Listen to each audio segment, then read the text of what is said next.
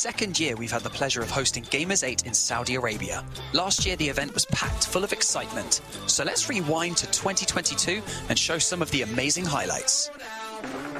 Come back. It's 3. Looking for another touch. That one's down below and it's Tie game at 0 seconds. 24 teams made it to Gamers 8 last year, including big names like FaZe Clan, Space Station and Dignitas. The latter struggled in the qualifier and ended up losing their spot to 01 Esports, an unexpected result, seeing as Dignitas beat them earlier in the tournament. You felt like he had the angle there. I honestly wish I could take a second look at it. That's it. 01 Esports have done it. Space Station had no trouble getting through Heat and Endpoint for a spot in the playoffs. Daniel even showed some masterful card control during their 2v2 against Metsonoris. Oh, how about Daniel?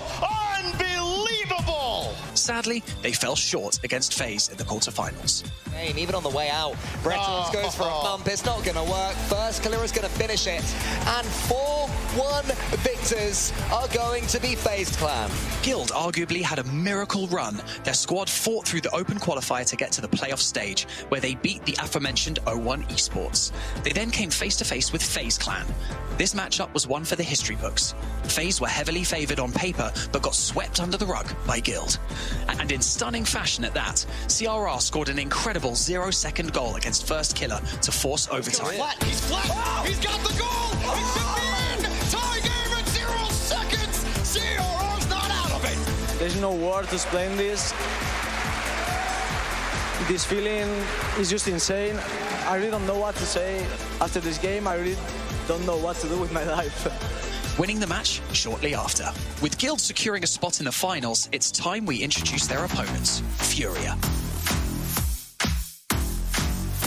The Brazilians bulldozed their way through the bracket and hadn't lost a match up to that point. Of Gamers 8. Jan trying to get around on this, and he does hit the open net. Complexity was the first challenger in the playoffs, and with a ball that threaded the needle between two players, Jan sent them packing. Yeah, Jan's recovery is just a bit better so far. Every time it seems that Raceball's going to be allowed in, Jan is already there, and now he's getting this flip reset. He's got the mechanics to get past Raceball. That's 4, and that's a beauty. Card's got the ball, avoids the ball, and he's got the goal! Card delivers the victory on the semifinals! The double fake, what a way to end it for Furia. Next up was Team Falcons, a match where at one point they were 0-3 down. Not deterred by the score, they managed to pull off a reverse sweep and closed out the match in overtime. To the backboard, double, it's Furia to the finals! Furia's amazing run continued in the finals against Guild. And not only did they win, but they did so in convincing fashion, even styling on CRR with a double fake for the winning goal. The landing to match it still though. Oh yeah, he's got CRR bouncing on the spot and eventually pops it over him. South America's jewel in the crown, the best of their majestic nation of mechanical tricksters and high-paying rank grinders take international gold for the first time in the region's history. Furia Esports on away soil are your Gamers 8 champions. This crowned the first victor of the Gamers 8 Rocket League tournament, Furia. Hello and welcome to Gamers Without Borders. It is our final day here at our Rocket League competition. That means we will be crowning a champion of Europe. $1.25 million will be donated to charities of their choices. And of course, 4 teams have already qualified for Gamers 8 2023. So let's get this pre-show started. Brought to you by Savvy Games Group. My name is Banks and I am your host. And joining me in this amazing virtual studio, we've got Johnny and we've got Cole. It's Championship Thursday, Johnny. How you feeling? Feeling a little bit surprisey today. I thought, you know, I just shot Cole. He thought he'd be with Stumpy as usual, but I'm just taking over Stumpy's call. And yeah, now Cole's going to be out of his comfort zone. Yeah, yet again, I didn't get the memo, Cole, did I? Black t-shirt, what's going on? I came suited and booted, dressed to the nines. What's going on? You've got a lovely jacket on. I'm just wearing a jumper. It's actually dark blue. My camera's not really showing it, but I do feel severely underdressed. But at least, you know, Johnny's just wearing a t-shirt, so he's the real loser here. Oh, losers. Pointing the finger, Cole. Out of order. Well, the talk of the town at this point in the competition is Suhhh, battling their way through the lower bracket, taking names along the way. Cole, what are you thinking about Suhhh? Are they going to make their way out of it into the grand final? Is it a possibility? Is it a possibility for them to make the grand final? Yes. Do I think they will make the grand final? No. Have they done fantastically to get to this point? undoubtedly, getting through Team BDS and then G1 in the lowers is not an easy run at all. So they've done brilliantly to get here. It's going to be tough against Monkeys. I've got Monkeys' slight favourites, which I'm sure we'll discuss in a little bit. But yeah, they've already done what they had to do. They've made it to Gamers 8, and it's a huge achievement. It really is. Monkeys taking out German Amigos, just sliding them out of that potential spot at Gamers 8 later in the year. So we will have Suhhh and Monkeys as our first matchup of the day. But continued dominance by Vitality expected, Johnny Boy? I think so, although, you know, the real test will be today, or the real tests, I think, will be today for Vitality.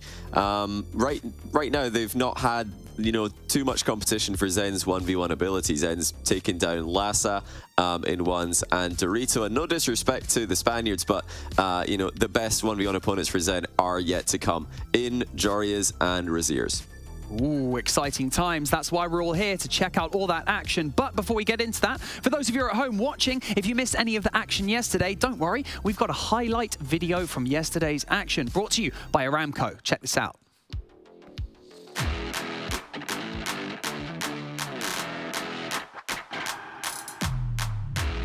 The way that he has exploded onto the scene when he has now been able to play is phenomenal. Alpha is now able to score that goal. I became genuinely speechless as I saw him take off. This leaves Archie now with the ball. 60 boost, challenging alongside Tho with a corner boost grab going towards the orange team. It's going to mean that Oxygen are going to be put now on the back foot. Oh, Hibbs, he used his teammate as a decoy. No challenge. No effect from the players in blue.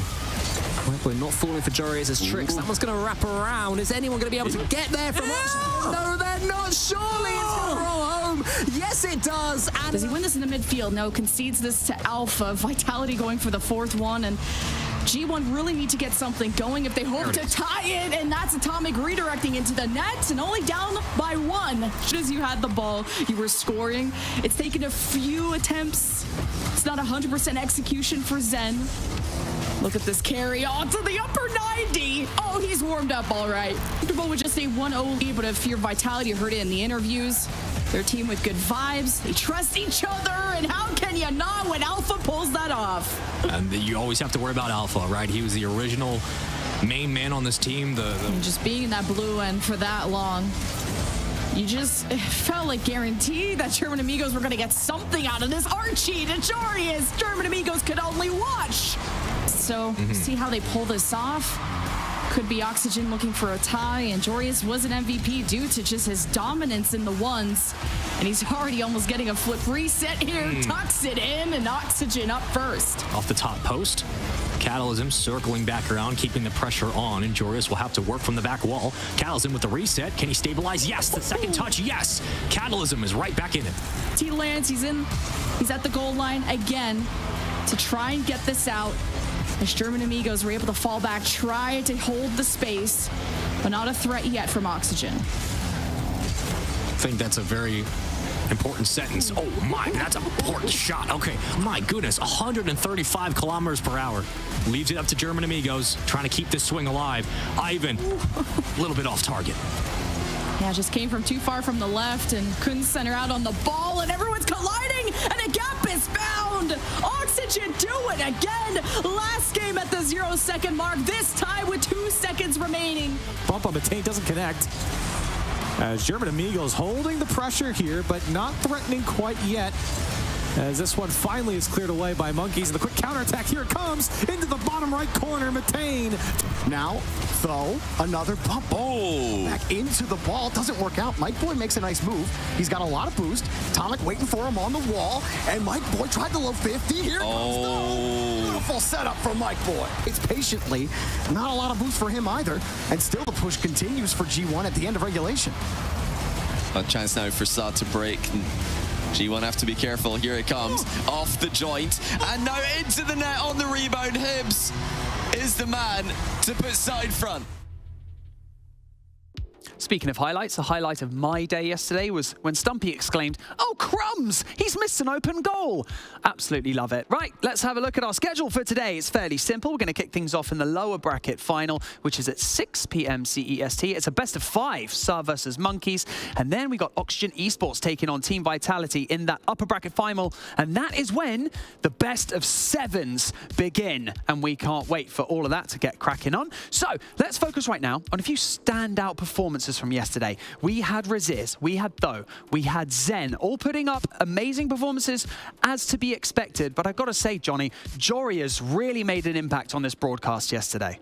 Yeah, Jory is playing every single game for Oxygen, and playing brilliantly in every single game mode for Oxygen. He is, I think, the player in this tournament with the best chance of taking Zen in a 1v1 game. He's done it before. In fact, he was the first player to really have Zen in trouble on Zen's famous 1v1 win streak. Jory's was a few seconds away from sweeping him before Zen's equalized with, I think, 4 seconds remaining in game 3 and reverse swept him. So, yeah, Jory definitely has a bone to pick with Zen. He wants to get his revenge. Ooh, revenge possibly on the cards. Cole, we've got a team, an Orgless team that are making waves. Suhhh are playing incredibly well. We're going to be seeing them at Gamers 8 later in the year, possibly with an Org behind them. Is there time? Yeah, I mean, absolutely. We saw it last time around where Juicers made it through Gamers Without Borders, and then by the time they did Gamers 8, they've been picked up by Heat, and they changed their third. That's where Raziz really came to prominence for a lot of us. But I mean, also Monkeys as well. They're Orgless, as are German Amigos currently. Whether or not they're being signed by someone in the background, we're not quite sure. But what's definitely true is that Gamers Without Borders and Gamers 8, huge opportunity to stake your claim and get yourself signed. Yeah, well, today is where nerves are heightened, experience is built, and ultimately in crew battle format, which is rare. So get this experience while you can. So, speaking of players, we had the opportunity to sit down with a few of them earlier this week. Check it out.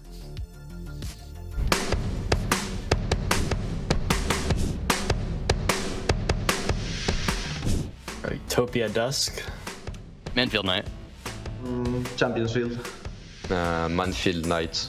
I just used to play every time on it, and that's the one I feel the most comfortable on. My favorite Rocket League map is probably Champions Field Knight, because it just sets the tone. Like, that is basically the Game 7 map of Rocket League, or the Game 5 map. It's the map that people become champions. I mean, it's why it's called Champions Field.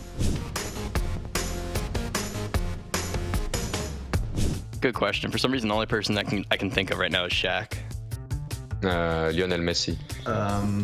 The Rock. Ryan Reynolds. I would say Superman.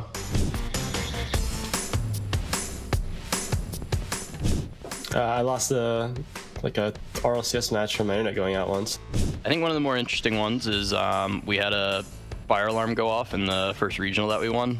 We were all boot camping here at the facility. In League Play in Season 7, my controller disconnected and we lost the series because of it.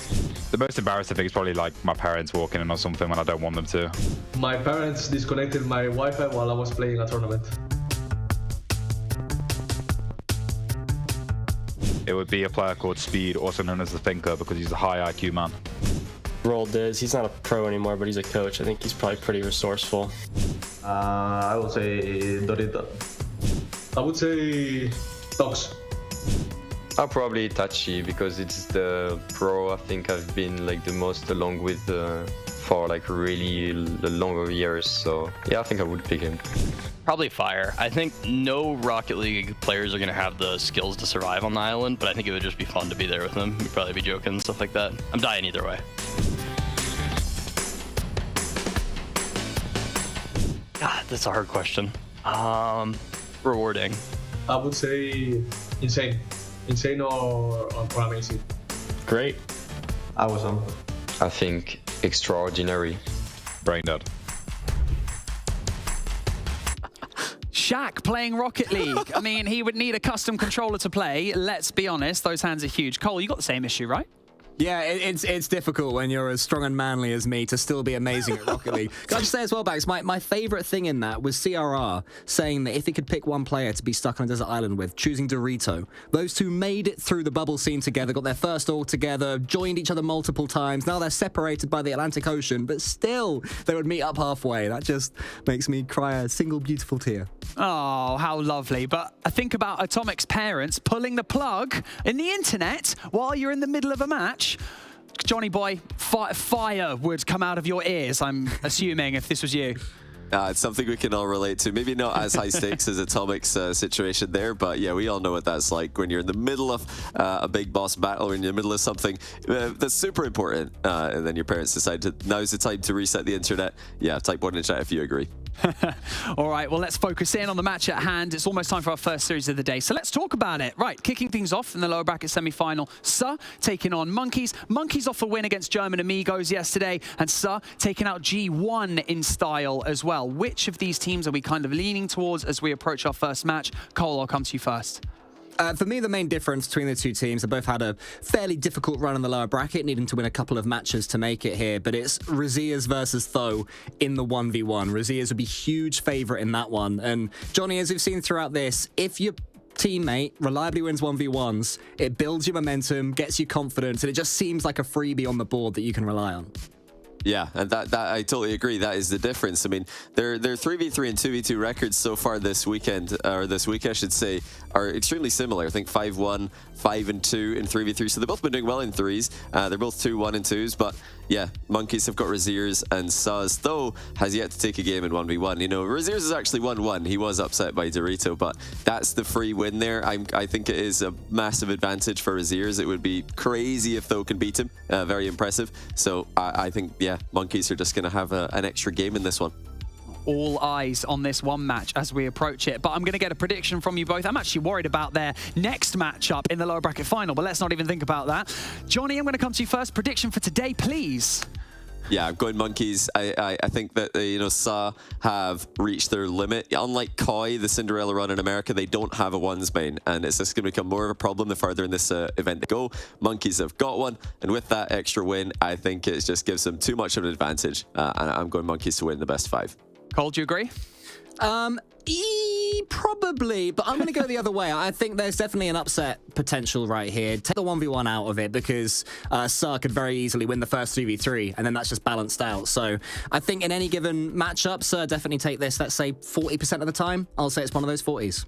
Okay, well, for the viewers at home, you know everything that you need to know. All 4 remaining teams have already qualified for Gamers 8 2023, so let's not worry about that. Let's crown a European champion. Let's go into our first match of the day. Suhhh versus Monkeys, Stumpy and Jorby in the caster seats. Oh boy, Stumpy and Jorby, this one's gonna be fun. I am excited for it. What's up, Is Jorby muted, or is that just me? Oh no. I get the feeling Jorby's muted. Now I'm here. Hello, Stumpy. There he is. There's the man. Hello, mate. How are you? I was saying it's absolutely lovely to be with you, and I don't know how this is gonna go, but I know it's gonna be great. Suhhh and Monkeys about to take the pitch, and you know, we were kind of talking about it right before, Stumpy, but this feels probably the most even out of the most of the matches we've had this week. It's weirdly even, to the point where it seems a little bit spooky, where in the 3v3s, the 2v2s, the 1v1s, we total them up, see how they're doing so far. Both teams have 5 wins, 2 losses in the 3v3. Both teams have 2 wins and 1 loss in the 2v2, but the only place they differ is that Suhhh have got 2 losses in 1v1, whereas Monkeys have 1 win and 1 loss. Is that enough, Jorby, to be giving Monkeys the advantage, would you say? I mean, I think that I understand where Johnny's coming from with his Monkeys pick. You think about the talent on this roster alone. I mean, Raziers having that 1v1 ability, and how about Smokes? I mean, I think Smokes has had a great qualifying tournament as well. I don't know, you know, Suhhh, Tho and Mike Boy always find a way to insert themselves into the mix in Europe. One way or another, no matter what, there's a tournament, they're making a main event, or they're qualifying for Gamers 8. Now trying to win a little bit more for charity. Quite the story for all 3 of these players, including Hibbs. These players have got very confusing Wikipedia pages, I feel, all the time. Because every now and then it'll be, oh, okay, they've thrown like a bubble tournament, or they won't do that well in something. And then, oh, they're now in a main event. Oh, they're now going to a $2 million LAN. Like, but they always seem to be that eternal team. Smokes off that double touch. Mike Boy's able to clear it out onto the corner. And And that defense is something that are going to have to rely on a lot, because Monkeys, I feel, especially with Raziz, have got that slight advantage on the attack. Yeah, Monkeys played quite aggressively yesterday in their matches. A lot of bump and demos attempt screens across the line. Right there, Hibbs jumping at an attempted pass a little early from Suhhh. So also very similar, I'd say, in terms of the way the game usually goes for them. They don't really... third man isn't like playing lax. Everyone plays real tight together. That's another good try here for Suhhh, turned away as Monkeys trying to get out of defense. Raziz now on that left-hand side is going to force Mike Boy to actually miss that back corner boost, but it gets stolen away. I think Raziz might have just missed out on that chance, but an attack from Hibbs leaves it onto 0 boost. More opportunities for Suhhh really starting to materialize, and a miss on the double touch. I love the idea. Mike Boy can't quite come in for that final shot, but faking out some of these passes is going to leave Monkeys guessing, and from the ceiling, Hibbs out of nowhere. Hibbs called dibs on this one, comes off the back wall. He's waiting for that touch. He's kind of just giving the option out, and it's really not the greatest touch from Tho, but it ends up being great from where Matane was sitting. A high ball, slow drop, Matane the whole way down. Hibbs has advantage on him on the height, and he just went out and grabbed it. Way to go, Hibbs. I mean, that's why I didn't even think about turning up the excitement in my voice, because I was like, oh, okay, that was not the best pass in the world. But Hibbs, he clearly had other ideas. Fantastic play from him, and he has been a standout player, I think, on Suhhh, and the newest player as well. Yeah, I mean, he's one of those players that he's kind of a journeyman around Europe right now, isn't he? Hang on a second, they almost put that in. He got a small touch onto it off the post, but Suhhh somehow come up with the save. Here's another pass in front, got over both defenders, and Smokes will collect. Good pass in the center there as well. Smokes managing to receive it from Matane, but unfortunately for Tho, he sends it straight over to that first passing player. A misplay on the defense. These are open completely for Matane to head up pretty vertically, but has the wherewithal to send it towards his teammate to actually get a convincing shot at the net. So already trading right after one team scores. Here comes another shot. That one barely saved off the bar. A nice move there from Monkeys. I feel like in the skill mode, Stumpy, the 2v2 and the 1v1, even there, it does not feel like a gimme for either team. But if, if Tho plays well, maybe Matane's going to put this one in as the 3v3 continues. Matane's card there confused me just a little bit, because I thought he was a blue player getting just the worst clear in existence. In the end, though, he does manage to be on the orange team, manages to get that second goal for the Monkeys. And I think when you look at how these teams stack up against each other, I think Monkeys are strongest because they do have that player in Raziz. He'll be carrying them in the 1v1s. He'll then be a strong player in the 2v2s as well. I think that is going to be much more important in this competition, of course, compared to your standard 3v3 competition. For sure, for Monkeys, a strong showing overall in these first 3 minutes, but Suhhh have had a lot of chances, a lot of free passes connect in front of the box for them. They'll have to play some defense. Nice work from Tho. Good control on the ball. Now he's got boost. He's got a passing lane if he can find Mike Boy, but that pass wasn't going to get it done. Keeping up the rear, Hibbs. Good delay on his dodge to put that ball back out to the corner. Really, it's just solid defensive positioning and decisions on the dodge economy for Suhhh. Especially using those flips, it's helped them get out of a couple of tight situations against Monkeys. Great pass central from Tho, but Smoke's able to intercept with 1:20 remaining. It falls back down towards Hibbs and Mike Boy. Trying to go something a little bit different now. We've not seen too many bumps come in, at least none that have been in a particularly scary place until we see Matane remove one of the defenders from the pitch. Mike Boy a chance to shoot. Manages to secure that equalizer as well. Look at Mike Boy get this one. It's a great initial clear and catch from Tho and Hibbs, and he caught Smokes rotating back. A third man was coming off the back wall, thinking, or trying to defend that back wall option as Smokes is coming back so he can cover the underneath option. But Smokes needed more time. He didn't get it. That was just a great counterattack from Suhhh. Well executed and well placed from Mike Boy. Both these teams, we said at the start of the series, Joel, be very even, and into the final minute we go very even again. Raziz with fantastic couple of touches, but Smokes right above the crossbar. He had enough boost to jump up and then just tap it in nice and easily. Instead, he wants to go for a bit more of a power shot. Raziz passing across towards Smokes again. That trust is still there in this team, but that's a shocker of a miss. Oh, another pass deflected. Yeah, I mean, for Smokes on that play, he dodged too fast. I don't think it's a bad idea to go for that power shot, but he rushed it and tried to catch it on the very bottom of that bounce. He was a little far away from it. Could have been a big chance for Smokes to take the lead for Monkeys coming near the end of regulation. Though, not the best touch for him. Hibbs can't go. He sees Razier's in the air. Razier's no boost. Double! Oh! Good God, the angle. I think we all knew what he was going to try here. Hibbs knew what he was going to try. Razier's still manages to slice the goal in half. 17 seconds left. Razier's the man of this match. Gets the third for the Monkeys. That's a nasty one from Razier's. Does Suhhh have a late goal in them here with the last 10 seconds? Razier's up again. Hibbs gets up to the ceiling quickly. He had the right read, but misexecuted on the challenge. Still Suhhh, no clear. Smokes in the air and taken away by Razier's. Another catch, though. 0-second drill, flick, popped up.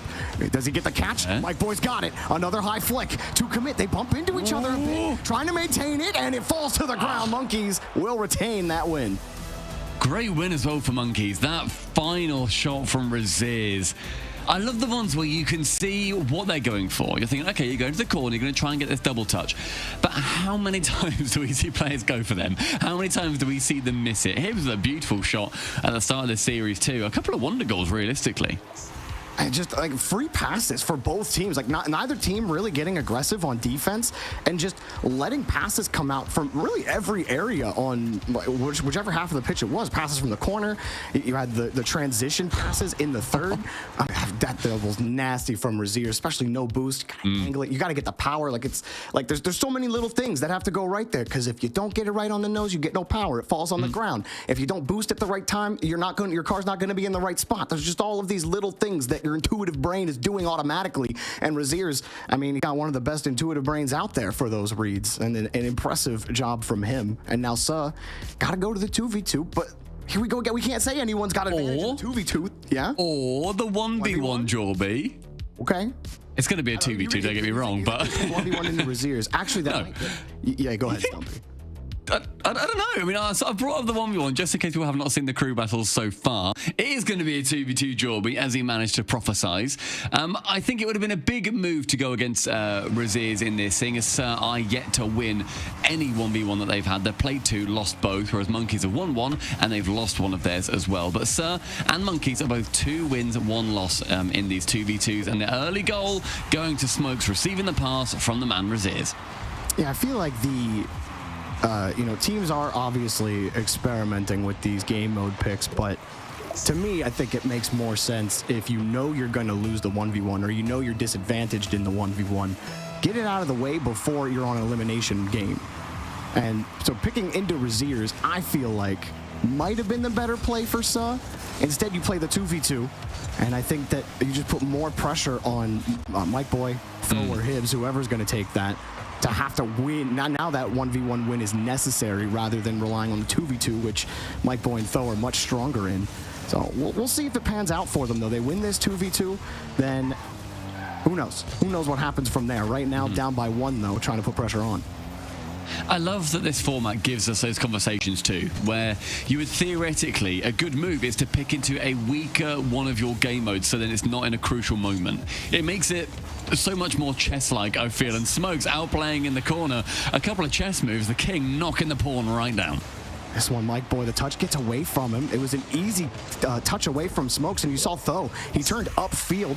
Faith that Mike Boy was going to get it, but that ball rolled away from him. That's risky for Tho to turn upfield when you know your teammate doesn't have clear possession. He had to turn back, make up for lost time, and that's really what ended up putting that goal in. Usually you want to put more emphasis on the guy that misses that initial touch as first man, right? But in twos, you just don't have the same type of leeway. So you got to be a little more careful with how you choose to rotate around as second man. Here come Monkeys again. In that back right corner, we're going to be seeing Smokes go for 1 reset onto the second. Doesn't manage to secure it, unfortunately for him. We saw Zen, I believe, score the double reset yesterday, which blew everybody's mind. Smokes reckons that he's one of them as well, one of those wonder kids. Razier's pinching it towards the side. Smokes now to receive onto the open net, but Tho on the backboard. Can clear it convincingly away and also maintains control. Now finds himself in a 1v1, Mike Boy Central. Mike Boy just getting that touch, though, has to jump for that. Mike Boy gets some time to respawn and collect some boosts. Oh, cut them all off. Now Mike Boy has the chance, but he couldn't put it on target. Had to avoid smokes. Braziers gets deleted. Mike Boy screening the net. Tho now air dribble, wants to dump, but can't get it. Smokes puts it right above him. I like Smokes there, seeing that the demo's coming in, stops, and then goes forward again, makes it awkward. Unfortunately, he messes up that save, and Tho is able to get the first one for Suhhh in the game. I believe it was Suhhh that came back in the 2v2 yesterday when they were down 6-3 and then scored 3 straight goals to come back. I think that was Suhhh. I have to look at that. Yeah, BDS, was it versus BDS? Were they up 6-0, were they? They were up 6-3, and then Suhhh came back, scored 3 straight goals, and then won the game with... Oh, maybe not then. Or wait, maybe they didn't. No. Okay. G1 versus Suhhh was a 7-6 in overtime. Was that the one? Yes, that's the one I'm talking about. Okay. BDS won the 2v2 and 1v1 and ended 6-3, yeah. Yes, the G1 series is the one I'm thinking of. So definitely got a lot of firepower, even if it's late in the game, which is really the point I was trying to make. Now they come across as they get more pressure on. That's crazy, coming back 6 goals in a game too, but Mike Boy wanted to try and come back just the 2 in this one. A good pinch away from Braziers, leaves onto that double, but he's not able to grab it, nor is he able to grab that back corner boost. Instead, Mike Boy takes possession. The midfield now sees a flick over the top of Smokes, Tho to the backboard. Braziers getting in touch, but then awkwardly flangles his way back down towards ground on Forbidden Temple. I like flangle. That comes off the tongue just weird enough that you know, flangle. That's just a great one. Trying to drill that one. Oh, Mike Boy, smart to slow that down. And Monkeys jumping their defensive routes a little bit. Gotta be a little careful about how Mike Boy and Tho are moving. Could put yourself out of position. They're not winning that possession battle as often, but they've held on to the lead on defense. Now Braziers. And there's nothing there for him. Immediately challenged. Good job from Mike Boy and Tho. Oh, might have lost that ball, but fell right back on top of it. Again, the dodge economy for Tho, I think, has really helped him on defense in this game. Tho actually, I think, calling Mike Boy off that too and making it more awkward. So potentially needing to stay out the play a little bit more. A good challenge from Braziers on Tho in the back corner. Smokes up to receive that with 1 touch and not much boost to his name. Can he get a wonder goal like Braziers did with 0? Instead it falls back down to Braziers. Challenge versus Mike Boy near the line. The mid boost stolen by Tho. This push can be strong with both committing as well. That's going to be fully open, but the bounce is too high. The immediate shot can't come off. Yeah, that was the only place that ball could have gone. Mike Boy was sitting too far underneath it. Mike Boy can't let that one hurt him. He does get the bump. This is a decent recovery, though, from Braziers. He's got no boost, though, in an awkward spot. And then Mike Boy forces Smokes to stay on the ground from that attempted bump. Here he comes again off the ceiling. And Braziers, perfect catch. No chance for Mike Boy to get in. Despite the 50, Braziers, all of his boosts, he's by Tho. A chance for insurance. Mike Boy swinging back in. Here comes Smokes. One more reset. Goal! Smokes too far to the right-hand side, isn't able to air dribble it in anymore, and so manages to get that reset right here. Round the side of Mike Boy, scoops it goalward. 22 seconds and 2-goal lead secured. It's Monkey's game to lose at this point. We'll see what Suhhh have on the kickoff here. Tho trying to cheat up, but that ball just rolls straight for Braziers. Good pre-jump. Good pre-jump. Oh, another block. I think that one might do it. So we will head back to the 3v3. Monkeys may just sweep Suhhh out of this tournament as they will take game number 2. And Stumpy, we are on match point. Suhhh still got to get this figured out. Monkeys just have the clear advantage right now. It's been quick, isn't it? I want to be in the booth with you longer, Jorby. I want them to be going to 5, please. We're not getting real time with each other. We never do this. We've always got a Johnny in the way or a Cole in the way sitting in the corner. Like, no, I want it to just be me and Jorby for more of a series. Sir, come back into it for your sake and for your charity's sake, please. Please do. Please. Monkeys, they're still trying to end this real fast. Are Stumpy and I rooting for Suhhh? Well, you know, you can type 1 in chat if you think so. Don't type anything if you don't care. Suhhh, I think they care a little bit. They don't want to lose to Monkeys here. They'd like to get a little farther in this tournament, but Smokes and Braziers just proving too powerful in the 2v2, and they've been clutching it all weekend. It was those early goals as well, right? Like, they got 2 in the first minute, and then it was just managing to get 1 around 3 minutes. It's hard to then try and come back. Yes, they got 6 somehow versus G1, you were saying yesterday, but you can't do that in every single game. Monkeys at 2-0. Something, Jorby, we were very much not expecting. No, not at all. Also, it was 3 goals. They didn't come back from 6-0. Oh, right, okay. That's okay. That's what I thought you were saying. No. Yeah, it was 6-3. Oh, okay. Oh, all right, fair enough. But I think Monkeys really have this one in hand. I feel like Sutton needed to win that 2v2. The 1v1, if they do win this 3v3, I think will be difficult with Raziers. But, you know, it's not really that impossible. Dorito beat Raziers yesterday. And if Dorito can beat Raziers in a best of 1 1v1, anyone can? Maybe? I don't really think anyone on Suhhh has it. But, hey, they got to win this 3v3 first, Stumpy. I mean, their 1v1 specialist, not even specialist, their 1v1 player, I suppose, would be Tho. And Tho, as far as I'm aware, doesn't really play them nearly as much anymore. Like, he's a specialist in the sense that he played them in 2018. That doesn't really get you on the table 5 years later. Ooh. That one, Monkeys. Thought they might have had a way in. Raziers just winning every 50 here. And nobody's going to challenge that ball off the crossbar. Smokes had read it, but it's off the post. Oh, Smokes had jumped for that as soon as it left his teammate's car. And he had the read, but man, putting that on target would have been nasty. Oh, he killed it. Oh, he absolutely killed the ball. Whoa. The shot was nuts. The save was nutser. 50 seconds, we're already seeing beauty in Game 3. We need the nutsist, but I don't think we're going to get that shot just yet. Oh, that roll's perfect, and then he can't make contact. Really trying to find that cheeky redirect. Now maybe a pass from Hibbs, right back, no contact. We're seeing tons of passes in this series in the 3v3, and now they're just not connecting on them.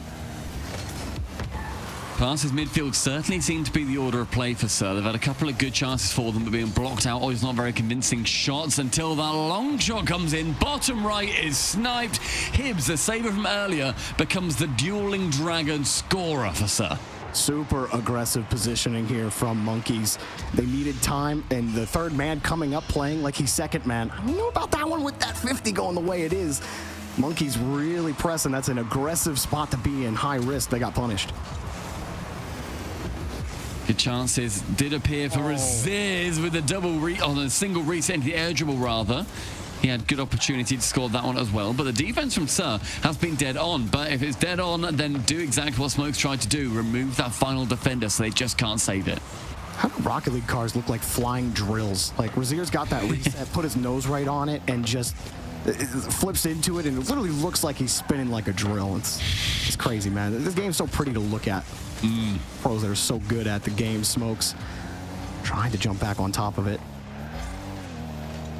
Good start here for Suhhh. Solid defense. Nice come in for Mike Boy, but nobody there to follow it up initially. A lot of mechanical potential on this Monkeys squad, but they just haven't been able to hang on to the ball in this first half. Smokes still back flipping away from that opportunity, so leaves it towards Raziers. Smokes on target.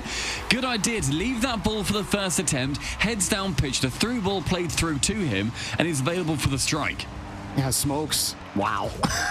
Great angle. What do you do if you're Tho there? You're not expecting him to backflip on you. Think you can drill him on the 50, then you stop. Now you look silly because you're in midair. Smokes just leaves the play, and now a follow-up comes right afterwards. I mean, poor Tho just can't seem to find a way to get the touch. I don't know if Smokes meant to backflip on that, but the improv that came right after certainly worked out well.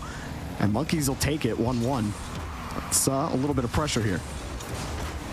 Chances again as Monkeys push down into that back line. Monkboy seeming to be the man on defense for Suhhh more often than not, and Demos wanting to come in on him, I would imagine, for Monkeys, instead Raziers tries to push this central. Turning away from that, however, is going to be Matane. Smokes wants to follow up instead. Tho sending it back towards Matane. The backboard is covered by Mike Boy, but again, the man 3 times in a row, Matane keeps making contact. And they're holding on to midfield. Next up for Smokes. The control out. Matane, no dodge on that last touch, then bumps one player out of the way, but still saw progress. They might have a double available. It was taken away. Another pass. Back right out into space, but Hibbs, that's just a delaying touch to buy Suhhh time. Here comes Matane on the reset. He will have no follow-up from himself or a teammate. Play kind of dies here for a moment, Stumpy, as both teams try to figure each other out. figuring out their teammates as well, I feel, as we've seen a few double commits coming in from both Suhhh and Monkeys. Need to sort that out, but neither of them being punished too terrifyingly thus far. Back corner sees Though awkwardly messed with that ball, and my boy still in the boost away from Attain. So this orange press can't last too long until Smooth comes in, gets a shot over the crossbar. Raziers hangs out, and still nothing continuing. 1 minute remaining. Thank you very much, text on the screen, as Attain tries to go for that psycho off the sidewall. Left-hand wing is going to see Hibbs flick it central. The attempt until Matane yet again trying to challenge. And he is all over the place in the latter half of this game. That was good speed to break out. Now Smokes can get a set up. Matane at least puts the threat up. Smokes with control. Not get the bump, though. Avoids the bump, gets the clear out. Keeps in this game. Double commit, though. How my boy gets that clear, they can get reset. It's double commits central and nothing being punished. And I feel like when one team does, they're going to immediately get sought out, but I just see a goal coming in from two players flying at the exact same ball and burning double boost.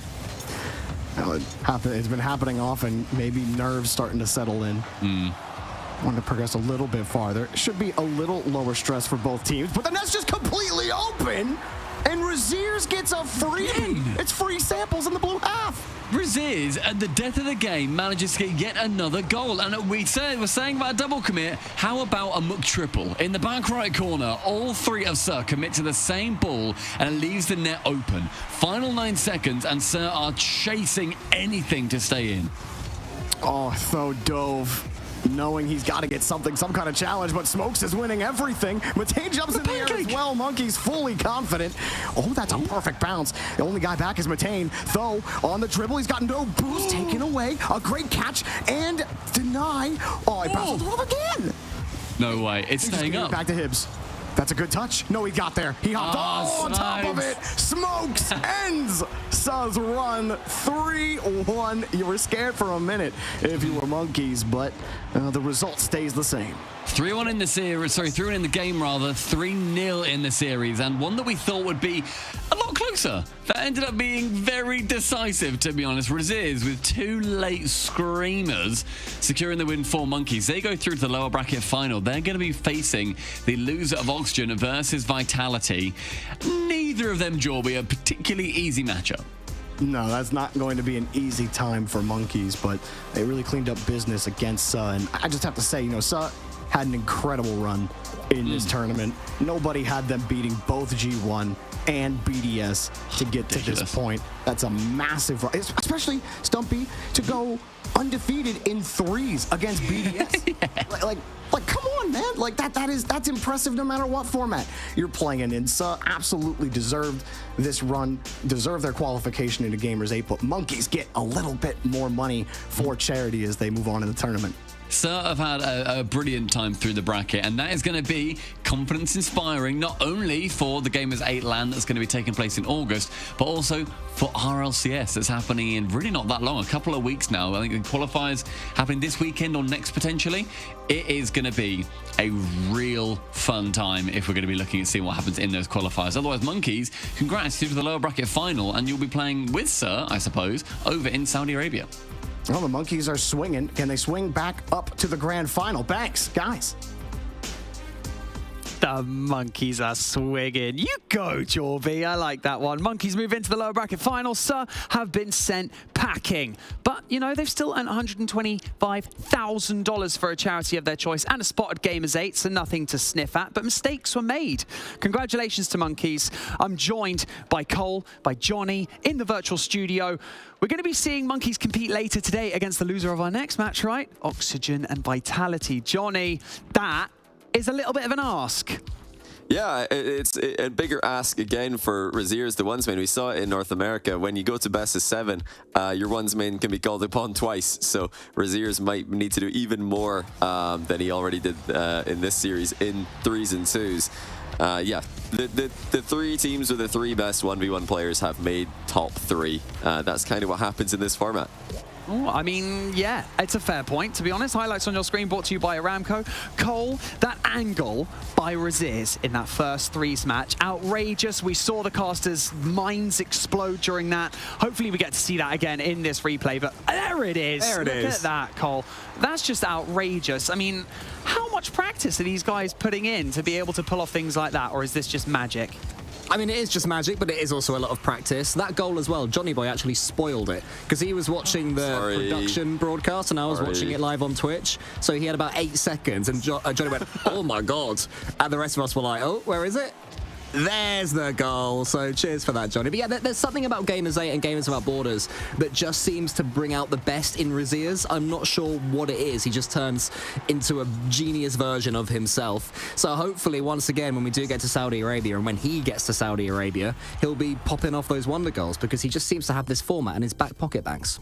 I mean, we're all kind of really enjoying watching this crew battle format at this point. How do we even tune into this kind of gameplay between now and Gamers 8? Do we just have to check out the streams that are going on Twitch between, like, these players? Do they compete in crew battle format on stream much? So the best you can get is twitch.tv/JohnnyBoy_I. Hey, Johnny Boy was waiting that. Johnny Boy was like, he's got to plug me. Come on, was thinking it, yeah. No, I actually didn't think you were going to say that. I was going to say myself. I gotta think, you know, if other tournament organizers in the Rocket League scene are watching this, they have to be, they have to be paying attention. The crew battles format is so exciting. There's so many different ways of doing this. This is just one crew battles format. It is such a fresh breath in the Rocket League scene, which is really, really stacked with 3v3, which is obviously awesome. It's the main game mode for competition, but variety is brilliant. That is part of what makes this event so special. Yeah, absolutely love it. So we have an updated bracket for you guys at home so you can check the routes at which all of these teams have competed in up to this point. Only 3 matches remaining today. $1.25 million is on the line. Monkeys awaiting the loser of our upper bracket final, which will be up next. But look, they are just chilling there in the lower bracket final. A 3-0 against Suhhh to get the day started. Absolutely love that energy. So we're going to be talking Vitality versus Oxygen Esports coming up after this very short break, but we're not going to jump the gun. Cole, you're not going to be with us after this break, so can I get a very quick prediction from you? Pretty sure what you're going to say, but go for it anyway. I mean, you've been pretty excited for Zen this whole event, Banks, and I don't think you'll be disappointed. Big bad Zen, big bad Vitality. They'll make it up into the grand finals in the upper bracket to me. Oh, there you go. We're going to be going to a very short break. When we return, we're going to have the upper bracket final. See you after this. Gamers, UNICEF and I need you by our side for a real-life mission. A mission to protect the rights of every child. After news cameras have left, UNICEF is here. Every day, everywhere, but particularly where it's needed most. Did you know that more than 170 million children need UNICEF's humanitarian aid this year? At Gamers Without Borders, many of you have already chosen UNICEF, and I thank you for that. Choosing UNICEF is the easiest and smartest decision you can make, because you're investing in a child, and investing in a child guarantees lifelong returns, not only for that child, but also for their community and for our world.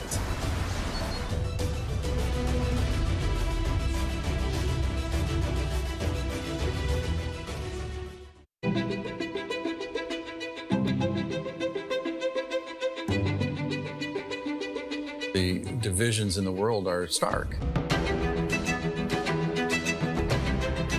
Recent years have shown some of the largest natural disasters ever in history. And that really hits hardest the people who had the least to begin with. These people need help.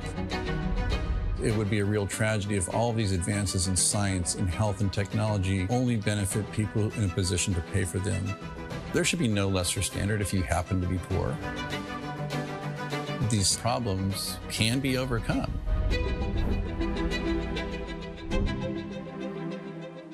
Direct Relief is a humanitarian, nonprofit health organization. The focus has been on the least fortunate, most vulnerable people. On a good day, things are tough for a lot of people in this world and in this country. And what we can do is mobilize private resources for their benefit and make it available free of charge. We're the first nonprofit in the history of the United States to obtain accreditation just like a commercial distributor.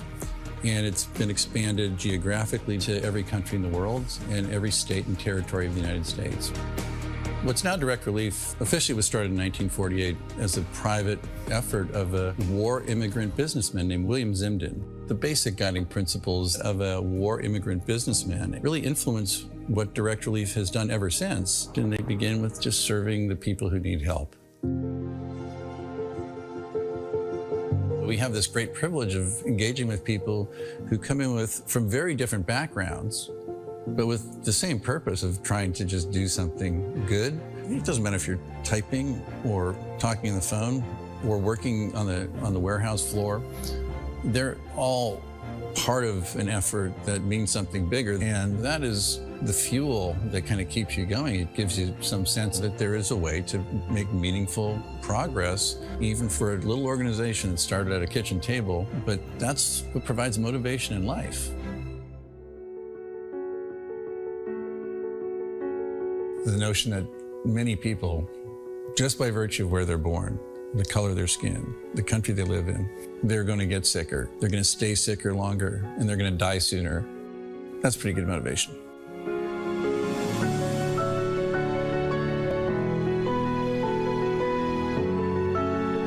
These issues are too big for any one organization to address.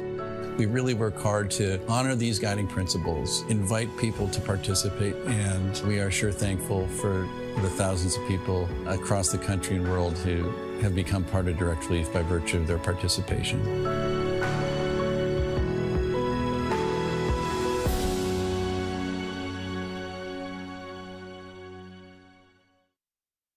Progress is a race that has no end. After every finish line, another challenge awaits. How can we continue to push innovation in a sport at the forefront of technology? This is how.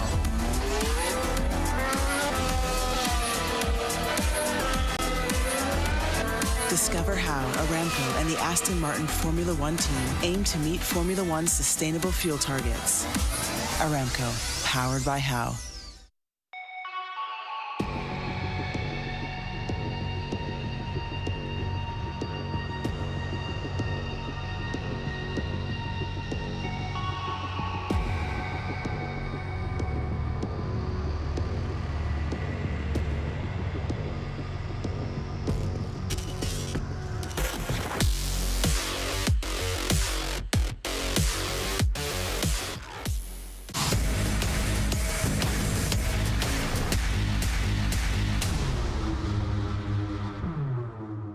Welcome back to Gamers Without Borders. The EU region is almost at a close. Our upper bracket final is coming up next. And we have had a cheeky switch in the studio. I now have Johnny and Jorby with me. Jorby, I'm going to come to you first. EU, Day 2, Monkeys, not only Monkeys, but Raziers. What a way to step up early. Yeah, absolutely. Raziers, you know, he started off rough. He lost to Dorito, and no one wants to lose to Dorito in a 1v1 because he doesn't play 1v1, but he didn't have to play 1v1 today, but he looked excellent in 3s and 2s against Suhhh. I mean, Johnny, is this going to be the icing on the cake? Who's going to have the undefeated run all the way through to the grand final? I'm guessing that winning the 3s for Oxygen is just a must at this point. I think, you know, they've definitely got a chance in every game mode. I've liked what I've seen from them. You know, they're undefeated as well. And, you know, we saw this in North America where G2 made that grand final, or the upper final, I should say, against version 1, who everybody was saying that's the team this format's made for. They're the Vitality in North American qualifier, basically. But Oxygen are not actually coming into this with the same history as G2. G2 were really struggling in game modes that were not 3v3. They were just 3v3 their way into the upper final. Oxygen have won the 2v2 and the 1v1 in the previous round, and then they won the 1v1 in the round before that, lost the 2v2. So I think they've got a good chance to take down Vitality in any game mode. Definitely the underdogs for me, but they've got more of a shot here than I think G2 did in NA. It's mad to think, isn't it, that we're thinking about two teams who are undefeated in this competition up to this point, and yet one still is so heavily regarded as the favourite to the other. But, I mean, we move. Jorby, whoever loses this match, does have that second chance in that lower bracket. They've got that little buffer. But they were facing off against Monkeys, coming off the back of a 3-0 stomping. But every way which points to danger for whoever loses this match. Yeah, absolutely. I wouldn't be surprised if these two meet again in the grand finals, but you absolutely can't count out Monkeys. Unless Zen's down there, then I might. But until we see what that matchup is, you know, I'll hold my tongue. But both of these teams, excellent in every single mode, and this should be an exciting one. Yeah, I feel like coming into the lower bracket, straight off a loss, and you've got to compete again straight away to then try and make it back into the grand final. It's painful, but Oxygen have that experience under their belt. Each and every individual on that roster has that. You know, they have that experience, don't they, Johnny? Yeah, they do. And, you know, Ixo's been added in. He looks like he's fitting in brilliantly in place of Rise in 3v3. Joyas and Ixo are looking good in 2v2 as well. You know, I'm not, you know, trying to sell you guys on just a false promise here. I think Oxygen definitely have a chance in any game mode. 1v1 is the one everybody's really interested in because Zen is just, he's in terrifying form. But like I said earlier in the show, Joyas has taken down Zen in games before. And he did it with a defensive playstyle. So I'm excited to see if he brings that out against Zen today. He's not in good form. He's not in great form. He's in terrifying form, is what Johnny just said. That's pretty extreme, Jorby. We need to remind our viewers as well, this is a best of 7. So regardless of the additional games that you have, the additional rounds, you still got to come out of the gates hot, right? Yeah, you do. You need to win your early games. Like every game mode is important, especially if you feel disadvantaged in another mode. And like Johnny was saying, I think Oxygen do have the best chance in the skill modes against Vitality with the 3 teams that are left. So if you know, if Jorias can take down Zen, I mean, that'd be a great win for him. And obviously, Jorias and Ixo in 2v2 would be quite the effort to win against Zen +1, which is, I think they like employing both Alpha and Radosin for 2v2, depending on how they feel. In that ones match, I feel like it'd be a great win, but also a great massive confidence boost for Oxygen as well. But, you know, time will tell. Before we go into this match, I want your predictions from both of you. Johnny, hit me with your prediction. Give me a score line, roughly. What do you think? I've got to go Vitality. You know, I think Oxygen have got a shot here. I think Vitality are the better team at the moment. And I think it's probably going to be 4-2. I'm not entirely sure what game modes Oxygen are going to take, but I think their best chances are in the 3v3 and the 2v2. Okay, what about yourself, Jorby? Come on, give me a score line. Are we going to go against? Come on, let's butt some heads. Come on, at least a little bit. Yeah, you know, I love button heads, Banks. It's one of my favorite things to do on the desk, but I can't pick against Vitality right now. If I picked against the player that literally just hit a Psycho yesterday, I would be doing myself and the fans a disservice, let's be honest. It's Vitality for me until I see otherwise. Well, it's time for our upper bracket final of our Rocket League tournament here at Gamers Without Borders. Just 3 best of 7s, and we will have a champion in this competition. Spaceman, Lemon Kiwi, take us in. I love when Jorby feels very confident about something because it usually means either it's going to be a blowout or we're getting the exact opposite. Spaceman, Lemon Kiwi. This is Oxygen Vitality, and this is the upper bracket final. One of these teams going to the grand final, the other jumping down and facing off against a very hot lower bracket squad. But the most important factor here, a best of 7 situation. We're going to get 1s, we're going to get 2s. It could go the distance, but Lemon Kiwi, these are the 2 best teams in the tournament. This one's going to be fun. Yeah, 1st and 3rd seed to, you know, our expectations. It's in the script. The only thing that we were maybe expecting was BDS, our 2nd seed, to make it farther, but a lot of favoritism behind Vitality. Although I think Oxygen, Jorius, you heard Johnny on the desk, has that defensive playstyle, has beaten Zens in 1s before, but also Oxygen had a different look yesterday in their 2s, bringing Ixo instead of Archie in the 2s, and I thought they looked that much more aggressive and just fresh on the field. And if you're going into this as Oxygen, I think Johnny makes a good point. Like, look, through the 3s, through the 2s, maybe that's your road to victory. Prosperity is going to be tough against Vitality. There's no question that the best player on the field is Zen at this moment in time, and how he looked yesterday. The cycle shot says it all. Everybody saw it. We all know what's coming. So if you're going to get him out of the way, maybe if Oxygen lose this first best of 3, this first 3s game, they instead play Zen early, try to get him a little bit nervous. But I think the road to victory here for Oxygen is you have to beat Vitality in the 3s. You can't afford for this to come down to a Game 7 situation where you're struggling to maintain possession of the ball. You're struggling to shut down Alpha 54 and Zen. We saw it yesterday. That duality, that duo, very reminiscent of Daniel Beastman over in V1 in North America. They are that good together. They can win a game on their own in a 2v3 situation. Quick predictions. We don't often do it here, but Lemon Kiwi, how do you think this one's going to go? Are we going the distance, or is it going to be a quick series for Vitality?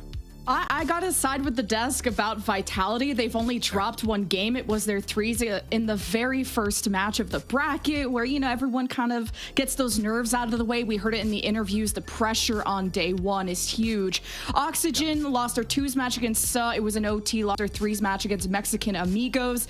And Oxygen just overall have maybe closer score lines to some of their competition, while as I feel like Vitality are stomping their way through to the winner's bracket. But this is day 2. It's a whole different ball game than yesterday. Who knows how people slept? Did they get their snackies, their juice boxes in? And how are they going to perform on the day? That's what matters. We're in the winner's final, where the winner is guaranteed top 2 and a minimum of $250,000 for their chosen charity. I mean, these are one of the instances where you're going to get the best of the best when it comes to European Rocket League. So Oxygen Esports, Team Vitality, a best of 7. This is the upper bracket final for Europe. And one of these teams, again, granted that grand final spot. And starting off, almost a double tap to open up the proceedings as Zen wanted to make his presence known. And we expect nothing less from the young one. And I think Alpha, that captain for Team Vitality, helps them out. And Spirits also scoring a lot yesterday. Excited to see Ixo just fit like a glove with this roster of Oxygen too. But Vitality, this pressure, this offense is relentless. The demos too. Zen couldn't catch that. Jorius with the clear goes right to Alpha. Team Vitality have Oxygen in this chokehold as Alpha gets it in first. And you're going to be worried about this consistent pressure as Alpha waited on his own pad and popped it high and free. This is what he does best. In space, no one better. And towards the backboard, the pressure began, but on the opposite side of the field is where the goal comes from. 1-0 lead for Vitality very quickly. Oxygen have to find a way to respond. This could have been 1-0 even earlier if that double tap right off the kickoff would have hit. I mean, Team Vitality definitely brought the energy. Here's Oxygen. You know, the clears were there, surely, but it's Vitality again in the blue end. So what can Oxygen do besides clear? You see Jorius following up, Ixo passing it to Jorius, maybe going for the bump, and it works out. Yeah, you're going to have to keep the aerials in front of you if you are Oxygen, and that's where you can get Ixo to get comfortable like he does here. Wins the 50 against Zen. Jorius just clears house, does enough of a smoke screen to leave the left post open. That's a nice recovery and response from Oxygen to immediately go downfield and capitalize on the stagnant defense Vitality had. The execution is there. Oxygen can breathe some oxygen after that one. And I have stopped breathing if I'm Vitality. That's back-to-back within 10 seconds. That is a ridiculous read from Ixo. Beautiful touch through the corner. The elbow shot. We've seen this from this kid. It's almost a staple at this point, all the way back when he was in Rivals Series. I think season 9 back in the day. But this is a fun time to be an Oxygen fan. A new roster, a new cadence, new poise for this squad. The offense is potent. Some nice decals on the field as well. Go check out the Rocket League Esports shop. You'll find all that kind of stuff there. And sharply off the backboard it goes as Oxygen will have a 2-1 lead for the moment, but how long will it last before finally the counterattack downfield, and we're seeing Vitality now to start make their press. At least Oxygen having those signs of life initially, but Team Vitality strike back. What a pass to Zen. And there's a double commit, and that's just a back clear to the corner. And a beautiful recovery on that offensive third right there from Vitality. Small mistake from Oxygen. Get punished for it. Tie game yet again. This is what you'd want in a game 1 of this caliber. Long series, best of 7. You lose 1, you're fine. You have a game to recover, but it's all about setting cadence. And the precedent towards the ceiling continues to be a neutral ball as for the moment. Pressure here for Oxygen. And the clear does come through. Vitality will begin their approach. I like to see these aggressive offenses get stifled too. It feels like there's very aggressive positioning in the box when the offense does get set up, and we've seen back-to-back executions within, 2 minutes? We've had 4 goals. So it says a lot about now how the defenses have to set up and be more aware of what's coming. Oxygen, at least getting it through the midfield as Jorius tapping it right to Alpha. Right below him is Radosin. And there is Ixo, alive and well, getting up into the air, not letting Vitality pass through. Radosin, under some pressure, takes it to the sky. Radosin, Fennec in hand, trying to work around 2, but Ixo will cut down the play before here comes Zen on a nice center. Alpha leaves it. Radosin back in recovery, and he won't get there in time. Played the boost, but the quick jump at midfield. Nicely done yet again. Ixo recognizing the space he has available and pokes it free for a goal. And this is the new third for Oxygen, just coming in very recently. from Luminosity. A lot of hype behind this player, but with every third, we came into this bracket questioning if Oxygen's threes were going to be as strong as everyone else's, including Vitality. And EXO, like I said, is almost a huge upgrade. But I mean, that response right back, 3-3 going into the second half. Zen wins a kickoff and Alpha closes the deal. So almost like we're going back to ones for the moment. But again, back and forth we go, 3-3. How this game one goes, it's up to anyone's flip. But here, you come into this if you're Oxygen, and we've just got confirmation, yes, that Goffs is a sub. No, it's not Archie with a different tag. We were wondering. And thank you so much, production, for letting us know.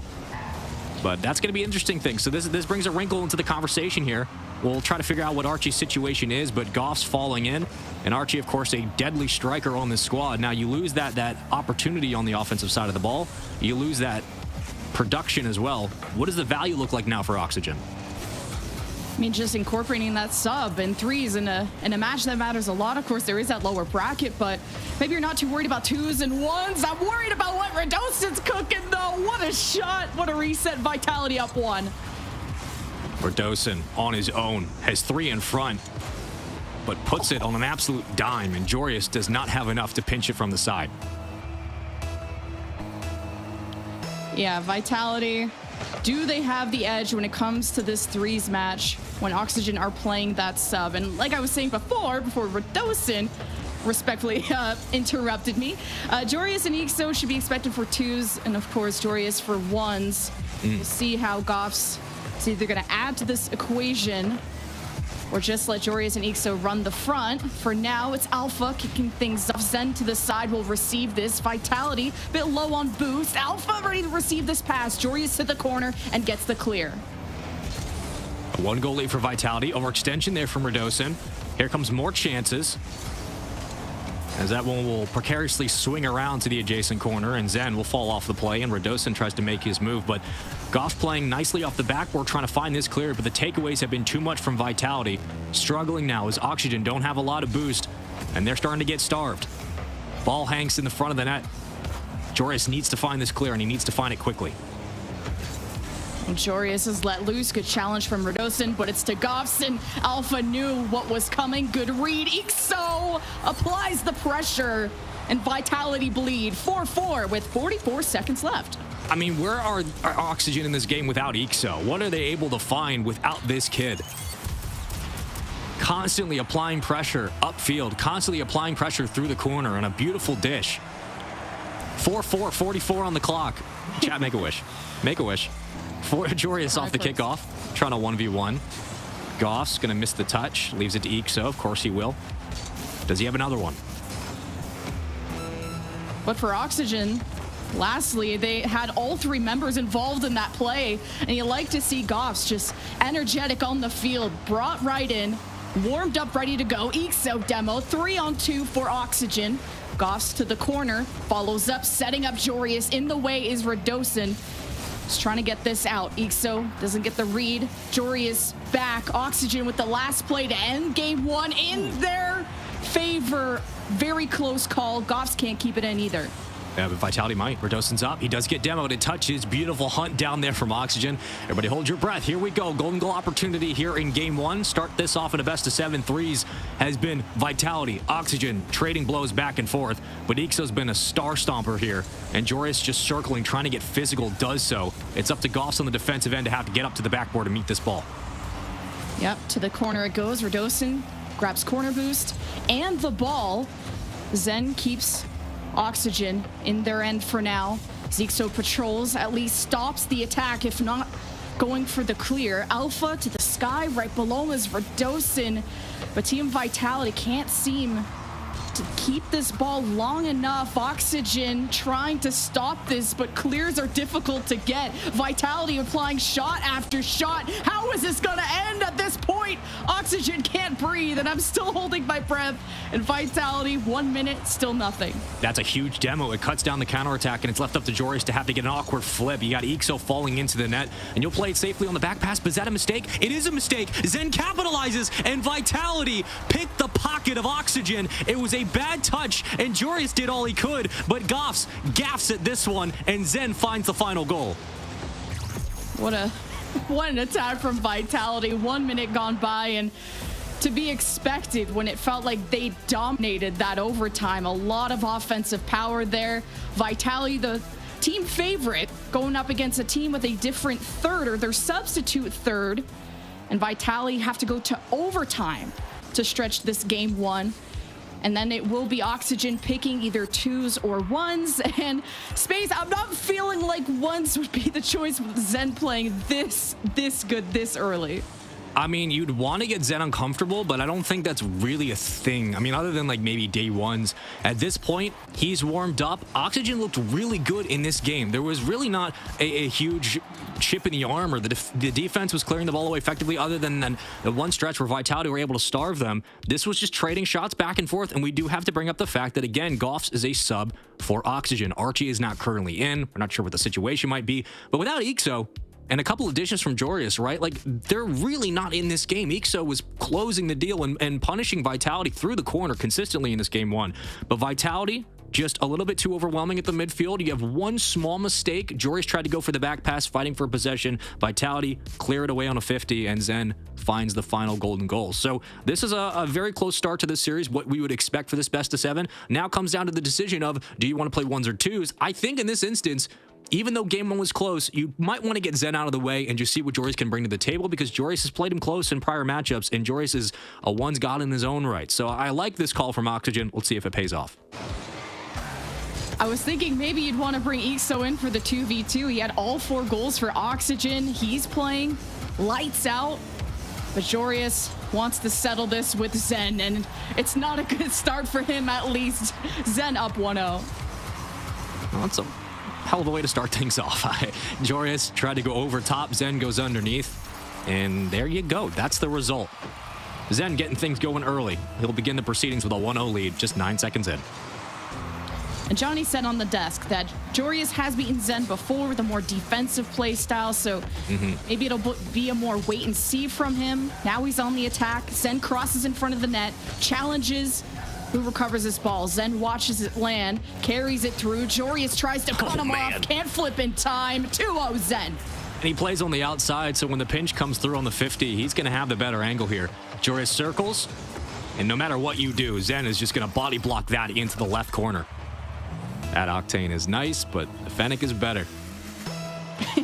What a way to And start. also better at cracking ankles, it feels like. I mean, kind of that deja vu play that Jorius just tried to go for.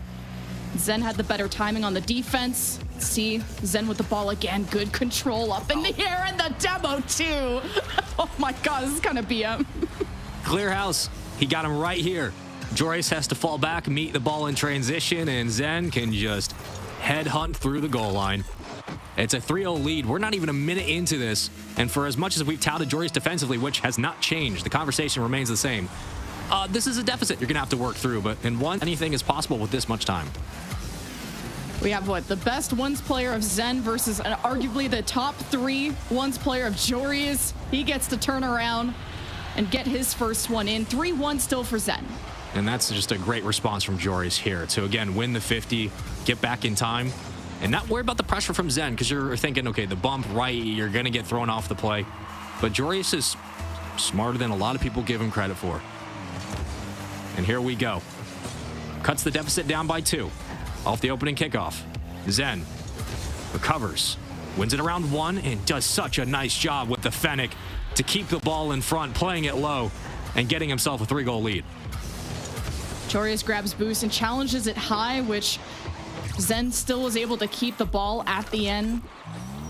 So Jorius just not able to stop Zen once he gets that ball rolling, literally and metaphorically too, as the kickoff goes to Jorius immediately, and he's just going to tuck this away before Zen challenges. You never know where that ball is going to go. Now Jorius has control, tries to pull his Zen here, who challenges perfectly, goes to the corner, and Jorius has to fight for it. It's good patience from Jorius, but he's got no boost, and he'll just try to play back to the midfield. Zen recognizes this opportunity, though Jorius gets the grab in the second. He should have enough to be able to stop this push. Watches the eventual reset come through and clears it cleanly. What a beautiful rotation and transition from Jorius. Holy cow. This is absurd. Wins it, follows up immediately on the second touch, and sends it on its way. That's the type of punish you can get in 1s. There's no No goaltenders, no twos, there's no threes, there's no friends to back you up. It's all up to you. That mental pressure can be a lot. It is the winner's bracket, so, or the upper bracket, so you get a second chance no matter what. It's best of 7-2. You're not going to match point, whatever the result is, but no one's been able to beat Zen in the ones, and he was hitting just casually psychos yesterday, so Joreus has a tough task, but it's not the first time he's dueled against him. Staying in a shadow, though, only down by 2. Zen able to race back. Gives Joreus back the ball to the back wall. Zen waits. Joreus patient. Zen? And finds the crack in the wall and punishes. Zen? Brother? What are you doing, bud? This was just a bit of a misplay. Yeah, it just falls down. Joreus patiently. It's okay, chat. It's fine. It's okay. Everybody breathe. Copium. It's fine. Listen, he's got a 1-0 lead. Joreus brings it right back. Off the kickoff again. He'll get the midfield grab. Play it to his own corner. Zen likes to do this often. He wants to take a second look at the approach. And he'll wait. Joreus tries to creep up slowly. Here comes Zen. Pops it high. Joreus out of position. He might not get there in time, but cuts it quickly and does just enough. Has enough in the tank to be able to slow that play down. Wasn't sure if Joreus was able to get there, and I think Zen thought that too. Trying to bring that ball, position it to the left side. Barely a save. As Joreus with back-to-back goals, climbing back in this ones match, where Zen has been dominating everyone in the bracket, but so has Joreus in these moments. Zen with the 50. Oh, Joreus able to recover quickly and saves. And Joreus might get out here free from the ceiling. Gonna hold the reset. Here comes Joreus and baits him perfectly down to the ground. Nicely played. For Oxygen, it's a tie game, but for Joreus, it's a statement from the ceiling. Ooh. Good placement too when Zen was diving. Joreus a smart player, as you pointed out, and this was what, a 4-1, 4-2 lead for Zen that is now closed to tie, and Joreus warming up in the second half. Zen challenges, and Joreus reads it better. He takes the lead. Beautiful recovery on the kickoff. Got Zen doing dances and a Euro step to the back of the net. A lead for Joreus. 2 minutes to play. Is this the call that it was correct going into game 2, playing ones and trying to get Joreus on the board first? Or does Zen have enough in the Fennec to tie this game up? You'd think so, absolutely. And he'll play back towards his own corner, but sends it towards the midfield. Joreus going to try to recover and meet this ball on the chow. Before Zen slows, working his way around, doesn't like the angle, he'll fall off. Zen takes to the skies. Joreus ready for the dive. Zen slows down the ball and fakes him out. That's disgusting. 5-5. Well, you get a little taste of your own medicine, Joreus, from the ceiling on the opposite side. A couple of goals ago, and Zen, there he goes. Nice bait. Good finish. Oh, man. And just thinking about game 1, Zen 2 goals, 4 shots. Joreus more on the defensive side of things. Still involved, 2 shots, 1 save. Zen right out the gate swinging and keeps on hitting. He ain't stopping. 6-5. I mean, this is just what Zen does best, right? Like holding his spot after the kickoff, doesn't get bullied off the ball, and immediately puts it on target. I mean, there's only so much you can do if you're Joreus. There's really only so much you can try to counter with, because Zen is just always going to have a shot. Speaking of, Joreus has to pop it free. Has nothing to clear this away, and very awkwardly sends it to the corner, but it's the only play he can make. Oh, Zen. Oh, tried to bring it to the right side. Great save by Joreus. Recovery, though, back to Zen. Just places it in his own corner. Sees the approach. Joreus being patient with it. Heavier touch from Zen. Joreus doesn't go for it yet. Positions in the net. Zen. Oh, my God. Just embarrasses him. Oh, my God. Oh, Joreus, put the controller down. Take a breather. Drink some water. Zen, goodbye. It was nice knowing you. Thanks for donating to the lead. Just the way Zen just plays with this food, it feels like. The bait, the fakes, and like you said, there's only so much Joreus can do. He's an incredibly smart player, and Zen is just juking him out. But Joreus, it's cat and mouse, and he's on the tail, and Zen is in the net. It's 3 in a row, I think. Yeah, I think he's in Joreus's head. The nerves might be kicking in because Interesting camera angle, but Joreuz just gets baited. I mean, it's a good positioning off ball from Zen on the follow through, but Joreuz, I think, tried to play either a 50 or rolled awkwardly, and it doesn't matter. And that one might be a 9-5 game, depending on how this eventual swing will go. Joreuz backs out, and he's gotten baited 4 times in a row. It has been non-stop pressure, and Zen has had the same look. This is insane. Fun kickoff, too, with the delay as Joreuz hit it right to Zen. He's able to walk past him, smile and wave, and put it in the back of his net. 39 seconds left. Down by 4 is Joreuz. If he doesn't have more of a shout to this, Vitality will be up 2-0 in the series. Not match point yet. Joreuz flicks it high to the cross, and Zen gets the clear. Right behind them, though, is Joreuz, 6 boost. Able to take the ball away for now. Zen having more resources, pressures Joreuz, takes it up, has the reset, 60 boosts and less, almost to the upper 90. How does he get that done? 10-5. There's just not enough time on the clock, and there's not enough you can pull out of your Joreuz. The reset, the juggle, the reset again, 2 in a row. Are you kidding me, kid? Are you kidding me? 10-5. 13 seconds. Lemon Key, I'm going to lie to you. I think it's Jover. I think it's all Jover. Yeah. Feels that way. My goodness. Joreuz. GG there. GG in the chat. 11-5. We'll see what kind of high score Zen will set. But I was not expecting a high score just as the game started 4-1, something like that. 4-2 for Zen. Joreuz creeps up, even takes the lead at 1.5-4. Yeah. And then Zen just turned his energy levels to 9,000 and took over the game. I mean, Kiwi, we weren't even 45 seconds into this game, and it was a 3-0 lead for Zen, but Joreuz started to make the comeback. And then you also look at the final score, it's 11-5. So, like, there's stages here, folks. There's opportunities here. But somebody check Zen's computer, because he's currently up 2-0 thanks to that performance. And we know the stat padding is going to be insane when it comes to the MVP of this series. Already, he's making a very good case. Again, pokes the ball free in game 1 to help Vitality secure the win, and absolutely dismantles the poor child that is Joreuz in this game. I mean, it was close for like 45 seconds, and then after it was all Vitality, all Zen, a 2-0 lead in the best of 7, and they looked primed to go up to series point to potentially book a ticket to the grand final. Just the different styles that Zen was able to incorporate, both using physicality, you know, bringing the demos against Joreuz in the first half or so.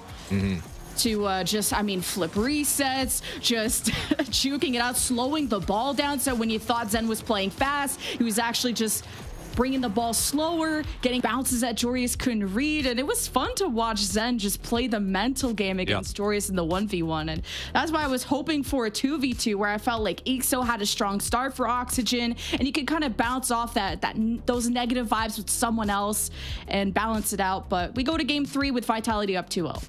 And look, right, when we go into that ones, that was a good call from Oxygen. Like, Joreuz is one of the best defensive ones players you're gonna find in a circuit like this, and also a really good matchup against Zen, because you got Zen, uber cerebral, uber talented on the offensive side of the ball, obviously in the spatial awareness, but we're expecting a lot from Joreuz. He brought it, but then Zen stepped it up to a different level and proved why, you know, this kid's in the conversation of the next coming when it comes to Rocket League. Like, that's what everybody wanted to see.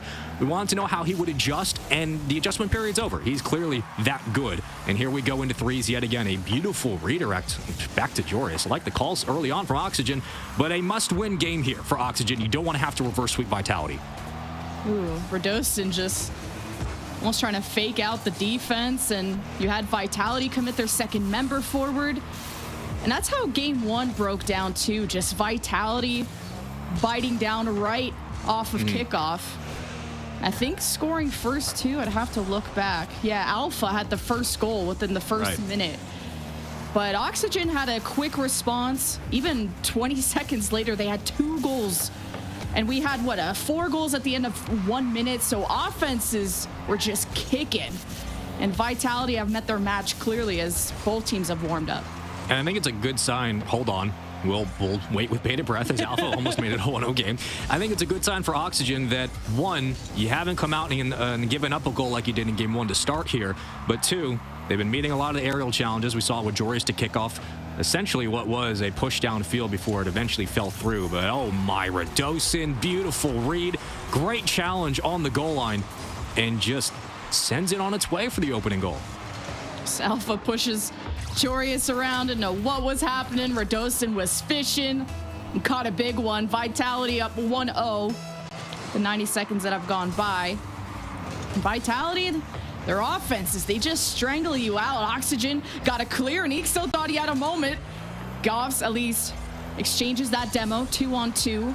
Vitality have their defense back up. Zenz buys time, drops it to the midfield to Alpha, and Goffs has to jump to save. Bit of time burned here. It's a best of 7 still. You got a long way to go if you're Vitality, but for Oxygen, it feels like you're down 3 games at this point with how it's gone. The mental, I'm sure, a little bit different after that 1v1. A goal to get things going would certainly help, and maybe the momentum needs to be swung back as you got Zen with the reset, looking for the bump, the recenter, and here comes Radosin trying to close the deal. This kid is unreal, and Alpha 54 will have to play on his own side of the field to keep this one alive, but Vitality look threatening from any angle. And to shut that down right at the goal line, as Zen loves to slow down the play and catch the defense off guard, just like he did against Joreus in the 1v1. And somehow this is only 1-0 Vitality, whose offenses just never stop. Double commit, Ixo trying to glide it through the right side. He gets stopped. Oxygen have a moment to breathe, but Vitality are just grabbing boost. They're coming back for more. Zen has the ball to Alpha, off the cross. Oxygen block. How do they have any time, any space to work with? Zen won't let them. Joreus is cleared out as well. And look, you can't even let Ixo overextend upfield. He's got no time. There's really no space here. The gaps are closed, and Vitality, as a chokehold, are suffocating Oxygen out of their own side. That fake is ridiculous. That recovery from Alpha, looking for the center. Ixo has to fly out and immediately clear. But you're low here on the canister side before Ixo finally grabs the big pad, and with that, maybe a chance. The boys in blue try to make their march, but back to the midfield, and yet again, Vitality are there to meet the challenge again. The ball is theirs. Possession, Zen giving it to Radosin. I like the call, and that mismatch on the 1-2. Oxygen making the read. Every Oxygen clear has been refunded. Send back. And this is just too much. The bounce from Vitality to the upper 90. Oxygen can only block so much. I mean, they can only do so much, too. There's just not enough people on the field to stop this team. Vitality have complete control of this game at the moment. They've had complete control of this series outside of a couple of swings from game 1. The pressure was there. Oxygen showed their best. Small mistake leads way, and it seems like the mentality has been a bit checked. I'm sure those comms are very interesting right now for Oxygen. Would love if we ever have the chance to do a listen in. That'd be great. But, you know, I'm genuinely curious what they're saying, because you're obviously playing with a different situation. Archie is not here. You have a sub in for Goffs, but it just has not gone their way.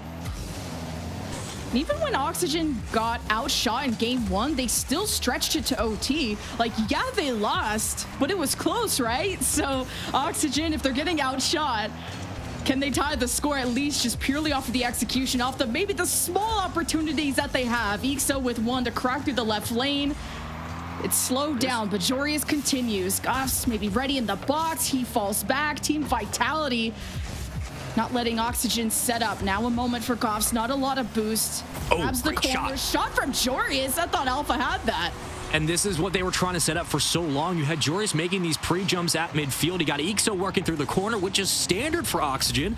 And finally, the third man gets a chance with some space to catch and shoot, and a slap shot to the center net.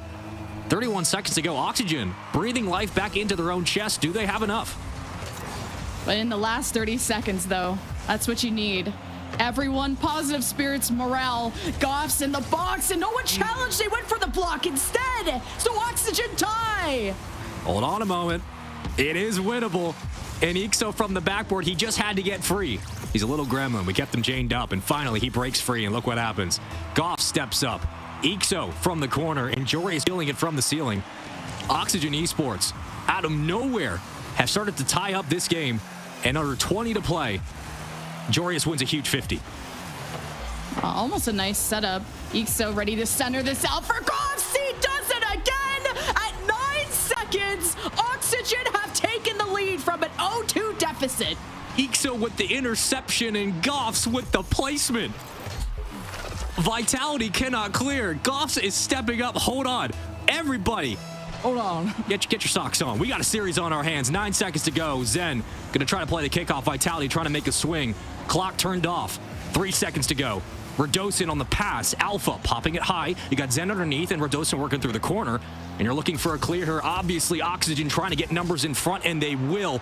Oxygen Esports stealing away this game 3 in ridiculous fashion. The sub steps up. Ixo breaks free, and Jorius does Jorius things. We got a series on our hands. When game 1 ended 12 shots to 9, Vitality didn't have to outshot them and ended up winning at the end. But Oxygen, even if they're down shots, they know how to stay in the shadow of Vitality. I gotta look at the stats at the end of this because I thought this was a Vitality match point. You're up 2-0. Your offense is setting up camp in the blue end. Oxygen stuck there forever up until the last minute where the clears from Oxygen are actually followed up. Jorius is able to lead through the midfield. Look at those shots. 12 plus 5, 17 to 3. Like, come on. Chat, I want you guys to take note. 17 shots for Vitality to 3 for Oxygen, and Oxygen wins that game. That's it. That's the analysis for this series. For that game alone. Like, we're going to 2s next. Mathematically, that's what we have to do. That's the story. It was absurd, the pressure Vitality were putting on, and Oxygen worked through it. I don't know how that will go down as one of the most entertaining games we've had so far this entire event. That is insane. And now we're given 2s, which just means, of course, we're going to get Jorius and I would assume Ixo because Archie's out. Regardless, you'd want those 2 together. Alpha and Zen, no new surprises here for Vitality. This one should be fun. Jorius finally has a teammate, so he doesn't have to face Zen alone. This is a good thing. What a mental boom from Vitality where you just played so well throughout and drop the ball to Oxygen. You give them an inch and they go for a mile. And Oxygen not only get the tying goal, but the lead in the last 30 seconds. And off of Goffs, I believe, with the tying goal and the lead there. And that's why I was a bit surprised maybe if Goffs was really feeling himself. He was playing well off of Jorius on the front line. But Ixo and Jorius had won the 2s match, I believe, against... Oh, I'd have to pull up my bracket. But the last time they went to 2s... And they looked that much better. It was Archie and Jorius at the start. And then that went to OT, and I believe they lost that, but... Or didn't look as good. So I like this change for Oxygen. Well, you're going to get, again, just pure offense. Great fake. Leaves it for Ixo. It was a beautiful call. You can tell those comms are white hot right now as Oxygen, again, try to make their press. But you're going to have to worry about what Alpha's position, right? You know Zen, when he gets space, he's going to be... double resetting, I guess, hitting psychos off the backboard, but Alpha just also a problem, a nuisance upfield as he is now. Was looking for the pass, but instead leaves it. And we'll fall back in transition. This will be Vitality's ball. And if Zen tries to slow down the play and go for fakes the way he did in the 1s, there's that extra person you have to account for. Another person reading the play, but the cross is what stops Zen this time. This challenge from Alpha wanted to turn this around on Oxygen. Now 2-on-1 maybe. Zen can't stop this, and Ixo and Oxygen up 1-0. I'm trying to think. I think Ixo just body blocked him here, and that's a long clear down field. It bounces favorably. And no, it was Jorius who body blocked, so there you go. Yeah. I thought Zen was in a position, but I think, yeah, he's just getting chased around by Jorius it was there, but good start for Jorius and Ixo. Since usually Zen and the 1s struck first and struck early too, within the first 5 seconds. Yeah. So that's why I was wondering if Oxygen were going to feel better in the 2s, and looking like so. Alpha and Zen on the 2-on-1. Ixo buys time. Zen has the ball. Ixo trying to rob him. Team Vitality stand tall, but can't seem to find the gap yet. 3 minutes to play. A lot of time here, obviously, for Zen and Alpha. If they have 2 seconds, you're worried about a shot. But Jorius gives it back to Alpha, who will take away possession for Vitality. You do have a demo, which means, okay, a chance. But I don't know if Jorius just misflipped or didn't get the touch. We'll have to watch in the replays. Alpha sent it down at long range. Jorius grabs boost and just kind of own goals there. Doesn't really do much. So chalk it up. It's chalk it up to nerves or something. Vitality, 1-1. Sure, Oxygen just feel really good after that comeback. I mean, momentum coming into this game was big. but Team Vitality are not a team that get mentally shook. Alpha wins the kickoff after a cheat up and is able to get the second touch into the net. Works out for Vitality. Well, it was a 1-0 lead with a lot of time killed, is now a 2-1 with under 3 minutes to play.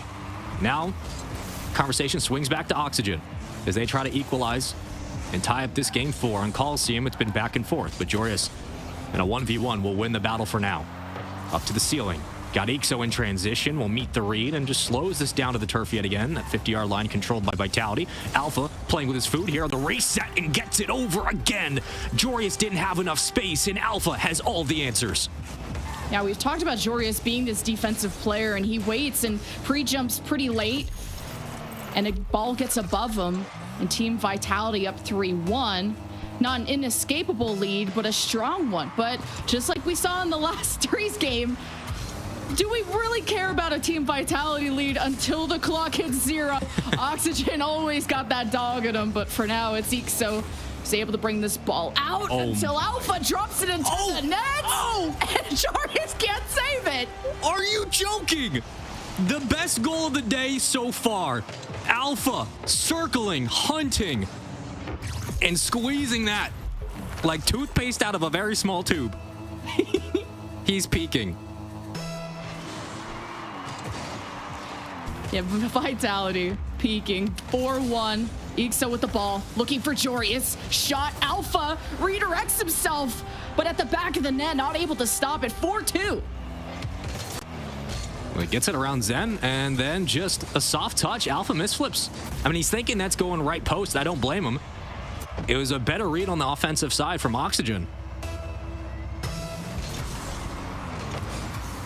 Going into the second half, where Oxygen, maybe just a second half team. I mean, after that last game, I'm feeling it, but it was Goff that was set up for success. Now demos brought out. Vitality have Oxygen, their backs against the wall. Joreuz trying to 50 the play, just slow down the ball. Everyone chasing each other. Joreuz to Ixo, one in the net for Alpha. Zen right behind him. And Oxygen can't convert yet, and they can't waste too much time. The clock is draining. Joreuz drops it to Zen, but he doesn't have control of it. Vitality fight their way through. Oxygen maybe have them trapped, but back to the blue end they go. He gives it right back to Oxygen. I mean, there really wasn't much you could do with that touch. Maybe try to clamp it on the backboard and swing it down to the corner. But Alpha still, that's an open net, and that should be a goal. But he hits it sharply, and that's one you want back if you're Vitality. You still have a 2-goal lead, but could have been more. Here comes Zen, trying to make up for the mistake of his teammate. Gives it to the midfield. Alpha, not enough for the double tap. Zen underneath, plays it low, and hits the crossbar twice. It happens. Well, Joreuz, at least for the counterattack. Oxygen are happy that the cross is their friend today. This Vitality only up by 2, but 43 seconds. We've seen Oxygen come back from worse. Drop off by Zen. Stopped at the line. Oxygen coming in with quick pace. The drop off to Joreuz is interrupted as Vitality make the space. All the way downfield it goes. Joreuz waits for the Alpha approach. Is getting bumped around. As Vitality apply the pressure and at least are wasting time from Oxygen. And if this works out, Vitality will go to match point. Just high-fiving in midfield. Hold on. Oxygen trying to make it interesting. Great save. Pokes it free. 9 seconds left, and that one's done. I think that'll do it. I think a 3-goal lead might just do it. 5-2. Vitality will go up 3-1.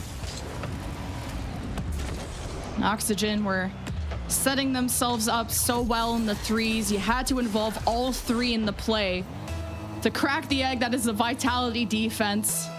And Goffs is dearly missed.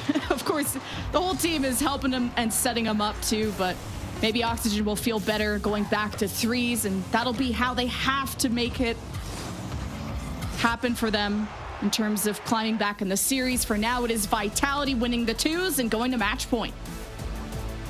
Well, they have to fight through it, and Oxygen has given them a good run for their money, but this has been the Vitality show. The response from Oxygen has been great, but time and time again for Alpha and Zen, they've stepped up, and it just means we're getting another standard format as we are guaranteed following game. But this was an interesting start for Oxygen, right? Like positives upfield for sure, body blocking a lot of Vitality, slowing their rolls on the counterattacks. But after a while, it just kind of broke through, and they're seeing a couple of mistakes from Oxygen. Vitality capitalized, and then the individual play from Alpha that was too much for the defense to handle. This is where they started to see that separation, and Vitality did not look back. I felt like Ixo and Jorius were trying to connect on some passes. They were a little bit longer, though, so it gave enough time for Vitality to get in between. So I could tell that Ixo and Jorius are trying to talk to each other in twos like they did against the Mexican Amigos, I believe, in that match, which they won. And they looked solid together, but this is a different match, different day, and a whole different team. Team Vitality, the favorites to win the whole bracket, and on match point, it's heading that direction unless Oxygen can pull off a miracle like they did in the last threes match. Yeah, look, this is look, if you're going back to a game mode where you're thinking, okay, it's entirely winnable for Oxygen, threes is probably the one. This is absolutely a chance where Oxygen could send us continuing on a distance where they need to obviously steal this if they don't want to go down a lower bracket. But Vitality look like, hold on, they have everything that they've needed for this entire tournament to basically figure out anybody. Like whether or not you're getting a different Rubik's Cube from Oxygen that you had in game one, you're going to find an answer, and that's been the case for Vitality. They've had Alpha just working magic in the space. You got Zen off the ceiling, and Radosin, who's been just disgusting and a nuisance up on the goal line of Oxygen for the majority of this series. German Amigos, the logo threw me off with the sombrero. Okay, it's really over on the West Coast. Amigos. The rebrand is coming. Hire me. Okay, I got you. It will be Team Vitality on match point, like we said, with a minimum of what, 350k, 250k for their chosen charity. Yep. Minimum of that. So this is a lot riding on the line for Team Vitality, who not only need to start strong, but end strong, because that 30-second comeback from Oxygen was not something anyone expected. But they know how to clutch up when it matters. Well, listen, it feels like the conversation we've had for the majority of this series has been, there's time for Oxygen to work something out. But they're always having to work off a deficit. Zen, the ceiling touch. Are you kidding? Are you kidding? This kid is unreal. Pre-jump downfield, meets it, works off the ceiling. Oh my word. This is just a Zen ones match, and we're all just living in it. The way he just styles, doesn't need help from anyone. You love to see it. Vitality, strike first blood for them in that case, 1-0. And the offense continues to commit for Oxygen, gives Vitality a chance to have one towards the net-ish, but Oxygen get the clear. And like in game one, they were trapped for a long time due to not being able to really possess the ball during their clears, but already improvements being made from Oxygen. We already have the takeaways too, and this one's dangerous as well, and it's a 2-0 lead for Vitality. The counterattack is so lethal. The defense isn't there. Midfield gone. There goes Jorius. Here comes Zen on the handoff, and Ixo can't go anywhere but back. Two quick ones for Vitality. Little deja vu from... I'm just so traumatized from that game where we thought it was over, and Oxygen, they never give up. And Goff's just fitting that shoe well, just not leaving any gaps, not the one who's going to be the weakest on this team whatsoever. I mean, Goffs has stepped up. The sub has been the one to kind of be the catalyst for a lot of these different plays. For Oxygen, they have relied on him, and another kickoff that could sneak through. Just a bit wide. Goes off the post. Ixo will try to play this here in advantage for Oxygen. But an immediate takeaway on the backboard, and here comes Alpha again. And there goes another goal for Vitality. Alpha again. This is why you can build the team around him. I don't even know how he's up there, why he's up there so early, but it works. 3-1 for Vitality, and able to forgive that last one. Always keeping it between a large goal gap between their opponents.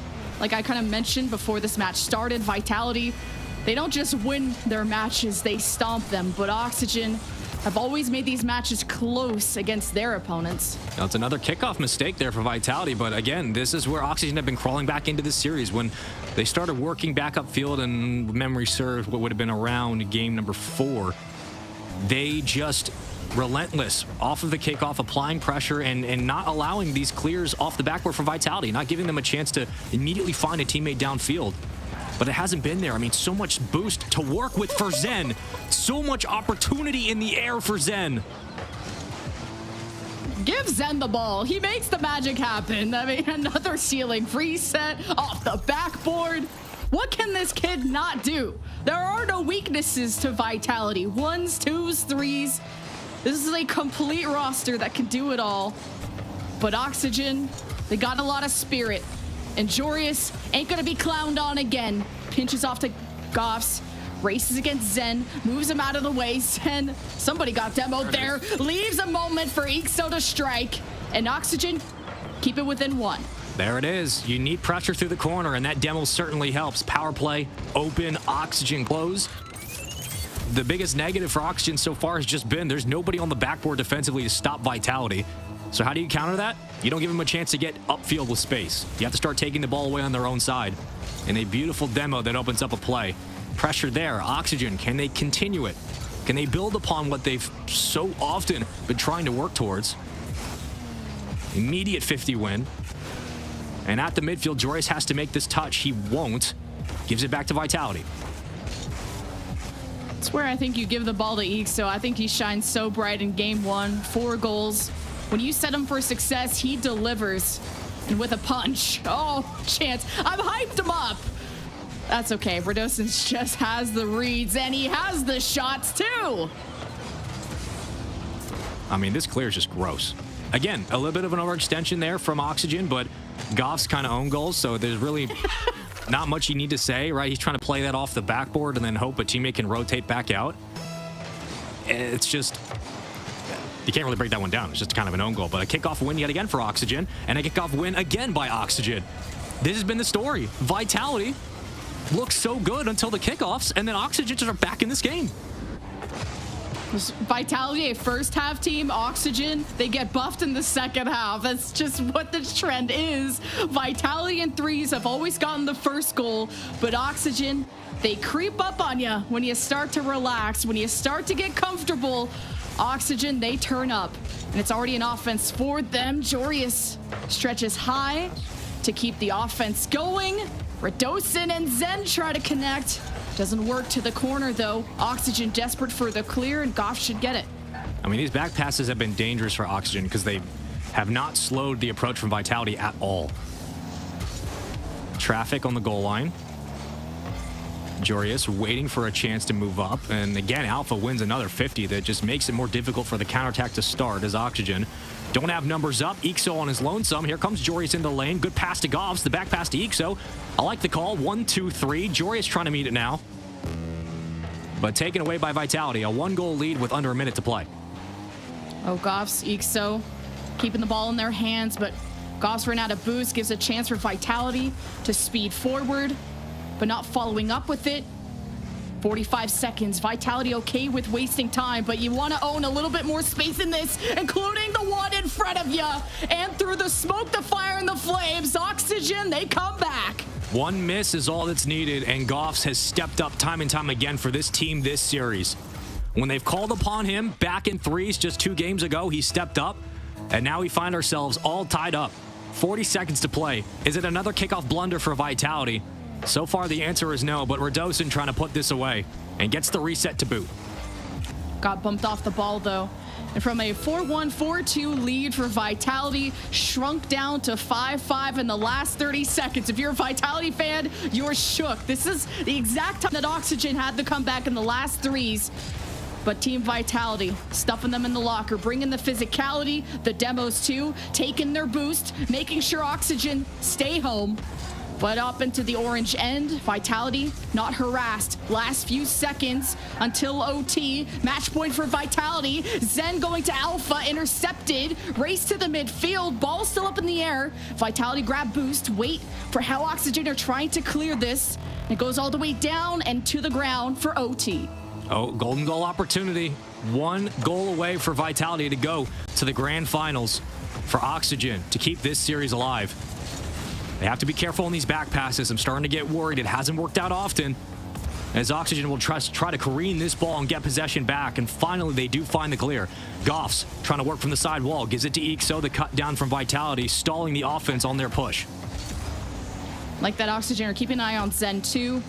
He's been setting up, being aggressive, going for challenges, almost to pinch off the wall that crossed in front of the net, but Oxygen had the reads to not even let that center out. As it's a battle in the midfield, Alpha trying to find Radosin. Oxygen intercept again. They're not letting Vitality talk to each other on the field. Zen has to go above and beyond. It's only one in the net, and Oxygen go to the lower bracket. Are you kidding? Around 1, the dunk. See you later. Thanks for donating. 6-5 in the end. Zen is too good. MVP of the series, no question. Vitality booked their ticket to the grand finals, and they win this one in dangerous, sometimes convincing, sometimes head-scratching, but in the end, a Vitality fashion nonetheless.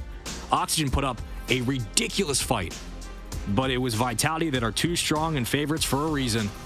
And here are your highlights. There was really not a lot of defense in this game, but it came down to Zen and Zen only, and my goodness, did he put on a clinic.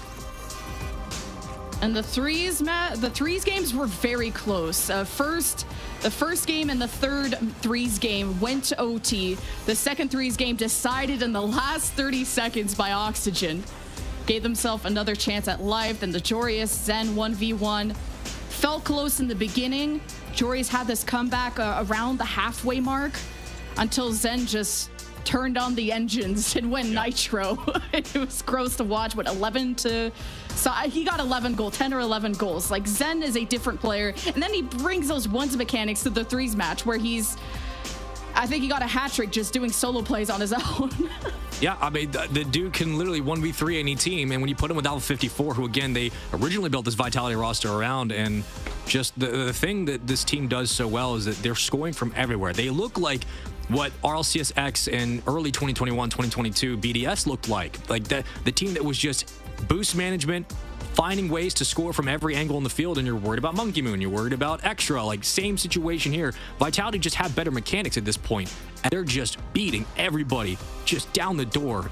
Oxygen look good, they're playing with a sub, but that's the thing, in the end of the day, there are levels to this, and Vitality are just too strong on the Kiwi.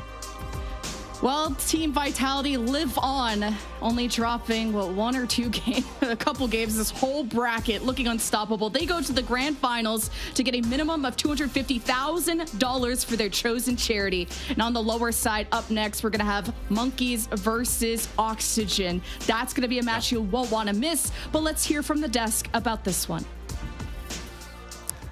Zen with the slam dunk for the win, but the real win was Spaceman because he just says things like squeezes it in, like a tube of toothpaste out of a very small tube.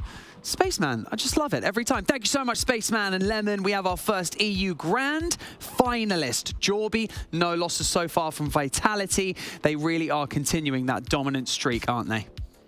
No losses from Vitality, but I'm almost at a loss for words. It almost happened. I mean, Zen, the man is a show stealer. Like, I've never seen a player like him. It's unreal to see Joreuz come back in that 1v1 and then for Zen to just lean forward in his chair and absolutely decimate him. And then it happened again in the 3v3. He had that ceiling, we're gonna see it again, the ceiling pinch, like pre-flip double tap into the net. Nobody else is doing this kind of stuff, man. Like literally nobody. It is a pleasure, a treat. It is special to watch this kid play. And man, he absolutely rinsed Oxygen.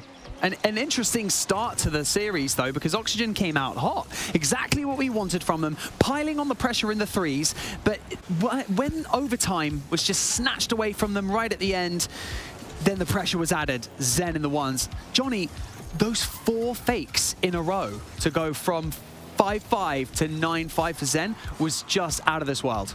Yeah, he's just so scary that he's got Joreuz, an experienced 1v1 player, one of the greatest 1v1 players of all time, panic jumping every single aerial defensive play. I mean, Zen is, I think, the scariest player in the world right now, in Rocket League in general. I don't care what the game mode is. This guy is the most intimidating, the most talented, and the highest peak ability that we have ever seen. It's, you know, always a controversial topic when you say things like that as a caster, but it's becoming less and less controversial. I think that, you know, that everybody's kind of warming up to that take and how crazy Zen is.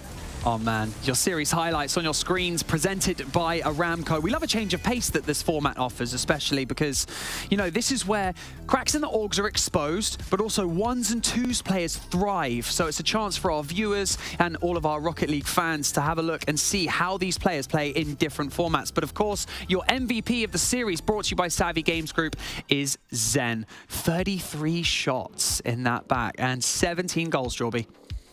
Yeah, 11 of those coming in that 1v1 against Joria's, but had, you know, world beater shots in 3v3 and 2v2 as well. There's just, I mean, what more can I say about him? I feel like we've said everything about him. But, you know, shout out to Goffs on the other side on Oxygen. I thought he played great in the 3v3. He got like 3 or 4 goals for them in between all those games.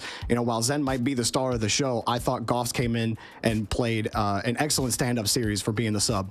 We're going to see more of them because they slip into that lower bracket final where they will face off against Monkeys. Difficult task, you know, we've already spoken about it. Mentality, momentum, dropping into a lower bracket final against a team who are on a streak of wins. Johnny, any kind of subtle predictions in your mind? Well, you know, I think Goffs played a great series, but I do favor Monkeys over them if they are going to continue with a sub. And yeah, I think Razier's not too long ago did take down Joria's 4-1 in a best of 7 1v1. So I think that yeah, Monkeys for me have to have the edge there. I think even if Archie was playing, I'd probably still be leaning a little bit towards Monkeys. They're on that lower bracket run with the momentum, like you said, and Oxygen. Yeah, they're competitive. They looked good against Vitality. Well, they looked about as good as you can look against Vitality. You know, it's a difficult matchup whenever you go into the lobby against those guys. But Monkeys, I think, are the team to win that lower final.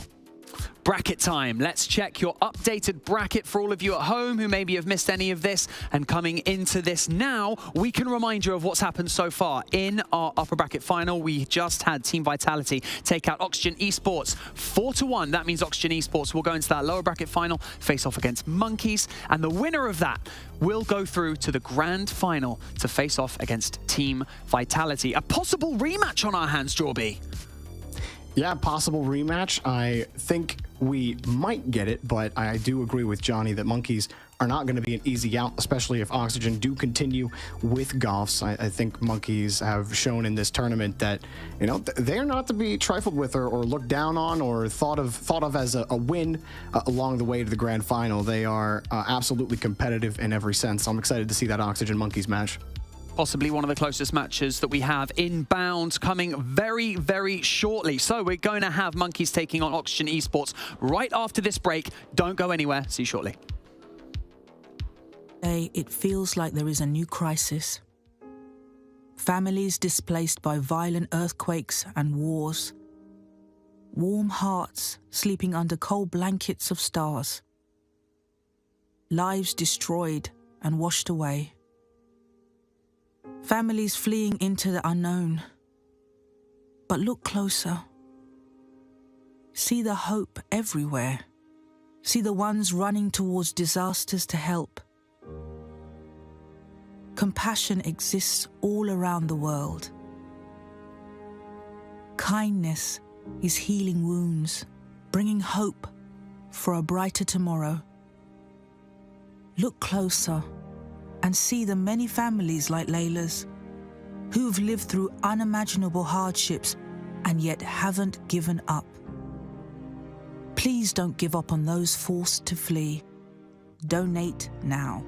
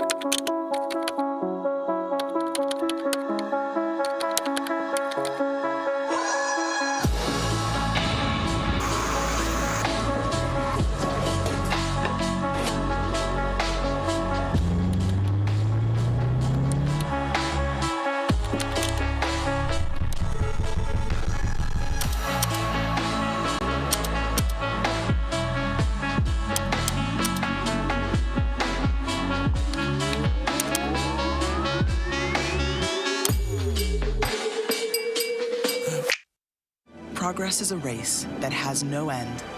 After every finish line, another challenge awaits. How can we continue to push innovation in a sport at the forefront of technology? This is how.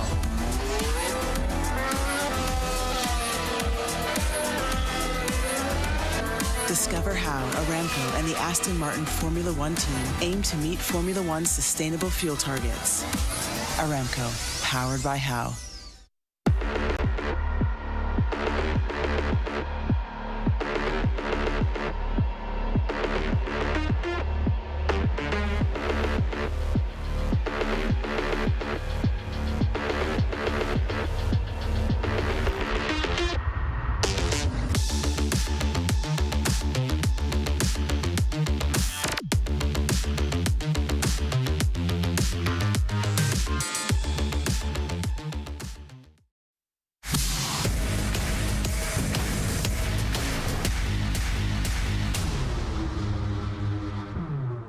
Welcome back to Gamers Without Borders. The lower bracket is upon us. Monkeys have been waiting in the wings for a wounded team to enter and strike them down before the grand final. And that team is Oxygen Esports. I'm joined in the virtual studio by Spaceman and Lemon Kiwi. Spaceman, a team that's been consistently capitalizing throughout this tournament until now versus a team that is hungry in that lower bracket. Who's got the stronger mental game?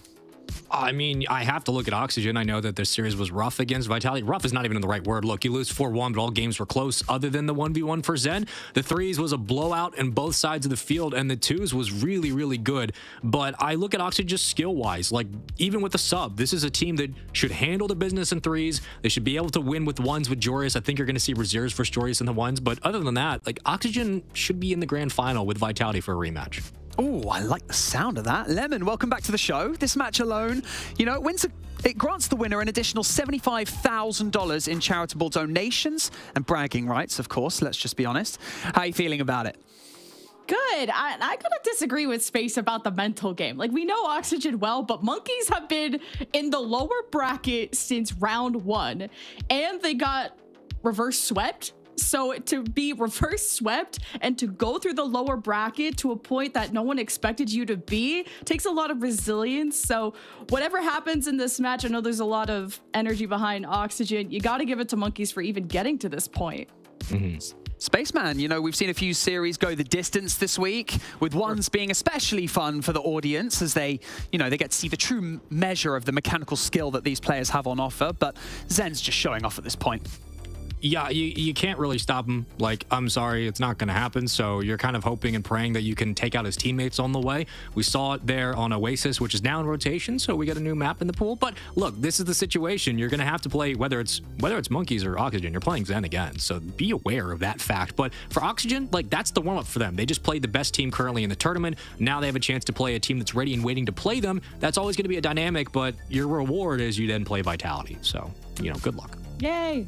Good luck, have fun. Lemon, we are used to seeing 3s in competition, of course, and the 1s is a chance to showboat, you know, bring the mechanics in, but the 2s, that's where it brings in an extra dynamic. Your decision-making is really tested because you don't have that additional buffer of that third player rotating constantly. Do you agree? Yeah, I definitely think Joreuz and Ixo played the twos well. It's something that they made a change since the start of the bracket, having Archie, who's not playing today as well. And I thought Joreuz and Ixo just synergized well. You have this new blood, this fresh face to the roster who is definitely bringing that hype and just that aggression that Joreuz is able to connect well. And in the last twos, maybe it wasn't as strong as I remember yesterday, but that's also against Vitality, who I think would make everyone look silly. But I still favor Oxygen in the twos, and just even though their previous synergy isn't as there, they look like they've had synergy previously. With this best of 7, Spaceman, you know, we're going to see the winner face off against Vitality, okay? The grand final, they haven't really been tested yet, have they? So my thoughts going into this for whichever team is just scrap it out. Go in with no pressure, just go at it. Do you agree? Or is this like a, let's hang back, see what we can do? And, you know, tactically, how do you even approach this? I mean, look, I think the biggest takeaway here is, one, you don't think about the grand final at all if you're Monkeys or Oxygen. You have to face the opponent that's in front of you, best of 7 again. But if you're Monkeys, attack the weak point. There's a sub on Oxygen right now, and that's got to be doing something to the mental, given the fact that Archie is so integral to the offense of this team. And the defense of Oxygen, granted, you're playing Vitality, I understand, but it hasn't been perfect today. And we've shown from Vitality's gameplay and from Oxygen's lack of ability to clear the ball at times that they're vulnerable. If your Monkeys come in with a physical game plan to attack the sub, get him out of rotation, take him out of play, and that'll make everything else break down in midfield. Monkeys should be headhunting on Oxygen today. Attack the sub. You're so mean, Spaceman. Why would you say that? I want blood. Lemon, I'm going to go with you for our first prediction. What's your thoughts? Oh, this is best of 7, right? I'm feeling like a 4-2 Oxygen. I think sometimes they have maybe I'm just recency bias over the Vitality match. I feel like Oxygen have these slower starts in 3s that maybe Monkeys can surprise people. They've surprised everyone in the lower bracket and getting to this point. So the underdog, I think, has a dog in him. I think Oxygen won't take this flawlessly, at least. The underdog has a dog in him. Spaceman, Tom Cruise from The Last Samurai. What's your prediction? Take off the glasses. I want to see if it works. Come on, take off the glasses real quick for me. I won't be able to see you, Banks, which means my hearing is now gone. But in The Last Samurai, it's there. Sorry, quick prediction from you. Go on. Listen, I think at this point, like, given how Oxygen has looked, granted, they're in a unique situation here, but if you are Oxygen, I think they're winning this 4-0. I have to be different than Lemon Kiwi. It's only fair. We're on the desk. It's only fair. But I think they're winning at 4-0. I think they just had the best possible practice you could have had against Vitality. At this point, they have everything they need to get this done. I mean, that is true. Best practice possible for sure. So let's head over to our casters for our lower bracket final. This is a mental game, this one. This is for a position in our grand final, best of 7. Dazarin and Corelli take us in to our lower bracket final. Thank you very much, Banks. Yes, best of 7 here in our lower bracket final, Daz, and a matchup that is going to be interesting on multiple fronts. Obviously, Daz talked about Archie not being here. That 1v1 matchup with Raziers and Joreuz, that's going to be an amazing matchup as well. Daz, what are you looking forward to? I'm looking forward to some great Rocket League. That's what I'm looking forward to, Corelli, okay? We got Oxygen, you know, they're playing with the sub. I'm expecting Golfs to try to do something, help the team out. I mean, now keep in mind, he has been putting in some work, but it hasn't been enough to stop that man on the other side of Vitality, and he's playing around him. And I want to be able to see that go head-to-head against this Monkey squad, who we've known to be resilient over the course of things. And this will be quite the battle. We're going to start off with the 3v3, of course, to kick things off here, and we'll see if the analyst desk was correct here as well. 5 minutes on the clock, and here we go for our lower bracket final. Yeah, you would feel like Oxygen coming in with the sub, obviously teams don't really practice with their subs that much. You would feel like maybe an opportunity here for Monkeys to pull out something, but of course Oxygen did beat Vitality in the 3v3 with Goffs out there, and of course he's been playing fine. He hasn't really been playing poorly at all. Except for that one own goal. Okay. But that was a nice shot, though. He put that top right. It was clean. It was clean. It was clean. Wrong goal. Wrong goal. Yeah. But that's just how it goes. And I think for Oxygen, I mean, listen, they still have a ton of talent here. Yeah. See if they can pull it out here against Monkeys in the 3v3. Again, best of 7. Winner has to play Vitality, who will have a 1-game advantage in that grand final. So we get things kicked off, and Oxygen going to get out from their own, and that's a great tackle in midfield. The follow-up was there from Joreuz, but the defense of Monkeys doing well to collect, and they, oh, hold on. Oh, here comes Razier as he tries to put this one on target. Follow up there from Smokes, and it's a 1-0 lead for Monkeys. I like this here from Raziers. I mean, the carry is great just to get this over. You see Matane, he was trying to look for a little bump as well, but it's really just forcing that tough clear out of Ixo, which sets up the lane for Smokes to be able to get the goal off the follow-up. That additional pressure, and when you have to like dive for a save constantly, it's really rare to be able to put it in a good spot to where you're not having to block a follow-up shot. And I was about to say, before that goal went in, you know, Monkeys have really been our Koi in Europe. Koi making that big run in the lower bracket. Yeah. On the North American side, they were knocked out the first round, just like Monkeys have. And they've both made the runs back. Koi went all the way to a grand final. They had to beat G2, which was the team that originally knocked them down to lower bracket. We'll see if Monkeys can do the same here against Oxygen as they sit with a 1-goal lead, but some pressure now. As they get out very easily here. Smokes looking for 2. He doesn't have enough boost, and Oxygen don't deal with it nicely. Here it comes off the back wall. Razier's touch, not enough. As Monkeys are forced to back off. Joyous kind of gave that one away, and Oxygen trying to put the pressure on, but it's a little disorganized. He should have went for that. He's got it to the backside, and it's wide open. Monkeys 2-0. I saw Goss, he was looking at it. I was like, don't you dare jump for that. And he got punished quickly. He's too far away from that. Raziers is way more closer. Of course, Raziers knows that as well. He's got the one's experience to know the distance there. And Goff's just got picked apart there. You talked about earlier just kind of like abusing the fact of the sub and maybe Goff's experience. That's an example of it right there with that goal. Yeah, certainly. Hold on, they're going to get one back. So off the touch from Joreus, who got the pinch from the ceiling, and Oxygen are able to find the response here. Oh, that's nice. That's nice, too. I mean, to get it right back as well. Great play from Joreus to play it off the ceiling. Ixo's there. Solid placement. Monkeys can't afford to get too comfortable here. Sure, you had a mistake from Goffs, but Ixo and Joreus are going to do their part to make this game close. So a 1-goal difference here in game 1 in the 3v3. Monkeys looking to come out on top here, holding on to their lead. Joreus takes a quality challenge in the midfield. Oxygen trying to push up their line. Joreus, he's got Ixo. He already pre-jumped this, as the pass didn't come exactly where I think Ixo wanted it. Had to adapt. Now Monkeys quickly back the other way, trying to make it difficult for Oxygen to set up their defense. Raziers to the back wall, needs help. Goss doesn't deal with it nicely here as Joreus has to drop it down, and Monkeys putting on that pressure again. You're just seeing slight mistouches coming out from Oxygen. Monkeys, there's opportunity there, but Oxygen are able to get out. Now Joreus with the flip reset, trying to get 2, and Smokes there to clear it away. Interesting decisions in the offensive front of Monkeys. That's also an interesting touch. Ixo looking for that pass to Joreus, but there's so much traffic there, which makes it hard. Joreus now still trying to roll this through. You see Goff's just looking for the right moment here. Does he know? Yeah, he knows Matane doesn't have the boost there, so great initial touch and then also great follow-up on the 50. But Oxygen still struggling to be able to get out of their own half. Look at the Smokes as well, just staying on top. Monkeys are just trying to look for the best shot possible, not necessarily one that's quickest. They're not playing the speed game. If they know they're late, they understand, let's just play the 50 out, keep the ball on the blue half for as long as possible, and try to whittle Oxygen down. A couple go from Oxygen. That one comes right out. Matane, can he put it on target? It's wide open. Nobody home for Oxygen, and Monkeys up 3-1. Caught him out. Double commit there. Strong clear downfield. Ixo was still on the way back, and Raziers will steal that one from Matane. Matane had it all the way through. Monkeys up 2 now. Minute 19 to go. And Oxygen are trying to send their best foot forward. The execution and the communication has not been there from them.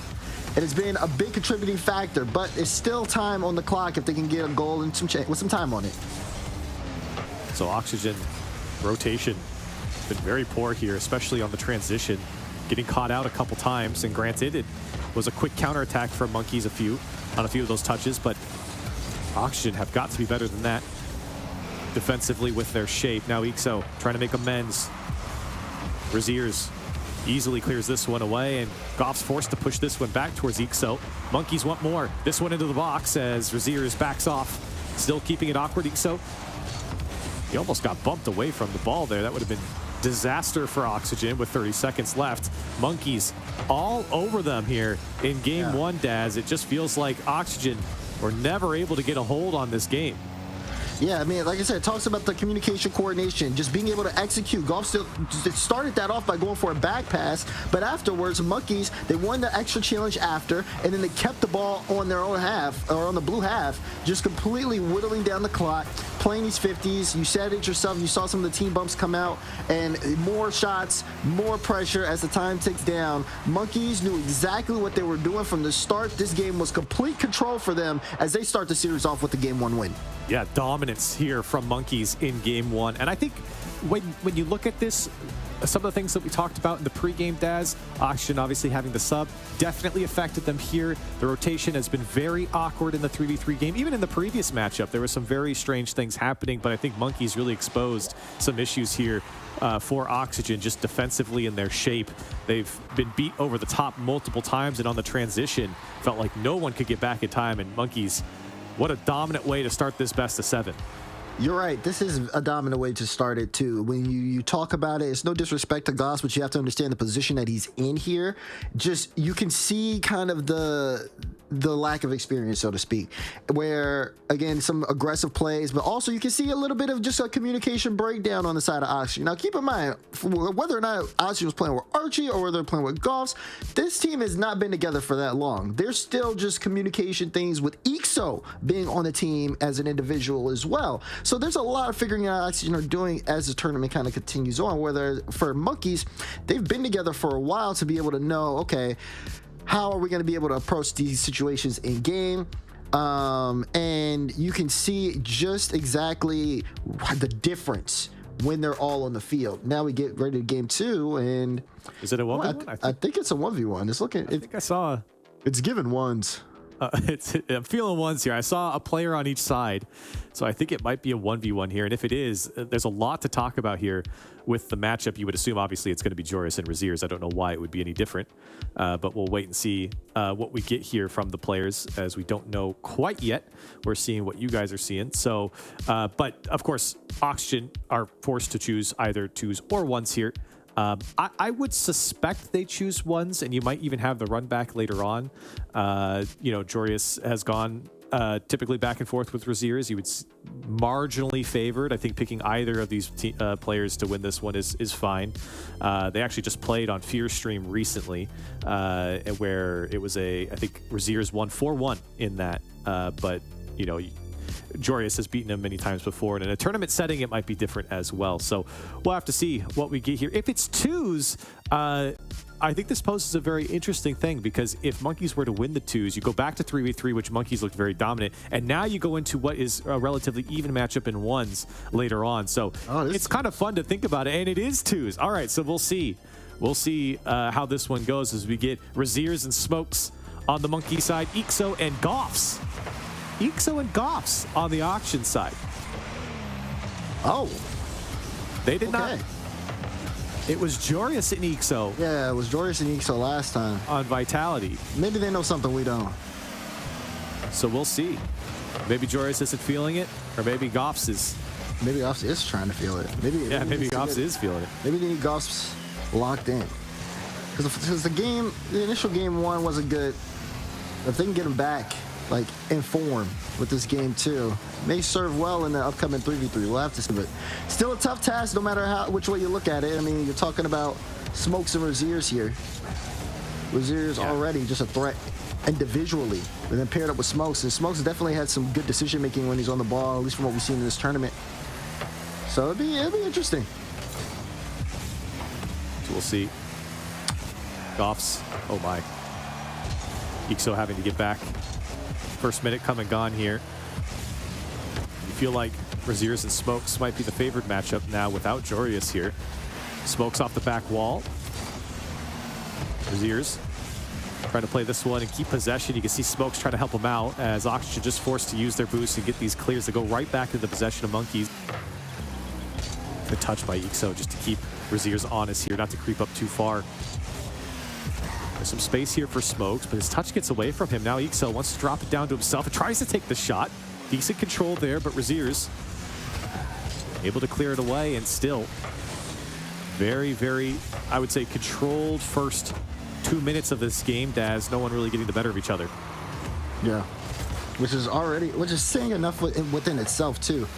You got to think. You talked about it being a little one-sided, but look at that. Goff trying to go for a bump on Smokes. Ixo will pick up the demo, and that's a great 50. Goffs can't get back there in time. Razier's recovery is really good, but still threatening. As Oxygen's offense. A little bit questionable sometimes how they move the ball around, but it's been good so far. Ixo, top left slot, and Oxygen on the board first. Oh my, I thought that shot might have been just a bit high, but he got it to come down off the crossbar. And a great touch here from Ixo. And a 1-0 lead for Oxygen after a very, I would say, quiet start from both sides. Just trying to feel each other out. Now the fake kickoff comes out as Ixo, well, he can't hold on to it. Halfway through game 2 here. Smokes over to Raziers. He's got space. Unfortunately, that touch.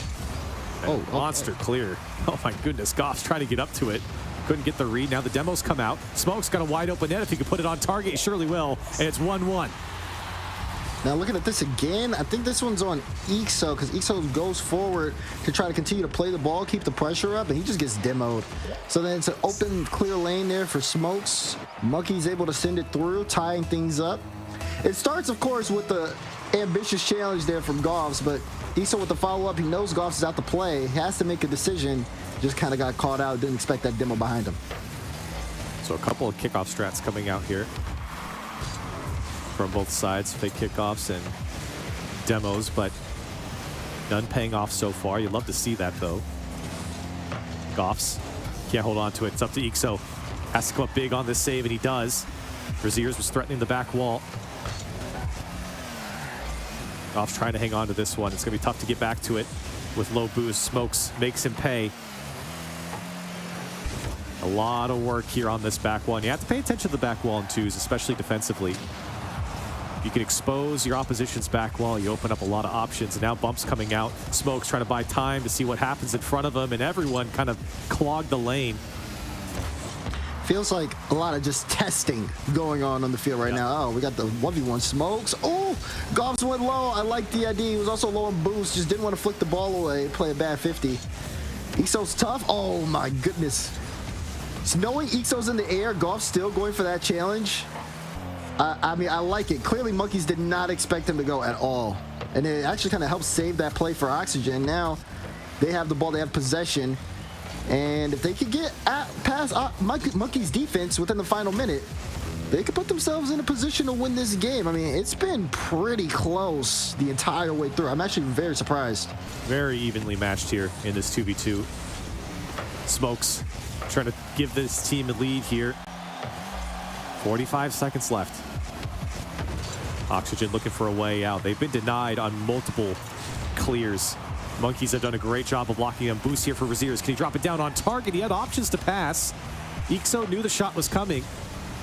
Smokes now with some boost. Beat out by Ixo. It's just Raziers back. Goff's trying to get the challenge. Won't get there in time. And some space bought here for Monkeys. Raziers the one-on-one, but Goffs is able to race back. As Raziers does get the boost here. Dangerous situation now for Oxygen. Waning seconds of game 2. And Monkeys looking more and more threatening here. Smokes the weak shot over on the Oxygen side. As Raziers still not letting them out. Looking for the dunk and gets it.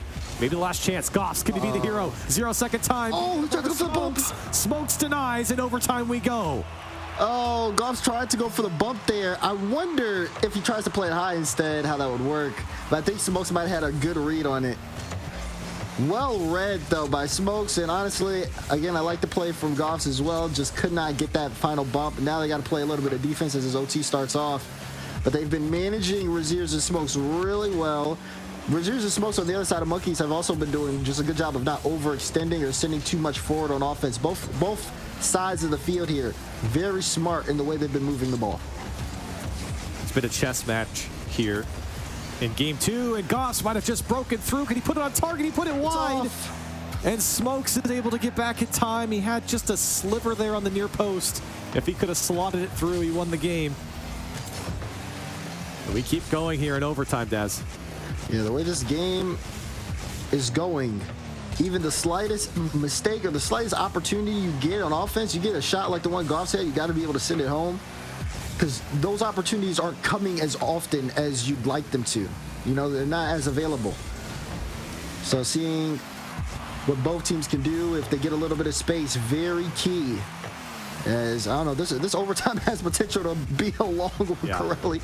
It's been a slow one. There's been opportunities. Now this one, crossbar.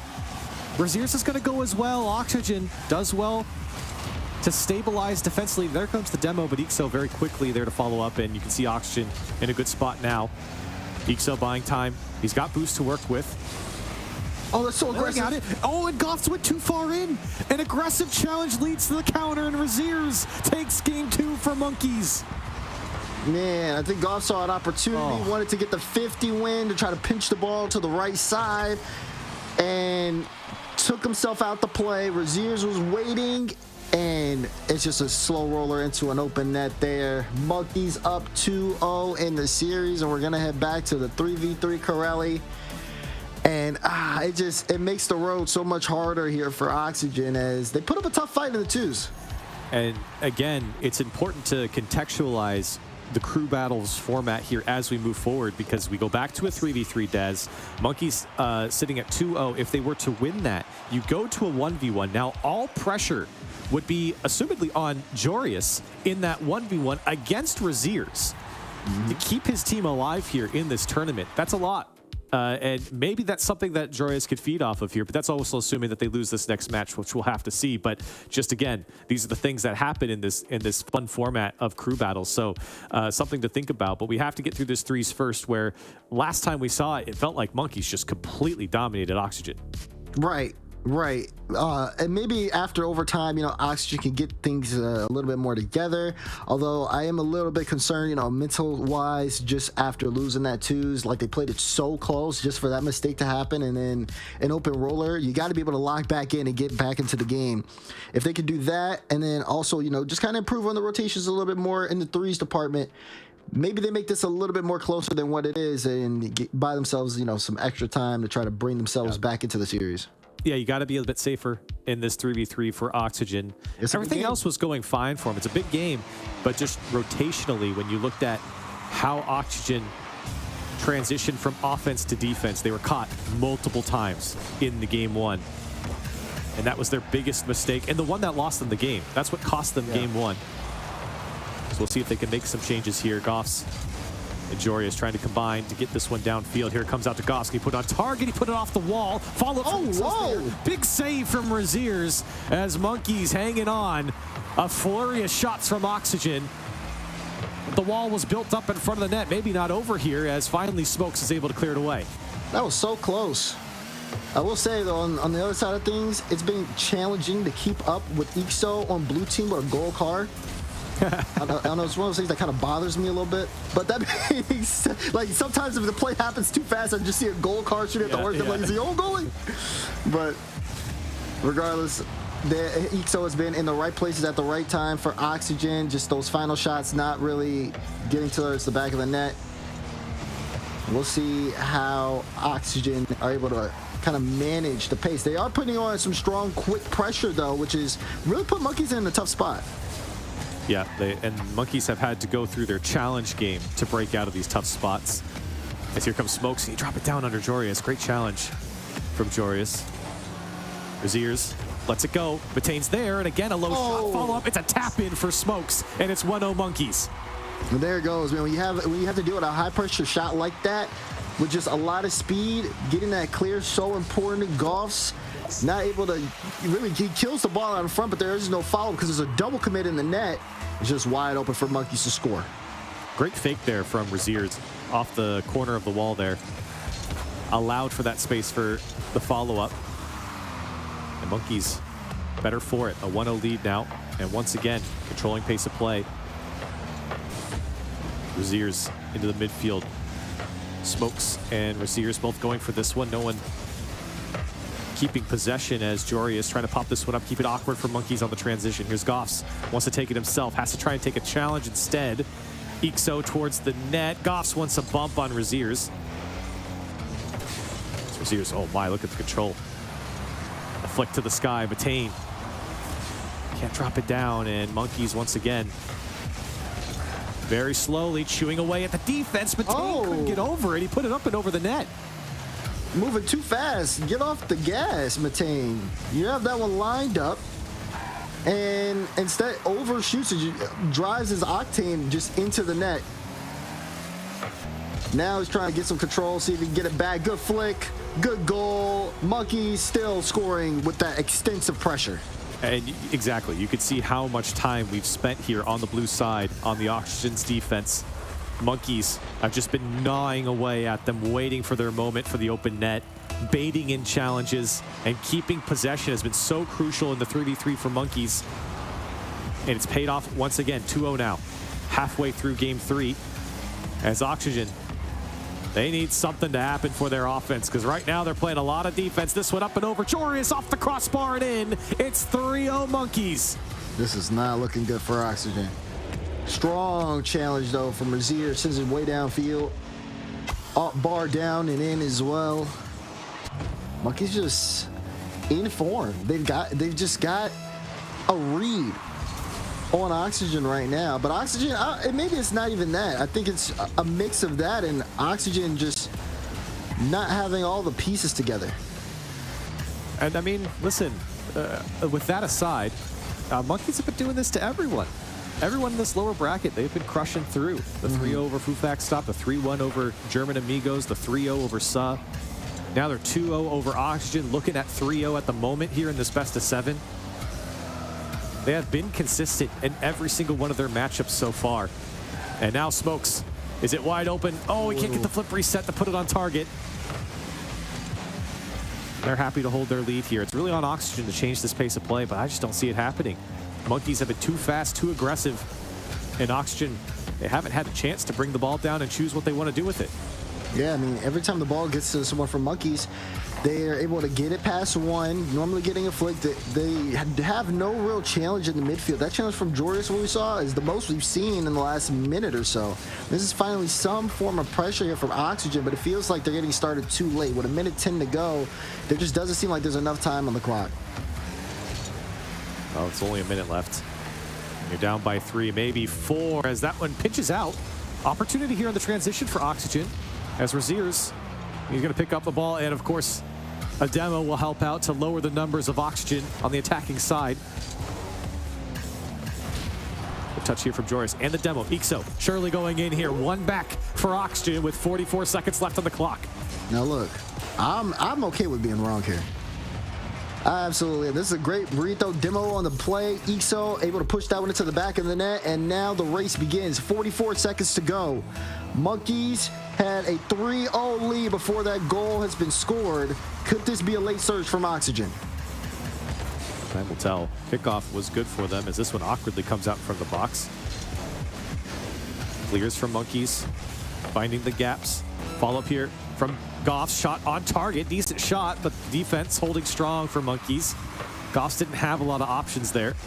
Ixo wants to play this one over to Goss. Touch off the ceiling, looking for follow-up, but again, Matane is there to stop the offense from Oxygen. Joreous has to take matters into his own hands, but again, denied on the flip reset. Matane has been rock solid for Monkeys as they march to a 3rd game win here in this series. Final few seconds, and one more goal just to get that 3-goal lead back for Monkeys.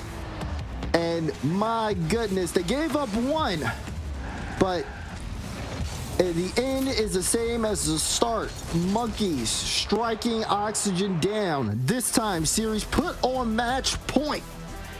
As Oxygen show no signs of stopping the Monkeys, they are going crazy. 3-0 for Monkeys at the moment, and we go back to the 1v1, Daz, or we go to the 1v1 for the first time, excuse me, here in this series. As you know, you're going to get the Joreous and Raziers matchup. At least that's what it should be. And that will be an interesting one. And again, what we talked about earlier, now all the pressure is on Joreous here in this 1v1. There's not a lot of pressure on Raziers. If he loses, Monkeys go back to a matchup that they know they've been confident in against Oxygen twice now. And if they lose that one, then they get to choose a 2v2. So it's a great spot to be in if you're Monkeys. And on the other side for Oxygen, you're really putting pressure on Joreous to perform here on match point. True, but even if Joris does perform here on match point, it goes back to the pressure on the rest of the team, which you have to look at that, for example, as well. If we're just talking about the series as a whole, because the team has not, they've lost in every game mode at this point. 3s twice, 2s once, and that was without Joris playing. So Joris in this position, I mean, sure, he's in a tough spot, but it wasn't like he had help, you know, getting there.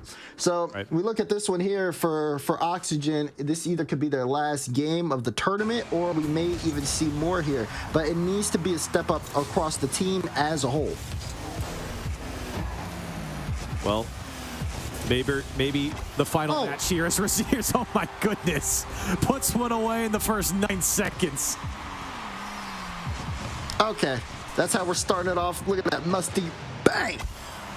Joris just, he had the read on, he knew where the ball was going to go, just not enough speed. There was more speed behind the ball than Joris could ever get with that Finnick, unless he pre-jumped it. So already a nicely favorable start here for Raziers. We talked about it earlier. Fear actually had these two play on a show match just a few days ago. It was 4-1 in favor of Raziers. But a matchup that I would say is pretty even, if not a notch favored towards Joris, especially in a tournament setting. Go either way on this one, though, as Raziers maybe threatening a second one here. It's a great touch by Joris just to get that ball out of his end and back to the other side. Oh, he missed up the chain dash a little bit. Raziers is going to send that all the way downfield, but it's not on target. He even tested Joris to see if he had the read on it. And Raziers, I mean, we talk about his recovery as well. Like, even if he overextends a little bit or gives his opponent some room where they think that they may have a play, he gets back and so fast to deny, and really makes you, if you're playing against him, have to make the most out of your opportunities.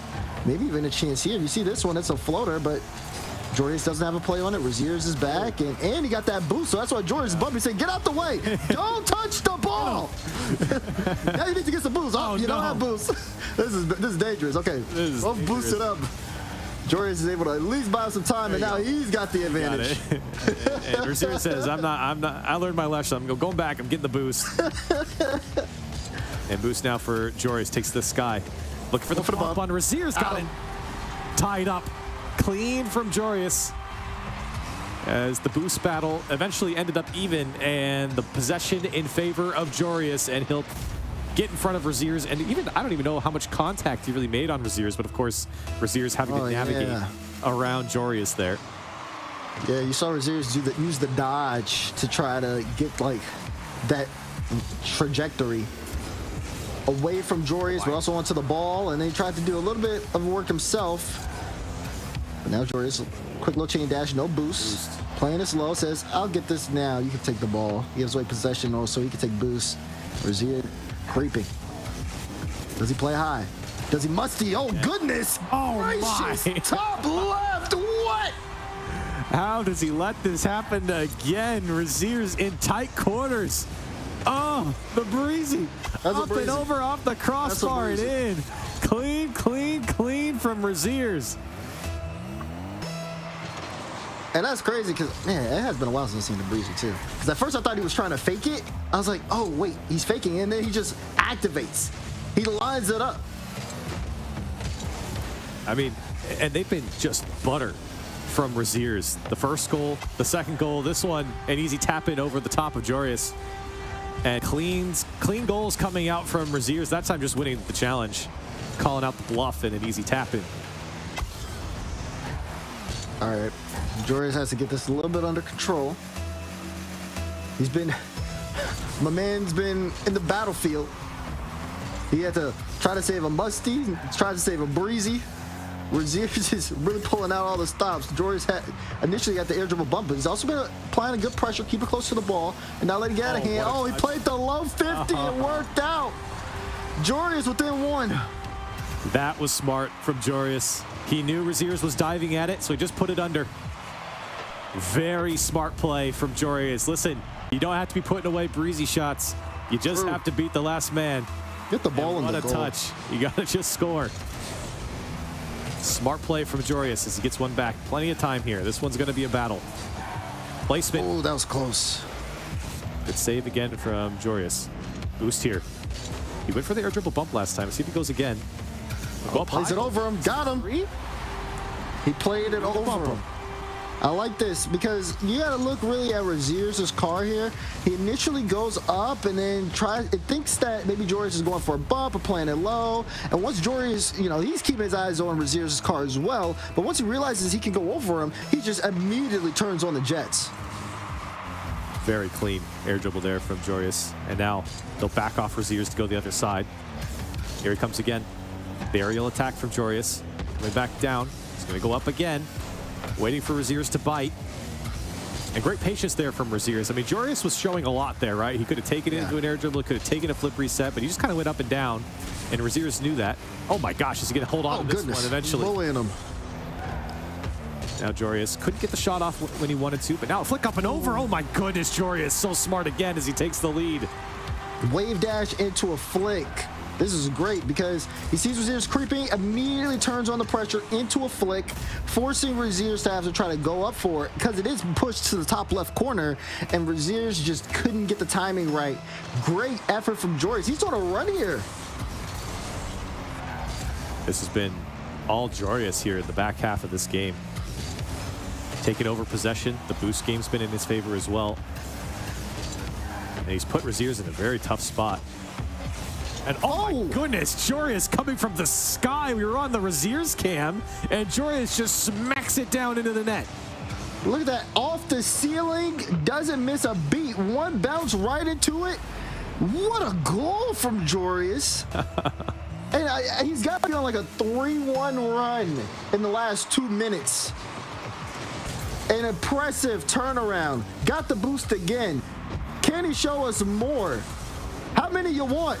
Okay, he got 2. And they tried to go for the ground. If it would have got 3, I would have been like, whoa. You're getting 2 on that one. And now Razier's threatening the net here. Gonna take away the boost from Joreuz. Down, and Joreuz just gave it away. Razier's tapping it in. Joreuz just not getting the read and obviously didn't have a boost to work with. We're within 1. I told you, this one's going to be a battle. Very close. Yeah. As Razier's now, he's going to have to fight back. One more goal here in the last minute and a half, or a minute and 2 seconds, excuse me. Minute 2 seconds. Like I said, 1 goal. This is where Joreuz goes for the boost here. Opts to let Razier's take the ball. Razier's trying to play the 50. Good effort from Joreuz. Didn't get the boost either. So now Razier's is going to try to force this in. Can Joreuz get back in time? Oh, there's the bounce. Looking for the top corner. Joreuz got the read, but he doesn't have the boost to get back to the ball. And we are all tied up. And I think Razier's really got bailed out here. I think he could have scored it initially on the flip reset, but Joreuz's extra touch there is what did him in. Razier's whips back around. And a tie ball game here with 43 seconds left. It's tense. We've had 10 goals this game. And both players shown their ability. That much is true. Razier's has the flip. For the ground pitch, got him. Bottom right corner, Razier's has got 2 back-to-back goals. And you got to hand it to Razier's. Every single one of these mechanical plays, they have just been clean. Again, just butter on the pinch, straight into the net. So easy, makes it look so easy on the big stage here against Joreuz. It's 6-5, and Razier's back into the lead. Trying to take this series in the final 30 seconds. Gotta go for this play. Have to execute if you're Razier's here. Joreuz, okay, playing it safe on the side of Razier's. Just lets Joreuz gets to clear. Now he's going back into the air, killing more time on the clock. Oh my Got 2. Oh my God! It's so smooth. It's elegant. It's beautiful.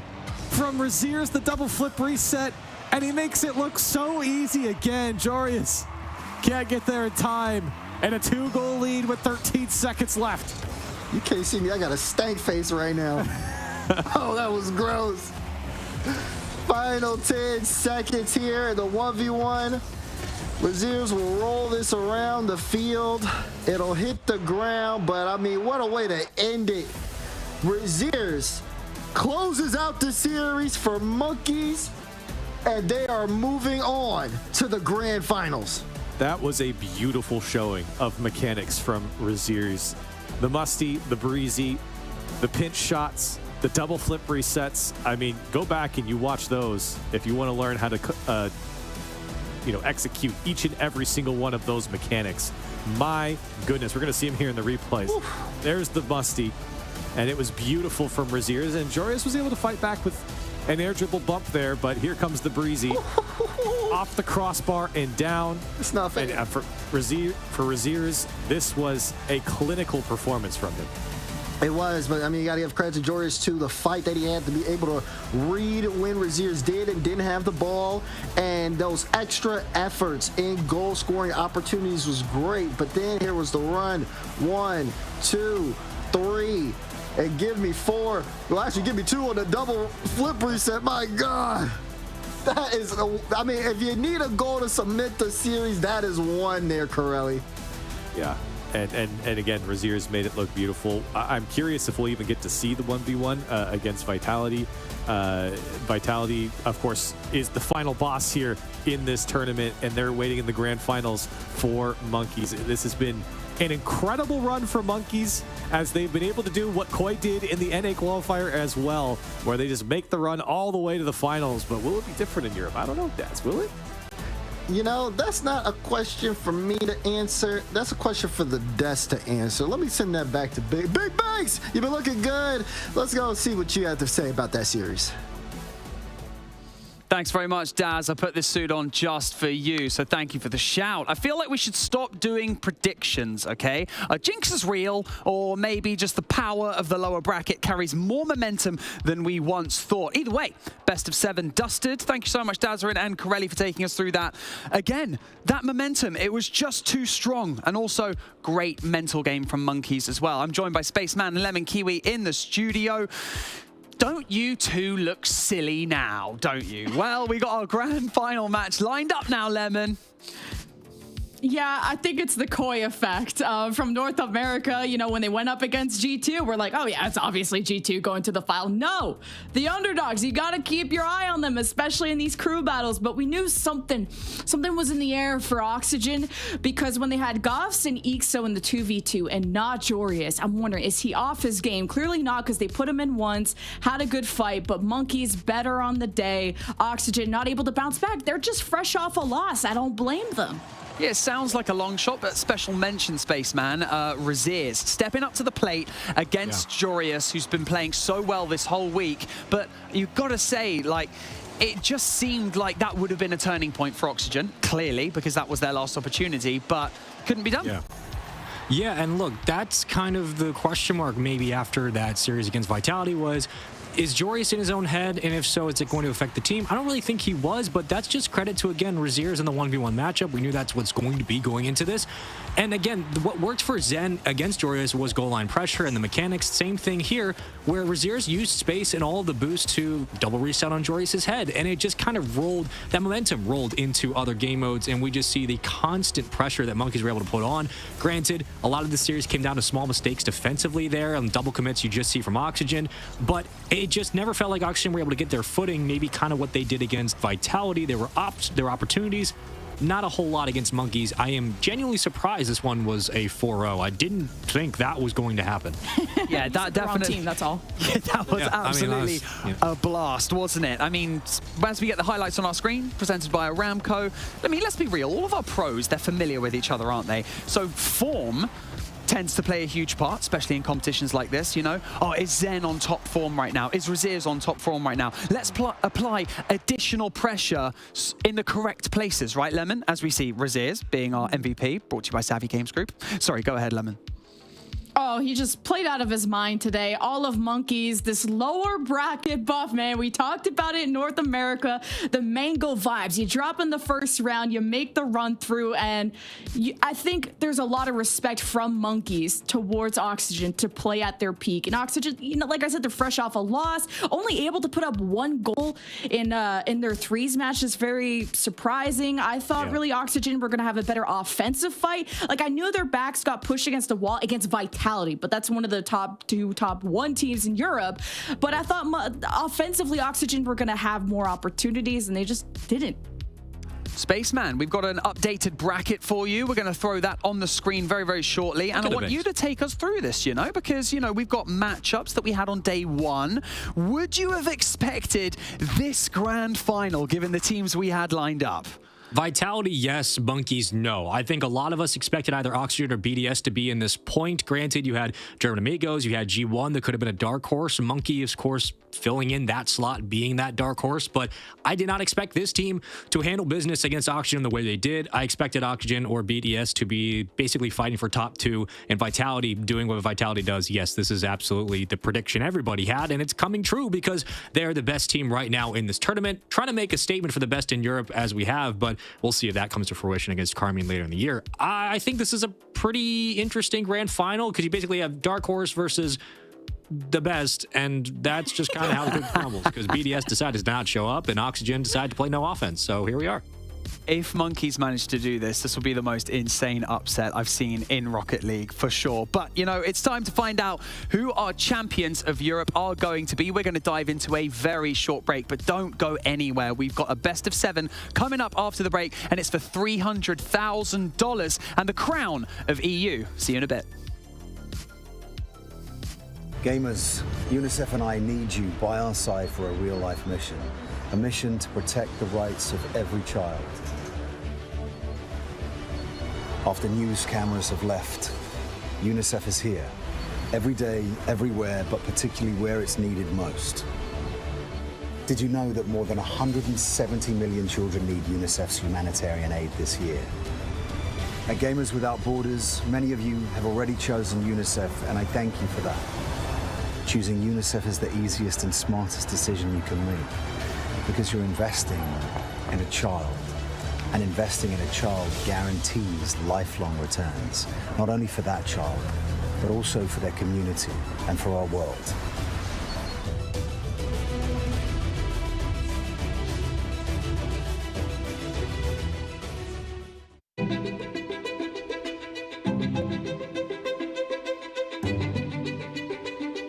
The divisions in the world are stark. Recent years have shown some of the largest natural disasters ever in history. And that really hits hardest the people who had the least to begin with. These people need help. It would be a real tragedy if all these advances in science and health and technology only benefit people in a position to pay for them. There should be no lesser standard if you happen to be poor. These problems can be overcome.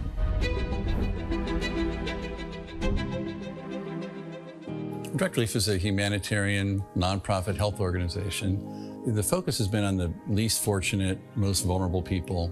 On a good day, things are tough for a lot of people in this world and in this country. And what we can do is mobilize private resources for their benefit and make it available free of charge.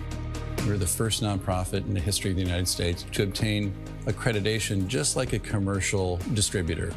And it's been expanded geographically to every country in the world and every state and territory of the United States.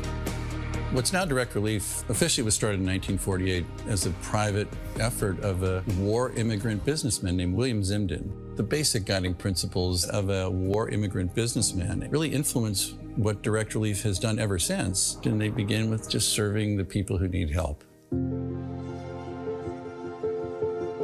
We have this great privilege of engaging with people who come in from very different backgrounds, but with the same purpose of trying to just do something good. It doesn't matter if you're typing or talking on the phone or working on the warehouse floor. They're all part of an effort that means something bigger, and that is the fuel that kind of keeps you going. It gives you some sense that there is a way to make meaningful progress, even for a little organization that started at a kitchen table, but that's what provides motivation in life. The notion that many people, just by virtue of where they're born, the color of their skin, the country they live in, they're going to get sicker, they're going to stay sicker longer, and they're going to die sooner. That's pretty good motivation.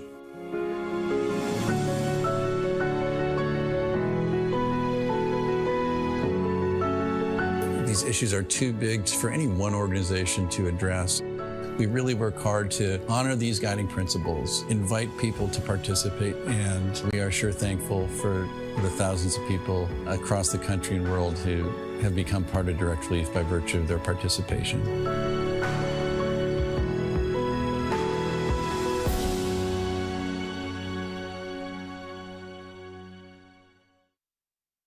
Progress is a race that has no end. After every finish line, another challenge awaits. How can we continue to push innovation in a sport at the forefront of technology? This is how.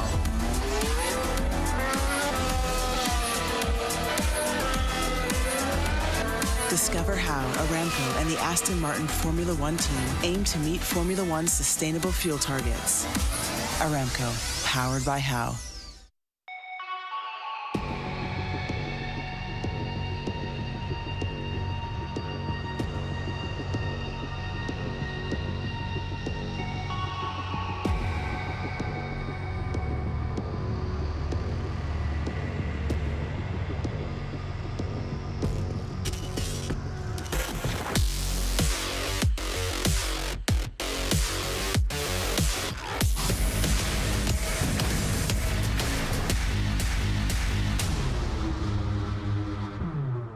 Welcome back to Gamers Without Borders. A precursor to what is set to be the biggest gaming festival later this year, Gamers 8. We have our qualified teams from NA and EU, and now we're going to close off the EU region with a bang. It is the European final. Welcome back to the virtual studio. I'm joined by Dazarin and Corelli. $300,000 on the line for charity, okay? And it's gonna be spicy. One best of 5. Monkeys playing out of their socks. Dazarin, set the scene. How you feeling? I'm feeling good because we just watched the Monkeys Masterclass. I'm telling you, they looked like a zoo out there, the way they were playing against Oxygen. Oxygen looked out of breath. Now we're going up against Vitality, the Bees, and let me tell you one thing right now, Monkeys, they don't like honey that much. Seeing what I've seen from Raziers, we're going to get that Raziers Zen 1v1 is going to be great. We might get the Raziers Smokes 2v2 against Alpha and Zen on that one too. And then the 3v3 is going to be spicy. We're looking at a lot of high-level goals here. Everybody should strap in because we're going on for a wild ride. Dazarin, are you stealing dad jokes from me? It's not really fair. I'm the dad here. We've been working too long. You're rubbing off on me a little bit, okay? Okay, that's cool. I'll take it. Corelli, we've already spoken about momentum, mental strength as well, given you're the best in the bracket, really. Vitality, they're yet to be tested at this point. You know, you have Monkeys, though, that they've been in the trenches. So what are you thinking? Listen, you said Monkeys were playing out of their socks. Vitality about to put them back in their socks. That's how this series is going to go. I think Vitality are just going to, I don't know what that means, honestly. Put the socks back on. Put your socks back on right now. But that's what's going to happen, all right? Vitality are that good. I just don't see how Monkeys are winning this one. I mean, when was the last time that either of these teams were in a grand final? Okay, Dazarin, you got Vitality at the beginning of the year at the Winter Open against Carmine, but Monkeys, you know, a capable team, but can they rise to the occasion? Yeah, I don't know Monkeys' grand final results that well, especially in recent history. I do know for Vitality, they played in Rising Star Odyssey, which was like a kind of like Zen's first tournament, and they won that tournament. So it really put a lot of stock into what all the rumors were saying about Zen going into this event, that he was going to take over and dominate. And so far, he hasn't let anybody down just yet. They've been on a run. I don't think I've really seen this team lose like that. So, you know, we're keeping on that upward trend, that upward momentum right now, but we'll see what Monkeys can do while they're at this stage. I mean, the pressure of the moment, something that Vitality are all too familiar with. Throw in a live audience, and you may see a difference, or it might charge them even more. Corelli, do you have, you know, players in the RLCS playing on a live stage, and they thrive there? I think we mentioned yesterday that Rise was one of those players. I think it might have been Stumpy or Cole that said something like that. Do you have many of them? I mean, there's a ton of players. For the players that are in this scenario and in our final right now, I would actually say that, you know, we haven't even seen him yet, but a guy like Zen does rise to the occasion in many of his matchups. Now, he hasn't been on these stages, at least in RLCS, but I would say this Vitality squad, they have risen to the occasion even before Zen was on this roster. So when they're in this opportunity, when they have a 1-0 lead already, I don't see how they don't just finish this job. This is Vitality series to lose for sure. So have Monkeys got what it takes? Predictions, let's begin. Dazarin, I'm going to come to you first. Why don't you give me a scoreline prediction? You know, let's make it interesting. Come on. Okay, I'll make it interesting just for you, Banks. We'll do 4-2 Vitality. I thought you were going to just slam dunk straight in there and go, let's make it interesting. 4-0, Banks. Have some of that. No, okay, 4-2 you're I'll saying, respect right? them a little bit, yeah. We'll give him a couple of them. I think, you know, maybe there could be a chance in threes. They could probably take one game. And as for 2s and 1s, now, I'm making it interesting by giving them a game because I really don't think that they are going to take the game, but I'm making it interesting just for you and just saying maybe some magic will happen and Braziers might take a game off Zen. We don't know, though. Corelli, any chance of any kind of butting of heads in this? Monkeys are playing extremely well. I'm trying to feed the carrot. Come on. Any chance? Listen, no. I don't know. I'm saying 4-1 as well. I want to see the 1v1 with Braziers because, man, he looked clean earlier on today in that previous matchup. Now, I think Zen's going to come out and win that one, but I want to see Braziers in the 1v1, but I think I agree with Daz. I think if Monkeys are going to win one of these, it's going to be a 3v3. Okay, well, that's enough from us. Just one left in the EU region here at Gamers Without Borders, and that is our best of 5 grand final. Cole and Stumpy, take us in. One more chance for Team Vitality to be beaten. They have looked, frankly, unstoppable since the beginning, Stumpy, of Gamers Without Borders. They have been on an unbelievable tear so far, and Corelli, he is not only right in my mind, but also statistically right too. They are currently 5-2 in 3v3, the only game mode where they look even slightly vulnerable. They're currently unbeaten in 2v2 by winning 2 of them. They're currently, obviously, unbeaten in the 1v1 as well by going 3-0. If there's any chance of Monkeys here, they have to take Vitality down in the 3s. Yeah, that's where all good runs really seem to start for this. We saw G2 do it over in North America. They won a series only winning the 3s. I don't think it's happened in EU yet. It's going to be pretty rare in this crew battles format. But, I mean, Monkeys have played impressively, though. Yeah, Monkeys have done a very good job. You know, ultimately they've gone through Suhhh and Oxygen unbeaten. They've gone 7-0 in their last series today. Yeah, fair play. Yeah, they've not yet dropped a game. Yes, Oxygen, they did not have their full roster. Archie was away. Suhhh did look like a very good team still, and Oxygen still looked very good. Vitality, it's just, without beating the exact same drum over and over again, it is a different French beast. Beat it, Stumpy. I think that's completely fair. Like, people are going to get sick of us hyping up Zen. They're going to go, oh, Carlos is talking about Zen again. Oh, Zen. It's just true. It just is. It just is He's a just fact. the guy. Exactly. You can't really deny it, and he's proving it. He's proven it since coming onto Vitality. They won the off-season tournament. They're now in the ascendancy to win Gamers Without Borders, starting this one game up as well.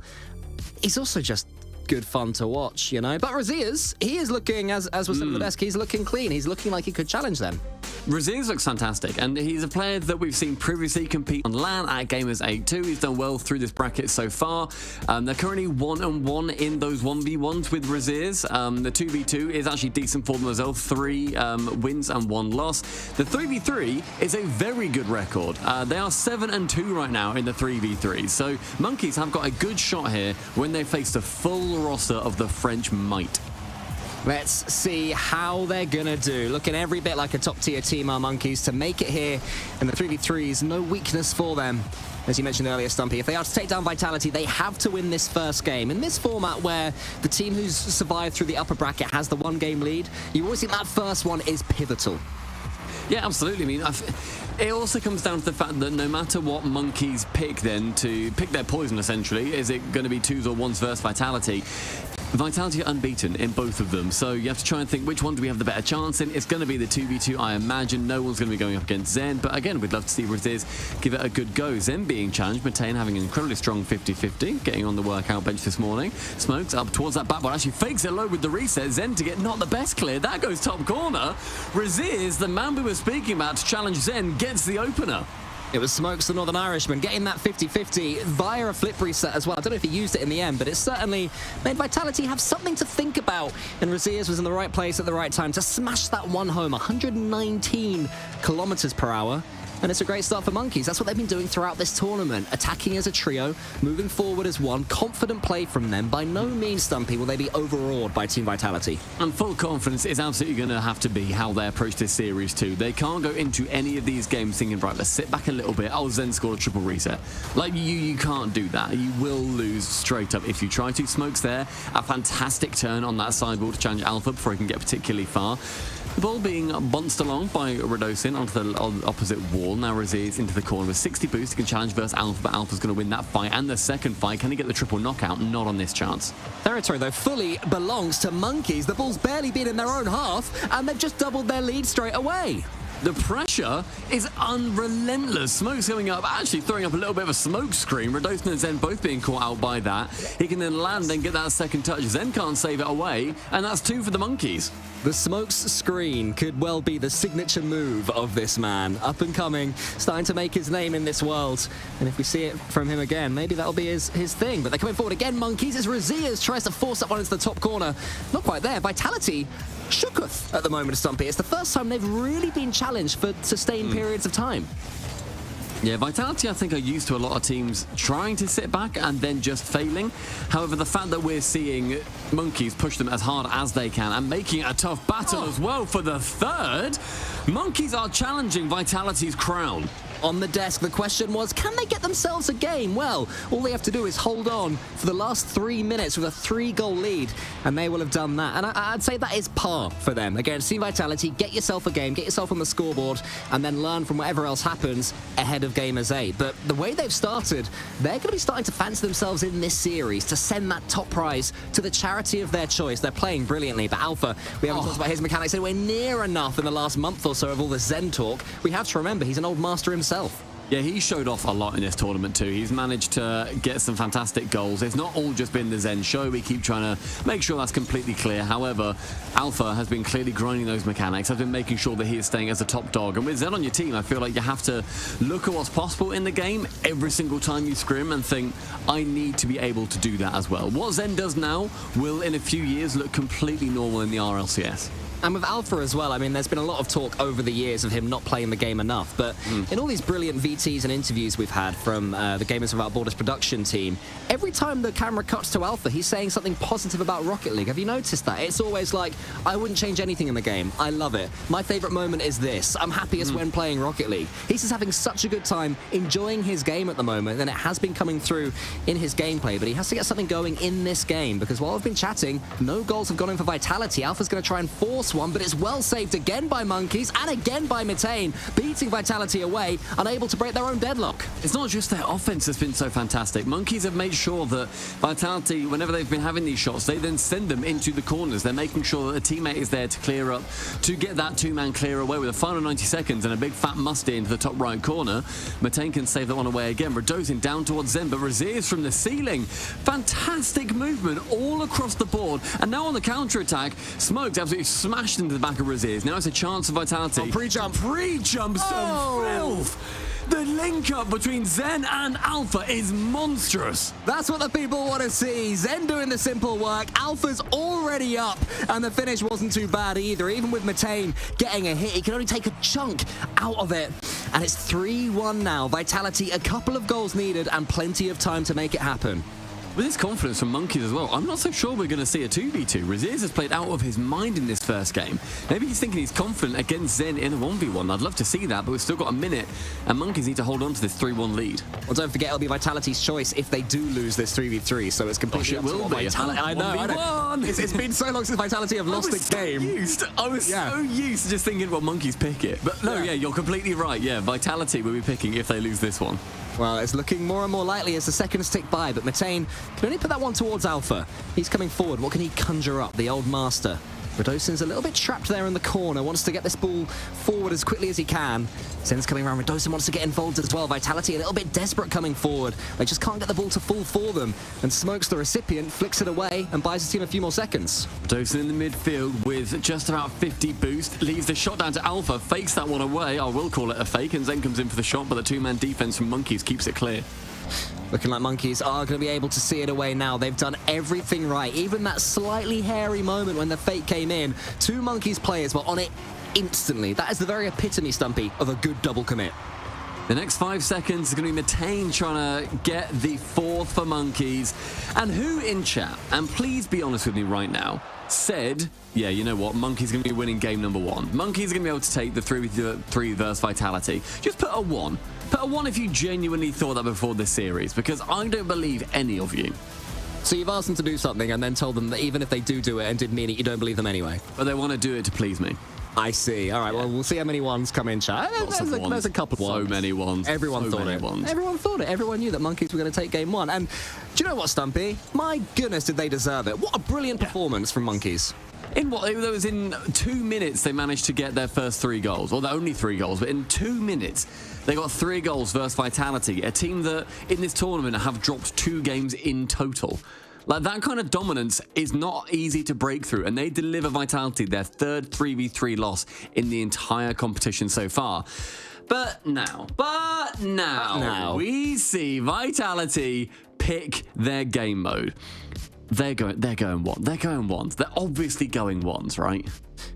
Yes, I think that they are 100% going ones. Raziers is playing brilliantly, don't get me wrong. The German has got history in Gamers Without Borders and Actually, no, not in Gamers Without Borders, because he was brought in after Gamers Without Borders last season, but history in Gamers 8 on the big stage in Saudi Arabia. He's at the top of his game, but... Here we go. It's just one loaded in. He's back out. You get your... It's a 0v0. Ooh, that's never been done before. See where the wind blows the ball. That'd be great. I'd watch that. It would be like the 24-hour spinning ball stream from way back when. Let's see. Who remembers that? Oh, it's Twitch, chat. They all remember. They'll all be like, oh, of course I remember it. Right, chat. Me, smiley face, if you remember the spinning ball stream. You know they're going to lie. I know they're going to lie. They're all filthy, dirty liars. I know it. Well, it's not a 0v0. There is no spinning ball here. Unless Raziers can keep it on his schnoz for a few more minutes. He doesn't need to. It's the late flip, and it's 1-0 Raziers. In 9 seconds, Raziers. In 9 seconds, you go to that right wall, get the reset, fake it low then for Zen, who has been doing so many fakes on previous opponents. In Jorias, he got faked 3 times in a row, bless him. We were in the green room just being like, oh no. What start? Well done, Raziers. Keep it going, son. And maybe, just maybe, Monkeys can get an unexpected lead in this series, but Zen is going to come straight back. He's got no boost until he grabs that 100. Charges down Raziers quickly, and I think Zen's going to want to return the favor as soon as possible. Something mechanical, something spicy. Maybe this is it. He touches the ceiling. He kisses it on his way and gets it over the top of Raziers. Of course he does. Only took 20 more seconds for Zen to turn it on, and to the ceiling is his mantra. Gets that reset, back behind Raziers as well from that angle, which is phenomenal.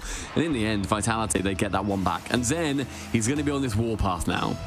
But I mean, coming in just after beating Jorias is Raziers. That's got to give you a boatload of confidence, even up against Zen.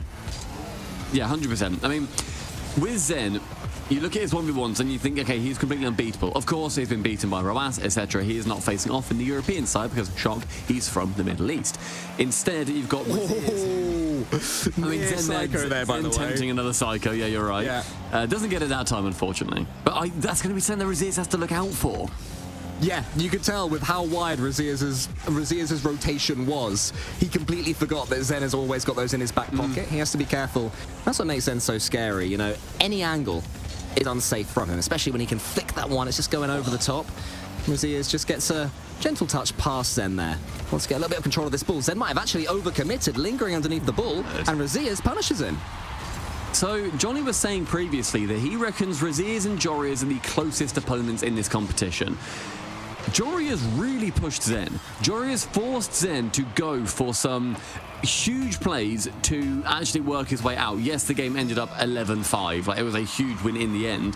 But he still pushed him. He made Zen go for crazy plays. I think Raziers is going to do something very similar, and especially if he's going to be punishing all these counter plays. Zen with the in and out save, and then going back central with it. That's going to bounce to the sidewall. Should be completely open for him. He's got enough boost. He's got the angle, but he whiffs. A collector's item right there. Ladies and gentlemen, in 50 years, you'll be able to say, I was here the day Zen, the new French genius on the block, missed an open net. Maybe he'll make up for it right now. He's got boost over the top underneath Raziers, who's been reading it. Maybe he was watching that series earlier on against Jorias, expecting these fakes. Will Zen try this time? Just a clean 50. A little wave dash to chase the ball, but He's going to have to get control of this game soon, Stumpy, because Razias is definitely seeming like he's going to get one over him. That's going to be another open net as well. The angle is found too, and Razias yet again finding Zen on that push too far up. The pinch going remarkably well for Razias, admittedly, but he can score those tight angles where Zen just couldn't.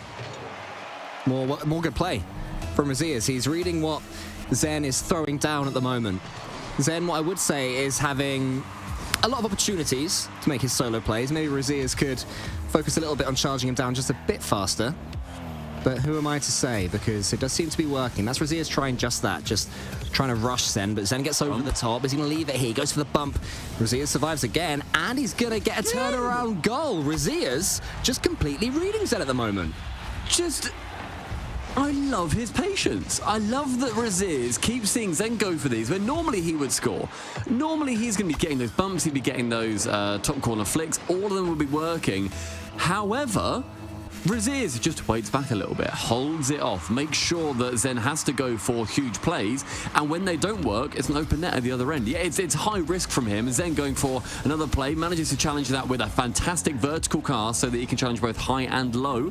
Now Zen again with 46 boost, goes for a fake, but Razias reading him time and time again.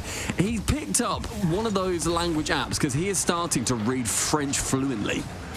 He's set in the corner, has to get past Razias and does so. Can he prod this one goalwards? Yes, he can. Razias couldn't quite catch up with Zen, and there's only 2 goals in it. With 2 minutes left as well, plenty of time for this game to go either way. Just about beating up Razias. You saw him pick up a couple of pads on the way up to that ball too, just so we could flick it round. Razias, he has impressed me massively. He always does in this competition. He did the same thing last year. He did. You know, he'd made RLCS. I think he'd made 1 RLCS when he went to Gamers 8. He was your rookie of the... He was. Yeah. I didn't know that he'd made Spring to the Dacia Cup or whatever, mate. I'm sorry, sue me, okay? I missed that one. I didn't miss it, I watched it, but I forgot that. Anyway, it's 4-3. You're probably working it, in fairness, if it was also EU. Yeah, probably. 1 minute 45, Zen manages to sneak another one back by just tipping over the top of Razias. Fantastic movement from him. Minute 45. Zen starting to turn it on. Those gears are whirring. I don't know what gear is in French, le gear, but it is also le whirring. Here's Razias doing some German gear whirring, de gear and de whirring. Zen's gonna just try and tempt him to come forward. It definitely seems to have settled into a series of Zen coming forward, Razias defending and trying to counter. That one's gonna sneak in off the crossbar. I think Razias thought he had it covered. I think he did, but Zen, the nice movement round, goes high with it and threatens the air draw bump. Razias has to wait low, then he jumps, gets clipped by Zen on his way up, and in the end, can't quite manage to get that touch in the end without 4-all, 1 minute 30. Chance for Zen off this kickoff. It's nice. It goes into the opposite corner, and Razias low on boost. Zen has a chance to shoot there, but instead slows it down, goes up high, and the sky is where Zen absolutely thrives. Yeah, and Razias is letting him go up there time and time again. Zen has started to understand the way Razias is defending, and I think this is the point with just over a minute left where Razias is going to have to change his pacing. Zen has downloaded it. He understands when Razias is going to go, when he's not. And Razias plays closeted and close to the ball too. He wants to get those close shadows and then try to just strike out a shot on the counter-attack as often as he possibly can. Zen, he's learned that. He's going for these close challenges. That's going to be an open net miss until thankfully Razias is in position to score the second one. 10 goals scored, 5 apiece. And we were saying that Zen had started to learn Razias' game, and he starts to speed it up for his 5th goal. Exactly what he had to do, and well done as well, because there was definitely a slide that was happening, and Zen was starting to pull away, and of all the players in the world that you don't want to gift momentum, it has to be Zen, and that's more good play from Razias. Faking the kickoff, changing things, stopping himself being too predictable, and now he has a little bit of control. Round to the corner he goes. Can he just break through Zen's defense right now? He's going to do a little fake and then try to go over the top. Zen not only gets the save, then also gets the perfect setup for his next goal, and it's 6-5 to him. Really nice play there from Zen too. On his goal line, sees that Razias is going to go for the low air draw, but more just like a pop and a bump. Zen can then send it down the opposite side. Starting to play the counter-attack style of his own now. 50 seconds, and whatever happens from here, Stumpy, Razias, what a performance this has been against 1v1 player in form with the hype, who's been just destroying everyone, especially in this competition. This hasn't been destruction, but maybe Zen's starting to pull away finally. Yeah, he really is, and with 2 goals, there's still a lot of chance for Razias to come back into it. However, Zen has he's changed his play style entirely. He's no longer going for the risky plays and then trying to get those wonder goals at the end of it. He's just going for simple, bit grounded, sometimes in the air, but staying with a close 50 because he believes that he is just a stronger car.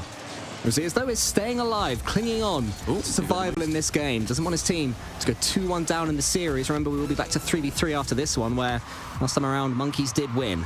Razias takes to the sky, but his touch is a little bit heavy. Zen should be able to break through this one easily. Gives himself a 3-goal lead. It's not quite game over, but the fat lady is preparing to sing. Zen with yet another great challenge. If you look at the first 2 minutes of this game, then you look at the final 2 minutes of this game, you will see Razias start off with those big plays and then the counter-attacks. Oh, sorry, Zen's the big plays and then Razias with the counter-attacks. And then you'll see now Razias have to chase, go for those big plays and then try and get the counter-attacks himself. It's been such a momentum swing. And final 15 seconds will not be enough for Razias. Zen and Vitality, yes, they lost that 3v3, but they have brought it back in the 1v1. Zen continues and on his unbeaten streak, 4-0. The dominance from Zen is real. However, they head straight back into the gauntlet and 2 more teammates join either side. Razias made it uncomfortable for Zen there, though. There was no time until the last 20 seconds or so where Zen was relaxing, playing freely, going upside down and turtling, all that silliness. It didn't look with a minute left like that's how the game was going to end. Razias really made him work for every goal that he got. Yeah, I'm so impressed with Razias too. Like the fact that he's managed to get as many plays as he did and managed to get as many counter-attack goals as he did. When Zen, I think, had those chances to score, and yeah, there were some chances where Zen should have scored as well. The open net, he just sent it wide, you know, bits like that. But ultimately, the counter-attacks from Razias were incredible. He went up 4-1 in the end, but the bring back and the counter-attacks and the end game push from Zen was unstoppably good. Yeah, it's just as soon as Razias' defending stopped working, I think if I were to be critical, he could have gone a bit more aggressive, a little bit faster.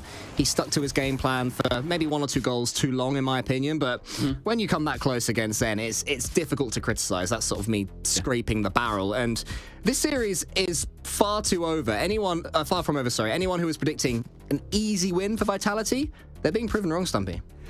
I mean, we sort of did. Behind the scenes, we were just sort of saying, like, this looks like it'll be a 4-0, basically. Nah, we wouldn't. We'd never? You lie. I thought it would be at least 1 game for Monkeys, probably win the first 3v3. Yeah, that's fair. And then you thought it'd be a big comeback from Zen in the 1v1? That's what I said. Yeah, very fair. We move on to Game 4. This is the third one that we've played. Vitality started with a 1-game head start because they were in the upper bracket. And last time in the 3, Stumpy, Monkeys won out. Can they do it again? Are Vitality warming up too much? Vitality, I feel, on that first game, they weren't prepared when they faced off against Oxygen. They didn't. There were times when they were just sort of messing around. There were the huge pre-jumps for these shots. Alpha again there for that early goal. And now they are turning it back on versus Monkeys, a team that can really challenge them. Well, Smoke's just a little bit trapped on his own near post there, and Razias was demoed as well. So Alpha could charge in like an arrow and give Vitality their first lead in these 2v3s. 35 seconds elapsed in Vitality, making sure that they're going to be pushing off this initial kickoff too, but with low boost, Alpha will have to leave. Razias faking out, but a good side flip on the wall means that the possession heads straight back over towards Monkeys. Working out from that back corner is Matane.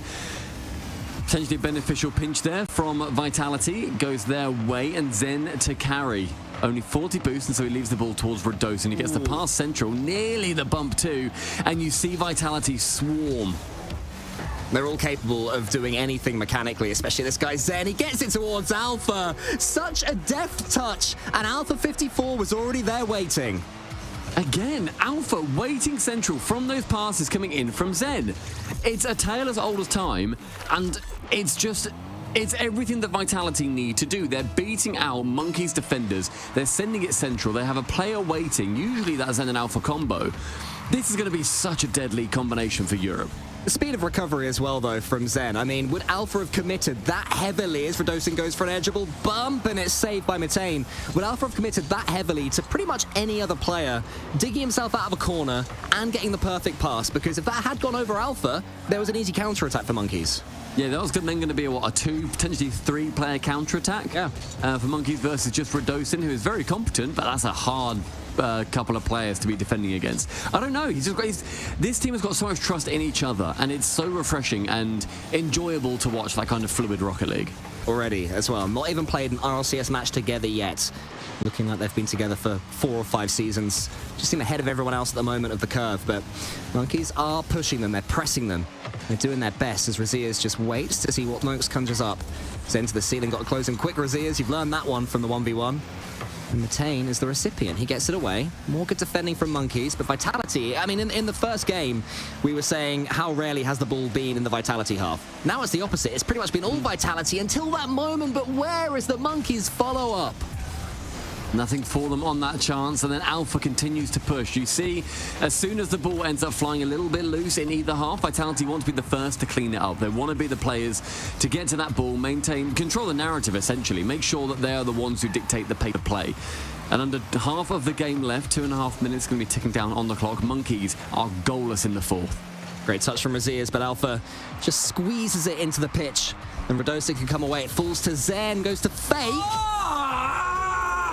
I'm angry with how good that was. I'm sorry, Cole. You talk. It's unbelievable. I'm so angry. He uses Razia's nose. I'm fuming. To get the bounce. He's forced the bounce. Something. Don't punch anything, Stumpy. Just enjoy. Be Zen, if you will. What in the... What? That's madness. Now they're coming forward. Now they're pre-jumping. Alpha's got the flip reset. Zen's clearing the path. Smokes gets it to one side. Radosin, surely, mate, you want to get in on the act. Only 12 boosts, but somehow gets a flip reset again. This is what we expected from this first game. Vitality's styling on them. Monkey's struggling to deal with it. Monkey's struggling to get the ball away. Razias does his best, but Radosin's already back. But now there's a chance of Matane towards Razias. Maybe an own save, but maybe that one's going wide anyway. Who cares? All that matters is that it's still 3-0. And I think Stumpy's still having an aneurysm over that Zen goal about 20, 30 seconds ago now. I've had a doctor check my heart, and he says I'm not fit for broadcast, but you bet I'm carrying on. Good man. 90 seconds ticking down, and Vitality leading by those 3 goals. Monkeys need something, but Alpha is going to be their roadblock in the way. Matane now trying to progress down the pitch. Stands off versus Zen. Drops low. Radosin able to beat out Razias on that counter-attack. I've just got a feeling there's an all-time worldie in the last 70 seconds of this game for Team Vitality. They're bubbling. They're cooking. They believe that something's up for them. All 3 of them just desperate for this ball.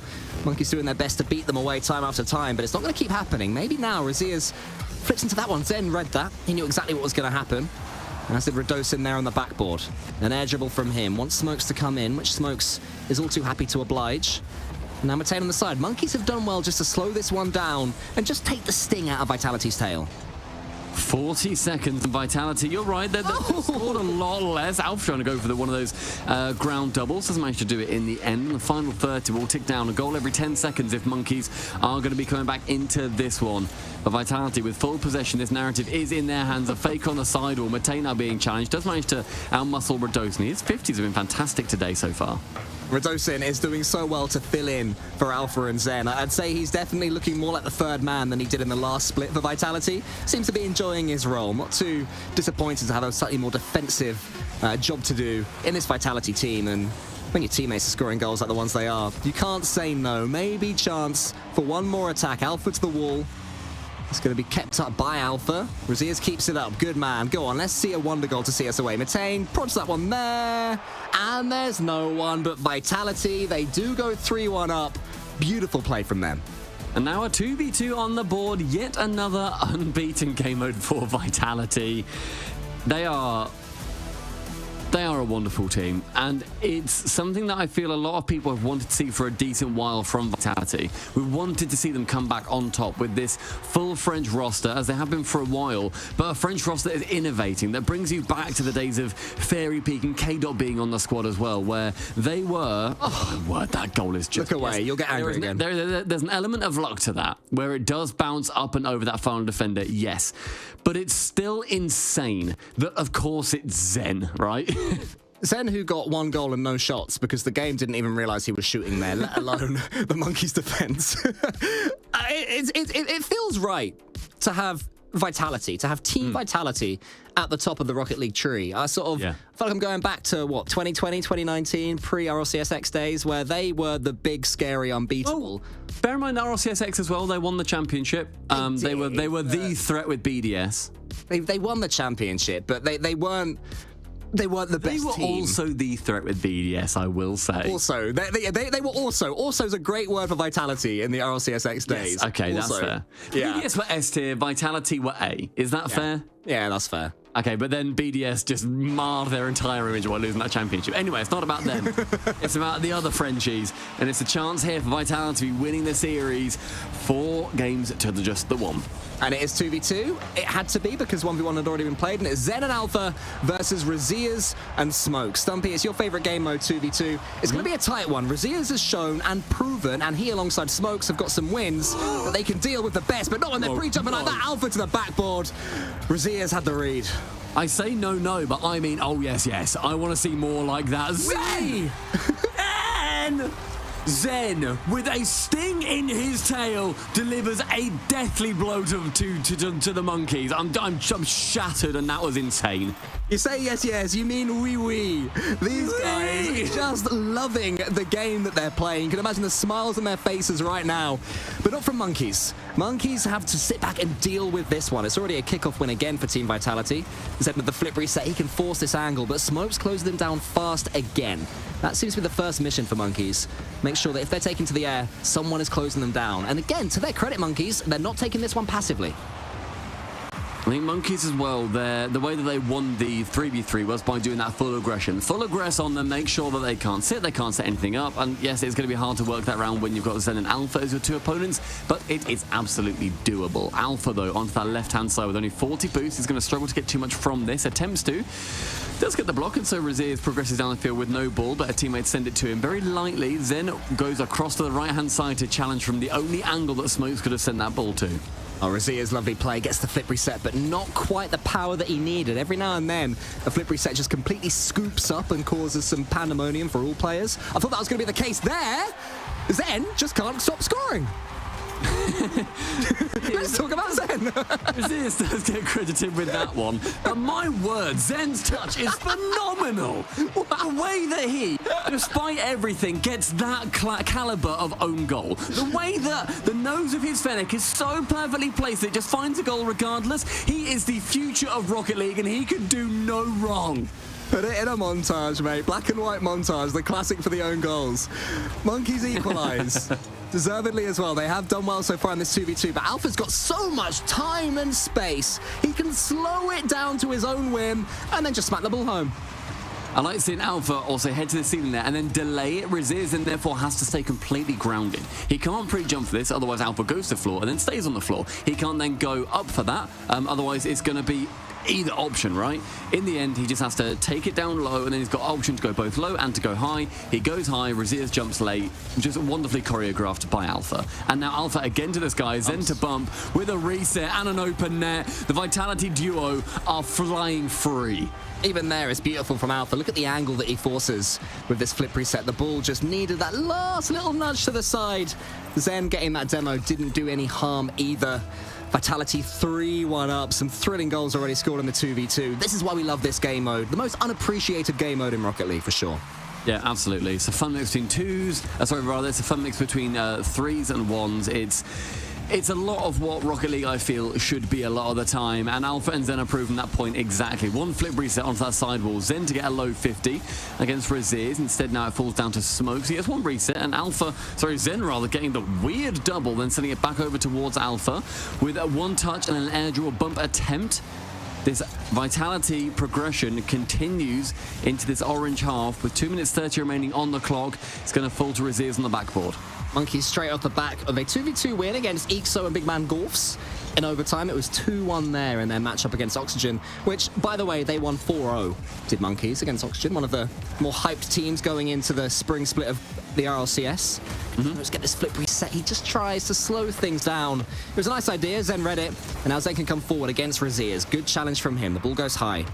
Alpha's saving as much boost as he can. But Raziers is coming in early. Is there going to be a smokes? Not quite then. But they're starting to just worm their way towards Vitality's half. Good demo by Zen, leaves it no chance for an attack to continue for Monkeys. Alpha onto that ceiling, but the pinch actually does go a little bit too far, so Smokes can collect in the midfield. On the wing, Raziers shies away from that ball, and so this pass is going to go to absolutely nobody central. So Raziers waits on what Zen can do. Now Alpha has a chance to flick it wonderfully towards that net. The 50 goes well in favour of Monkeys, and it slows down that pace just a bit more. 90 seconds remaining, and Smokes to chase Zen in the sky. Team Vitality now just 1 minute and 25 seconds away from winning $350,000 for a charity of their choice. Monkeys have already guaranteed $250. Both teams will be making it to Gamers 8. They'll be there in Saudi Arabia. They will love another crown, another feather in their cap is what Vitality are after, and Monkeys are trying to stop that happening, trying to steal it from them. Raziers with the dish, not quite got the angle. They're continuing to prod Vitality. Receive a nice little half flip. Sent up against Smokes, then goes underneath Smokes. And the pinch, I was about to say didn't quite work out, but he still gets a clean touch into the center. Can he turn it into a goal? Not quite this time. Raziers gets the save.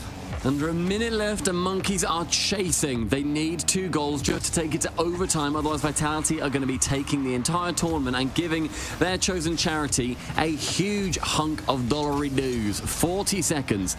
Raziers on that defense tries to flick it over the top of Alpha. Alpha now receiving the pass from Zen in the corner. 100 boost. He's got a lot of ambition here to go past that halfway line, but does lose the ball. Now Smoke's taking an easy shot on target. Zen's tip it over the top. Cleverly leaves it away from that net, but then the pass down from Raziers to Smokes. It's now only a 1-goal lead, and Vitality are threatened. There's barely any time left, but the composure was tip-top there from Monkeys. Raziers with the pass makes the perfect choice. Brilliant. And Smokes smashes it in. This is an abundance of time in the 2v2 game mode. Monkeys pushing Team Vitality all the way. They are the team who've done the most against them, and they've done a pretty effective fake kickoff. There's bumps going on. Alpha's out the game. Smokes with a real chance. He fakes it, but he hits the post. And his pass Raziers as well. Maybe one more opportunity. He has to get this challenge down. Alpha just sends it high.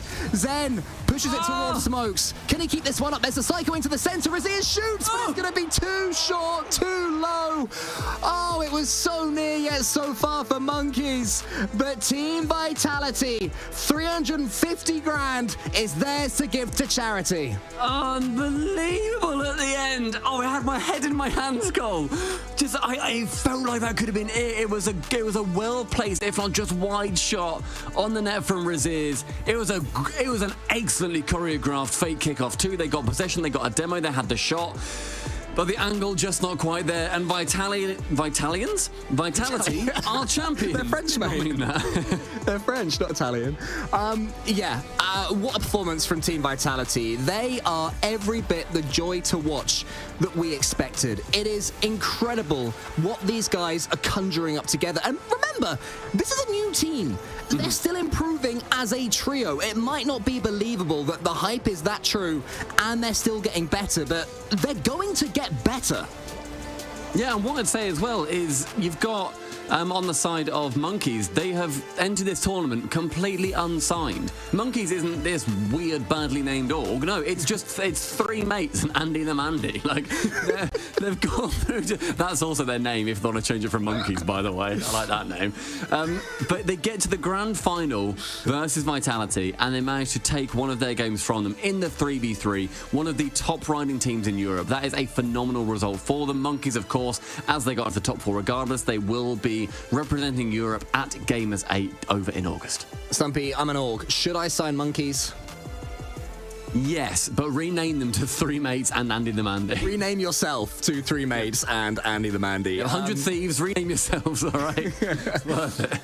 Brilliant, though. I've just adored this crew battle format. We had North America on Monday and Tuesday, and now Europe yesterday and today. It just continues to be everything we want it to be. Yeah, it's a lot of fun to be seeing different gamers represented at the top level, and 350 grand going to charity. Of course, that's not all of it. I think it's like over, my maths is awful, but it's like over $1 million or something.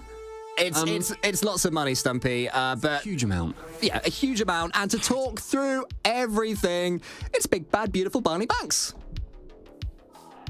I'll clue you in, guys. It's $1.25 million just for this region alone. That's all she wrote in the EU region. Congratulations to Vitality. They are your 2023 Gamers Without Borders champions. They'll be donating $300,000 to a charity of their choice. And they have locked their names in for Gamers 8 this summer, where they're going to compete for another $2 million worth of prize pool. Stumpy, please don't punch anything when Zen does godly things. Your room will just be a pile of rubble.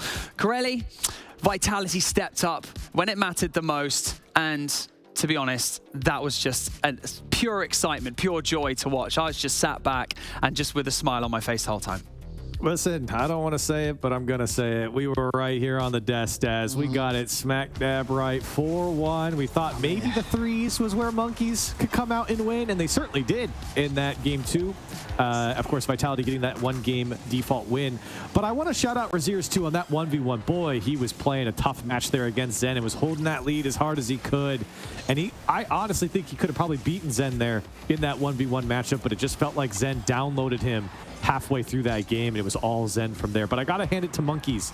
They put on a show here against, I mean, what is looking like the best team here in this Vitality squad, who just look like they've been built for this crew battle format. Monkeys, they made the lower bracket run just like Koei did and eventually fell to the best team here. And you got to give them some credit. Monkeys, they looked good. Yeah, credit where credit's due. Highlights presented by Aramco here. Dazarin Vitality put Monkey's socks back on. We managed to get it in. There we go. But the pressure was put on from the very beginning of that series, wasn't it? Monkeys gunned it for Vitality and went up 3 early and took the first game. So I wonder how many people grabbed their armrests in disbelief watching that, like, oh, we got a series on our hands, Dazarin. Yeah, you know, a lot of people, especially when they watch those initial first games, are quick to jump to conclusions, but you have to recognize we played the games for a reason as part of the series, and Vitality is a team that, okay, they understand. Yeah, you got out to a quick start, but we're a team that can improve the longer we play you, and you saw that within itself. You see that MVP there from Zen, 12 goals, 12 saves, and 29 shots over the course of the series. That is numbers for the MVP. Corelli, if I had have asked you who's going to be the MVP of the series and the tournament, would you have said Zen in the EU region? Yes. And also, I don't think there's been a series for Vitality where we haven't given it to Zen. I think it's just been Zen the entire time. And I mean, listen, for good reason. He's been cranking out here. He's been looking good. And I mean, he's done exactly what we expected him to do. He's led this team to victories over and over again in both the team modes and the 1v1. What else do you want from him? He can do it all. Dazarin, be honest, okay? Did you get at all nervous halfway through that ones match? Because Raziers was putting it on Zen for quite a while, obviously, until the second half, let's be honest. I was excited, actually, because, you know, I think a lot of us thought that it would just be one-sided. So whenever you're seeing some good comp, that's when you're like, wait a second, hold on, this might be something, you know, we could get interested in. We already knew how the series was going to go, so, you know, for us, it's a little like, all right, let's just get this over with kind of thing. But then, you know, when you see someone really compete to a level of a great player like Zen, you start to go from back here to be like, oh, wait, what's going on? Let me tune in and watch this. This is some great Rocket League we were watching. So I was actually very thankful that Raziers played so close. It was good to see. Yeah, well, Corelli, the hype was real. We have a champion. Gamers 8 will be a whole other animal, though. I want to see you out there. You and Dazarin, you want to go out there? You want to have some fun? To go. Sounds fun. It looked fun last time. We did the B stream last time. It was a lot of fun to watch. I mean, the studio looked awesome. Looked like players had a great time. The talent was amazing. Banks, I want to meet you in person. I want to shake your hand. I want to call you Big Banks to your face. You'll actually get to see the height in real life for sure. But don't worry, I'm still extremely small next to Stumpy. Right, we have an interview lined up. We are joined by Farah, the coach from our EU champions Vitality. Farah, congratulations to you and your team. A fantastic performance. I'm going to wait until he actually here we go. A fantastic performance throughout your time here at Gamers Without Borders for your team. Going into that final, did they feel comfortable? Because you hadn't really been tested up to that point. I think we did. Like the games up until that point were not easy. I mean, we struggled a bit against Oxygen. I think they had nothing to lose, so sometimes it was hard. And Joris is a really good 1v1 player as well. So for us, it was not easy at all. And every team in Europe has like very strong 2v2 lineup. So yeah, it was not easy, but we made it. We made it. Listen, Farah, congratulations on the win. It's great to see you in an interview. I don't know the last time we did an interview together. A long time ago. I know it was a long time ago, but you guys have been doing really well ever since Zen has come out the gate and been on you guys' roster. Of course, he was signed to Vitality before he got to play. When did he start getting like really involved with the team? Was it right after the Winter Major, or was it a little bit before that? Right after the Winter Major. We didn't want to interfere with any of what we were doing with the former roster, and then as soon as we made the decision to replace, to put Zen in, we just started playing with him. So it's not too long ago, and so far it's looking good. So we're pretty happy about it. Farah, from your perspective as the coach of Vitality, obviously Vitality has weapons across the board in the 3v3 matchups. In a crew battle matchup, is the preparation different on your end? I mean, I feel like you guys have some obvious choices for where you put your players, but was there any more thought that you can kind of give us light to? Yeah, it's definitely different because like the series they don't feel the same way for the players, especially for the 3v3, right? It all feels like a big best of one tournament where like you play one game and then the whole dynamic of the game changes. So yeah, it's a lot different, and we have to be very accurate with what we are doing, because one single mistake can cost you the game, and then you struggle to pick it back up, and you have to wait. Like for example, for Radozin, he has to wait like 5 or like 10 more minutes before he can play again, and it's very different from what we are used to.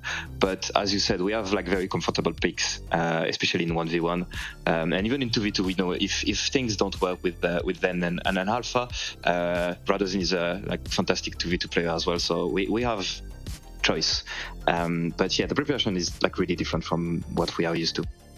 Farah, you guys have the crown. You're champions of Europe, $300,000 to a charity of your choice. And we're going to be seeing you at Gamers 8. Is there anything that you would like to say to your community, to your fans who have been supporting you throughout this entire tournament? Thanks a lot for all the support. I know it's a special situation we are in right now. I know there is a lot of expectations around us, and we'll try to make all of you guys proud next week in RCS. Well, congratulations once again, and thank you so much for joining us in your post-match interview. Once again, champions of EU, Vitality. Well, another region in the books for Gamers 8 later in the summer. If you missed any of the action here, they are your qualified teams for Europe. We have Vitality, we have Monkeys, we have Oxygen Esports, and we have Suhhh. We're going to get this graphic on your... qualified for the whole of G8. Let's go. Dazarin, come on. Woo. Who's really excited you out of these teams? I imagine all of them, but come on, hone in on a couple. Let's see. Excited. I mean, version 1 for sure. If we get a version 1 Vitality matchup, that would be crazy. Of course, you got to look on the other side of things. Koi being that Cinderella run, same as Monkeys. Like you said, a lot to be excited about, but those would be my big ones here. Yeah, hypothetical question, Corelli. If we had region versus region, a grand final, version 1 against Team Vitality, who's your money on? Oh, I'm going Vitality on that one, I think, right now. Obviously, because of Zen, I feel like Vitality, they still have some kinks to work out in the 3v3, but so do version 1. And so I just feel like when you boil down the rosters, as Farah was talking about, to 2v2 and 1v1s, oh, man, that's going to be very close, but I'm still picking Vitality. We also have an event schedule as well that's going to be coming up on your screen for any of the upcoming games that we have. But before that, you know, Dazarin, they got 2 million on the line as well. I mean, look at this. This is our event schedule. Look at this event schedule. Look at this for our actual Gamers Without Borders schedule. We've done StarCraft, Women's Counter-Strike is in the books as well, along with Rocket League. Now, we've got Rainbow Six and CSGO to come in our Gamers Without Borders. And you play any of those games? Are you allowed to tell me? Am I allowed to tell you? I don't know if I'm allowed to tell you. I can't give away the strats, but yeah, some of those I definitely do dabble in. You know, I got to keep my arsenal in the back in check. But it's exciting to see. You know, this is a great event. It's for a good cause, and to see that lineup of just the games that are involved too is absolutely incredible. I think we're aiming for the same thing as last year, $10 million in total for charities of all of our winners. So excited to get all of this underway. And then obviously for Gamers 8 later in the year, to all of the players who competed, thank you so much for all of your hard work. We just love seeing you take this game to new heights. To all of the Rocket League talent, thank you so much for joining me here in my virtual studio. I've had such a blast working with all of you. To everyone that I've worked with before and worked with right now for the first time, you've all been absolutely amazing. To all of the production, actually, this has been so great. All the people working behind the scenes and creating all of this digital space, it's absolutely unreal. And the ability to do this with people who are across the pond in America, I've absolutely loved it. Right, thank you so much to the viewers who have enjoyed this stream and got involved as well. For charity, 2 teams have been crowned regional champions. 8 have qualified for Gamers 8 later in the year. And that's kind of it. My name is Banks, and I'll see you at Gamers 8.